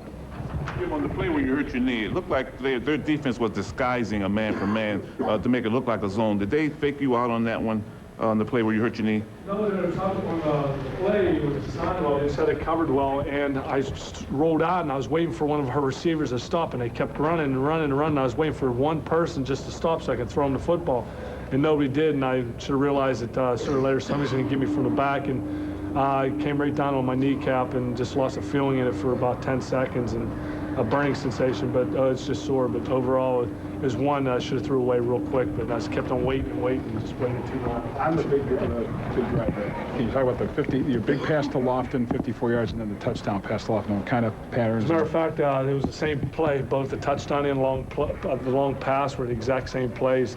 It was just a coverage where we felt their safety was going to come up. We had the right play called at the right time. Just a quick, just a post. I don't know how much y'all can see if you saw the replay. What Lofton did, I think, to start, it was just unbelievable. He gave a stick move like he was going to the outside, just fight the heck out of him. It was one of those plays that every quarterback loves to see receivers do. Jim, is this one any different, any better than the last three? I don't know, I was interviewed by Bob Costas, and he says, is it just another game? And as a matter of fact, this was exciting for us. We celebrate just like we won a big one, and we deserve to, because this is a game going into. We knew the Jets were going to be tough, and it was a game that we won, and we won it as a team. Both offensively, defensively, and special teams came through. The guys that filled in, Al Edwards, Glenn Parker came in, did a super job. I don't even know how many catches Al had, but he did a heck of a job today. What allowed him to be such a... Kelly completed 21 out of 38 attempts today. About half of those were to Al Edwards. We don't have the exact numbers yet, but Ed is standing by with Al right now. That's right, and a very happy Al Edwards got one of the offensive game balls along with James Lofton. And Al, I know it has to make you beam a little bit. You hear Kelly talking about you being one of the guys that comes in, and you come up with a big game in the biggest game of the year. No doubt. I wanted to... Actually, I wanted to just go in there and not make any mistakes and play the best game I possibly can. I had no idea I was going to have so many catches. Well, were the Jets doing something that afforded one-on-one single coverage on you quite a bit? That's why Jim went? They singled me a lot, and they played off a lot, too. They played like 7-8 yards deep and enabled me to catch a lot of hitch routes and a lot of 3 routes. Well, of course, that's one of the things that if they're not going to respect you, you're going to catch it. That's it. I mean, it was a pitch and catch tonight. Today. So. Tell me a little bit about the Jets. They're kind of an intimidating kind of a team. They try to get you guys off your game. Is it difficult to play them? Well, I mean, we knew we had to keep our poise. We knew they were going to come in there and try to intimidate you, try to pick a fight and get some unnecessary penalties on it. So we kept our poise for the most part, and we just went out there and played Bills football. Did Marv say anything at the half about that, about keeping your poise? Because a couple penalties did hurt you in that first half. No, he didn't. We knew what we had to do. The game was 10-10, and we had to go out there and start scoring some points. And luckily, we scored some in the last quarter. 4th straight division title. Does it feel any different this time? Oh, it feels great. This is my second, so I don't know what a losing season is like. So hopefully I won't find out either. Of course, you don't get long to enjoy it because those L.A. Raiders are going to be laying in the weeds for you out in Los Angeles. Yeah, we're going to have to regroup, come off the win, and go out there and play some more football. We're still trying to get a home field advantage now, and we're going to be pumped. We're going to be psyched. Great. Congratulations, Al. Thank you. All right, Al Edwards, and let's take it back to you, Wes. Okay, Jamie, you hear a lot of talk about this happened at halftime, that happened at halftime. What happens at halftime? You talk to your positional coaches, you talk to each other, or does Marv make a speech, or what happens exactly? Well, Marv will kick you in the butt once in a while when, if there's a lot of penalties or if there's a lot of unnecessary things going on and that we're killing ourselves. Then once in a while he'll get upset, or the offensive coordinator will be upset. As a team, though, they speak to you. Right, okay. But usually we break down into offensive, defensive groups. Defense is downstairs and we're upstairs. And you go over the game plan. If things are going well, you say, okay, we're going to stick with what we've been doing. If they're not going so good, we're going to make these changes here, here, and here, make certain adjustments, and go from there. Realistically, how many changes can you make at the half? Maybe 2 or 3 key ones? Well, yeah, I mean, it's not going to be, a major change in the offensive game plan, but you make adjustments. Like if the linebackers are playing a certain way, if they're disguising a certain coverage, you just tell you guys to look for certain keys, and then they'll pick it from there. I want to talk briefly about the Raiders. I think you said the Bills haven't won on the West Coast in your career. They got to go out there, and I know the Raiders are going to be remembering 51-3 next week. Definitely. The Raiders are really playing good football right now. I think I've watched them over the past weeks, and I think they're at their peak right about now. We're right where they want to be going to the end of the season. We have had a tough time going out there. I remember going out to Seattle a couple of times and to the Raiders a few times, and it's a tough adjustment to make. It's a 3-hour time difference, and you're flying out there, and it's tough. You have to get over the mental aspects of it. Just go out and play and do your best and forget about all the time change and this and that, and don't complain about anything. Just do your job and come out with the win. I think that's going to be the key. Historically now, at least 2 of the last couple of years, the team has had a letdown at this point. You went to Cincinnati in '88 and got beat. '89 got beat at Seattle. Then New Orleans beat you at home back here. Do you have to guard against that at this point with three games left? 2 of those teams are in the run for the playoffs. Well, Houston is, right on our shirt tails, and if they win tomorrow night, they're still just 1 game out. 1 loss by us, then they're even with us, and I don't know what the common opponent tiebreaker, all that junk is, but like you said, I don't think there's going to be a problem with the letdown because this team knows how important it is to have home field advantage. Because we went through it in '88, we didn't have it, we lost, and we know that if we have to play Houston in Houston, it's going to be a tough game because that's one of the worst places in the NFL to play for noise. So I don't expect a letdown from this team. You think a team like Houston is going to come back big too tomorrow night, though? I mean, they lost last week and go back home, play Philadelphia. Of course, all the Bills fans are hoping Philadelphia can come up with a good game, but you got to believe Houston's going to bounce back tomorrow night. Well, there's no telling what's going to happen, but like you say, they've got a lot of talent on that team. They're very good when they're hot, and but Philadelphia, on the other hand, has one of the best, if not the best, defense in the league. I know their front 4 is outstanding. So it's going to be a tough test for them to see if they can shut down that run and shoot, which we all know is a high-scoring offense, just like the Buffalo Bills offense. I think that Houston's big step this year was defense and special teams. I mean, they had the offense for the past few years. They won some games defensively this year. That's true too. They have some outstanding linebackers. Some Sean Jones, defensive end, Childress. They've got some great defensive players. I mean, Bubba McDowell. Right. You tend to overlook that when you look at the offense. And you think of Houston Oilers, you think of Warren Moon, the run and shoot. But like you say, you look at the other side of the ball, and they're an outstanding team there too. So it's definitely going to be a battle for Philly to just try and stay in the game, I think. Going to go back out to the stadium right now. Ed Kilgore standing by with Kirby Jackson. Ed. Thanks, Wes. And yes, Kirby Jackson, one of the defensive players to get a game ball today. Kirby coming up with some big plays, and maybe the biggest one, Kirby, coming in that second quarter when you got the pick in the end zone. Well, yeah, the offense had just had a turnover, so the defense, we needed something big, and it just happened at that time, that I made the play, so. Tell me a little bit about, were you reading O'Brien's eyes, or did you expect him to come where he did? As a matter of fact, you had just knocked a pass down just prior to that. He was going to Burkett. Right, but the first play was man-to-man coverage, and this play was zone coverage, and, I had that area of the end zone, so I just kind of looked back, kind of hide back a little bit, and just, when he threw the ball, I broke on the ball and got the interception. All right, I think we have that play coming up right here, if you can look on the monitor. See, he rolled out, he threw the ball, and I got a pick. I thought I was going to go 103 yards, but not today. I was just going to ask you, when you're in the end zone, of course, you have a decision to make very quickly. Do you take it for the touchback, or do you try and get it out of there? And you saw a lot of green in front of you, I'm assuming. Yeah, when I first got the interception, I saw a lot of green territory, and, I just started running, and the receiver came up from behind. That's what, that ended it. Kirby, to the defensive unit, what kind of lift was it to have Big Bruce back in the lineup? Oh, Bruce is a big player, and just having Bruce on the field is an emotional lift for us. And he played good today. You did, I don't have the stats here in front of me, but you did a good job against the run. I know that was one thing you felt coming in you had to shut down. But yeah, we shut the run out good, and that was something that we wanted to do because if they could get the run going good, they could come with the play-action pass. And we played the run good today. This is one of those games where the Jets also try to intimidate. They do a lot of talking, a lot of little mental games with you out there. Is it tough to keep your focus sometimes? I don't worry about anything like that. I think sometimes, if you do too much talking, then you don't do the playing. And that's what the Jets do a lot. They do a lot of talking, and I think that we went out today and we played. These two teams don't like each other much, do they? No, they don't like us, and we don't like the Jets. We've clinched 3 times against the Jets, and they still don't give us any respect or anything like that. So, that's 4 in a row for us. Okay, and on to L.A., and I'm sure the Raiders are going to be waiting for you guys. Yeah, we're ready for the Raiders, too. Okay, Kirby, congratulations. Nice ball game. Kirby Jackson, and now let's take it back to the studio and Wes Goforth. Okay, Ed, thanks a lot. Don't go away. We'll be right back after this commercial work. The Bills make me wanna shout, kick your heels up and shout, throw your hands up and shout, throw your head back and shout. Come on now, the Bills are making it happen now. Stand up now, come on and shout, yeah, yeah, yeah, yeah. Shout it right. You can do it with True Value. For quick benchtop cutting, give this Master Mechanic portable 10-inch table saw with 12-amp 2-horsepower motor, only $129.99. And this rugged Master Mechanic plastic toolbox is just $13.88. Then make cleanup easy.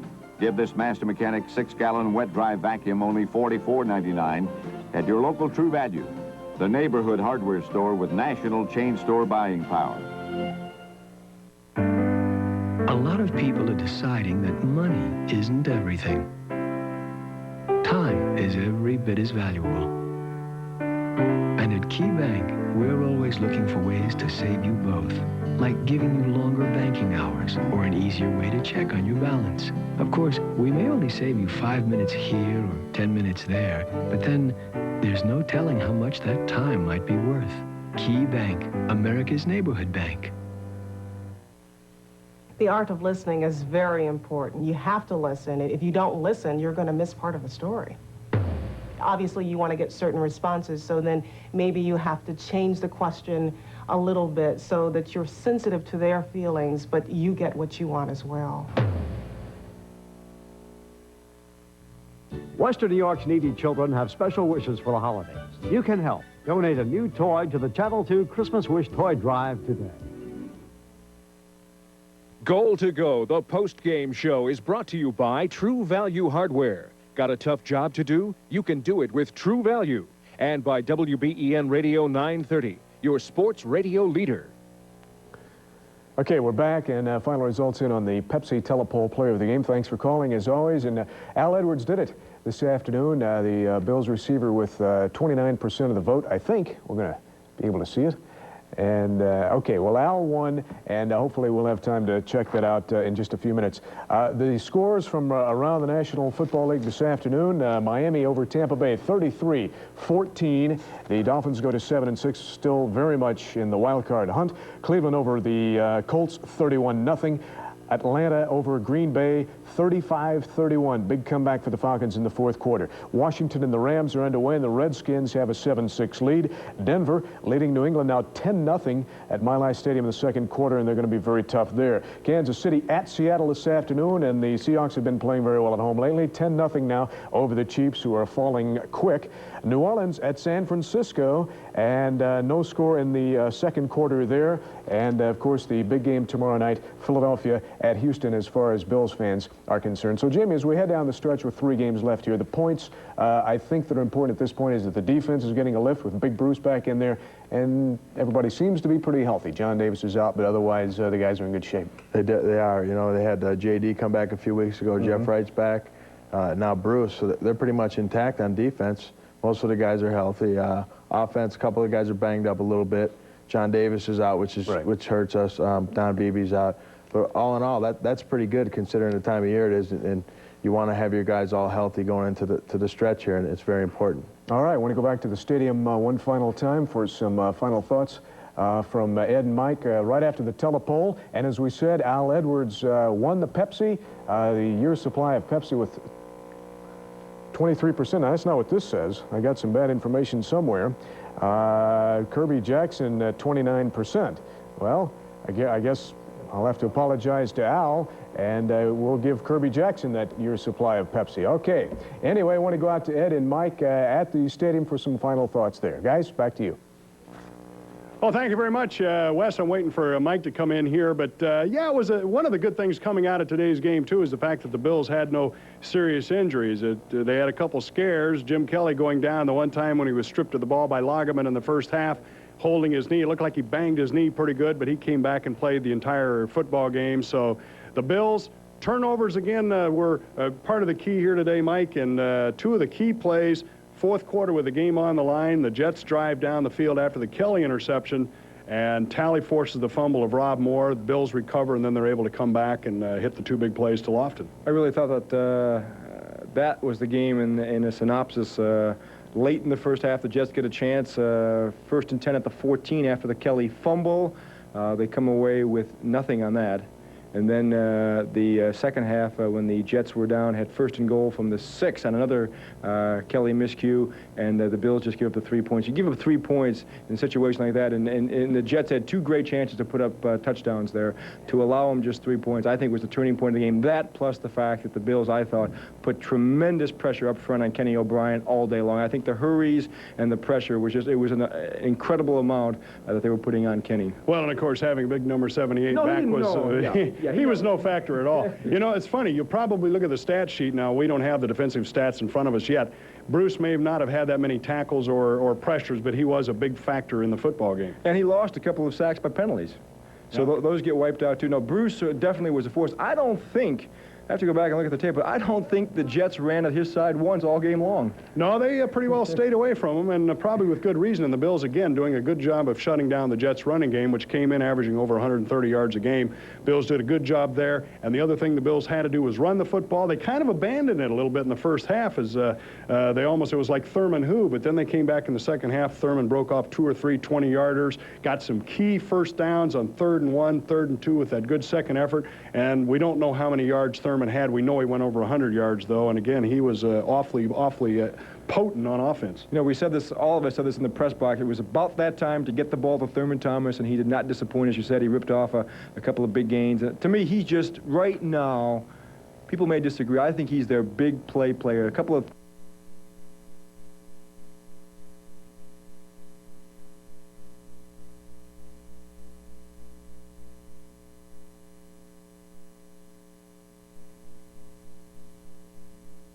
and power, and standard anti-lock brakes. Introducing the all-new Pontiac Grand Am. Excitement with purpose. For some people, the best thing about the morning is that it's over by the afternoon.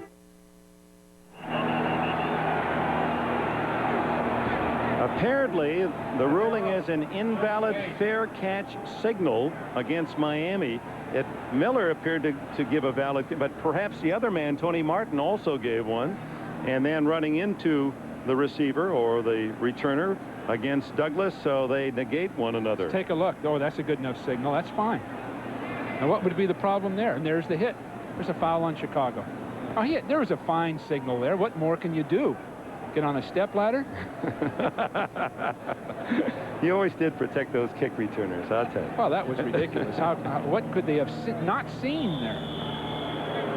A day of upsets and a day of upsetting news for NFL quarterbacks. Jeff Hostetler injured, Troy Aikman injured, and now San Diego's young quarterback John Freeze leaving the game against the Jets with an ankle injury. First down, it's little Mark Higgs, and he runs into the umpire and still picks up a first down at the 50-yard line. Wolford made the tackle after a 12-yard gain. The play didn't look like it had a chance, but Higgs found a way to slip between people and then break back to his right away from the pursuit. But you see William Perry coming up the field and taking the wrong side of the block, McMichael being walled out, and the only problem for Higgs was the umpire, as you point out, Dick. We might have got a little more out of it. Gordon Wells getting an assist on that? First down at midfield, 7-0 Chicago, midpoint of the second quarter. Higgs again. Nothing at all on the right side. Sean Roper, 55. Sean Gale, 23, coming up to support, along with Trace Armstrong, 93.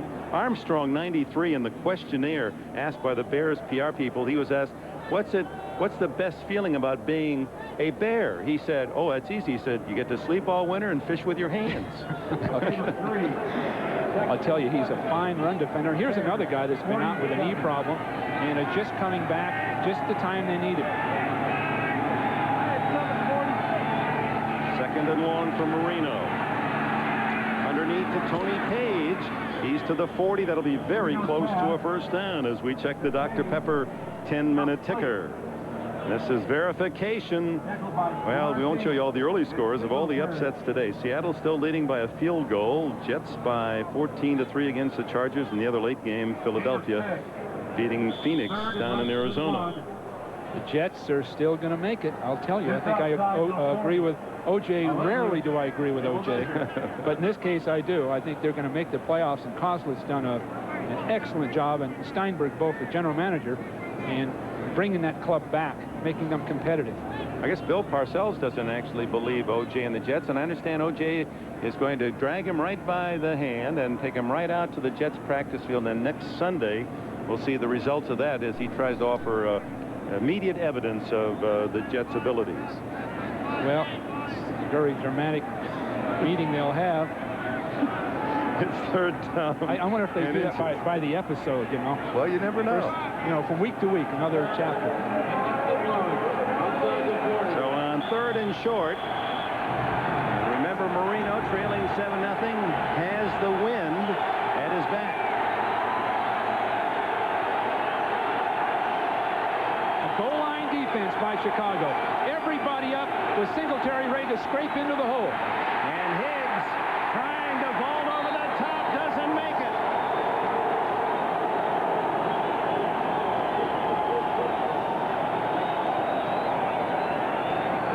Just too much to ask that offensive line of the Dolphins to take on that group with Perry and McMichael inside and Singletary scraping into the hole. It didn't even get started. Trace Armstrong did a fine job. No gain, so it's 4th and inches, and Don Shula says go for it. Look at Higgs just riding up on the wave of tacklers for Chicago. You've got to think that Marino's going to hand the ball off to the outside and not go take that middle again. Sammy Smith in there, but they give it to Page, and Page, it'll depend on the market. It looks as if they're going to spot it inside the 40, and that would be a first down. The ball carrier. Well, he ran the right play. They didn't take on the 2 inside guys, but believe me, they barely made it.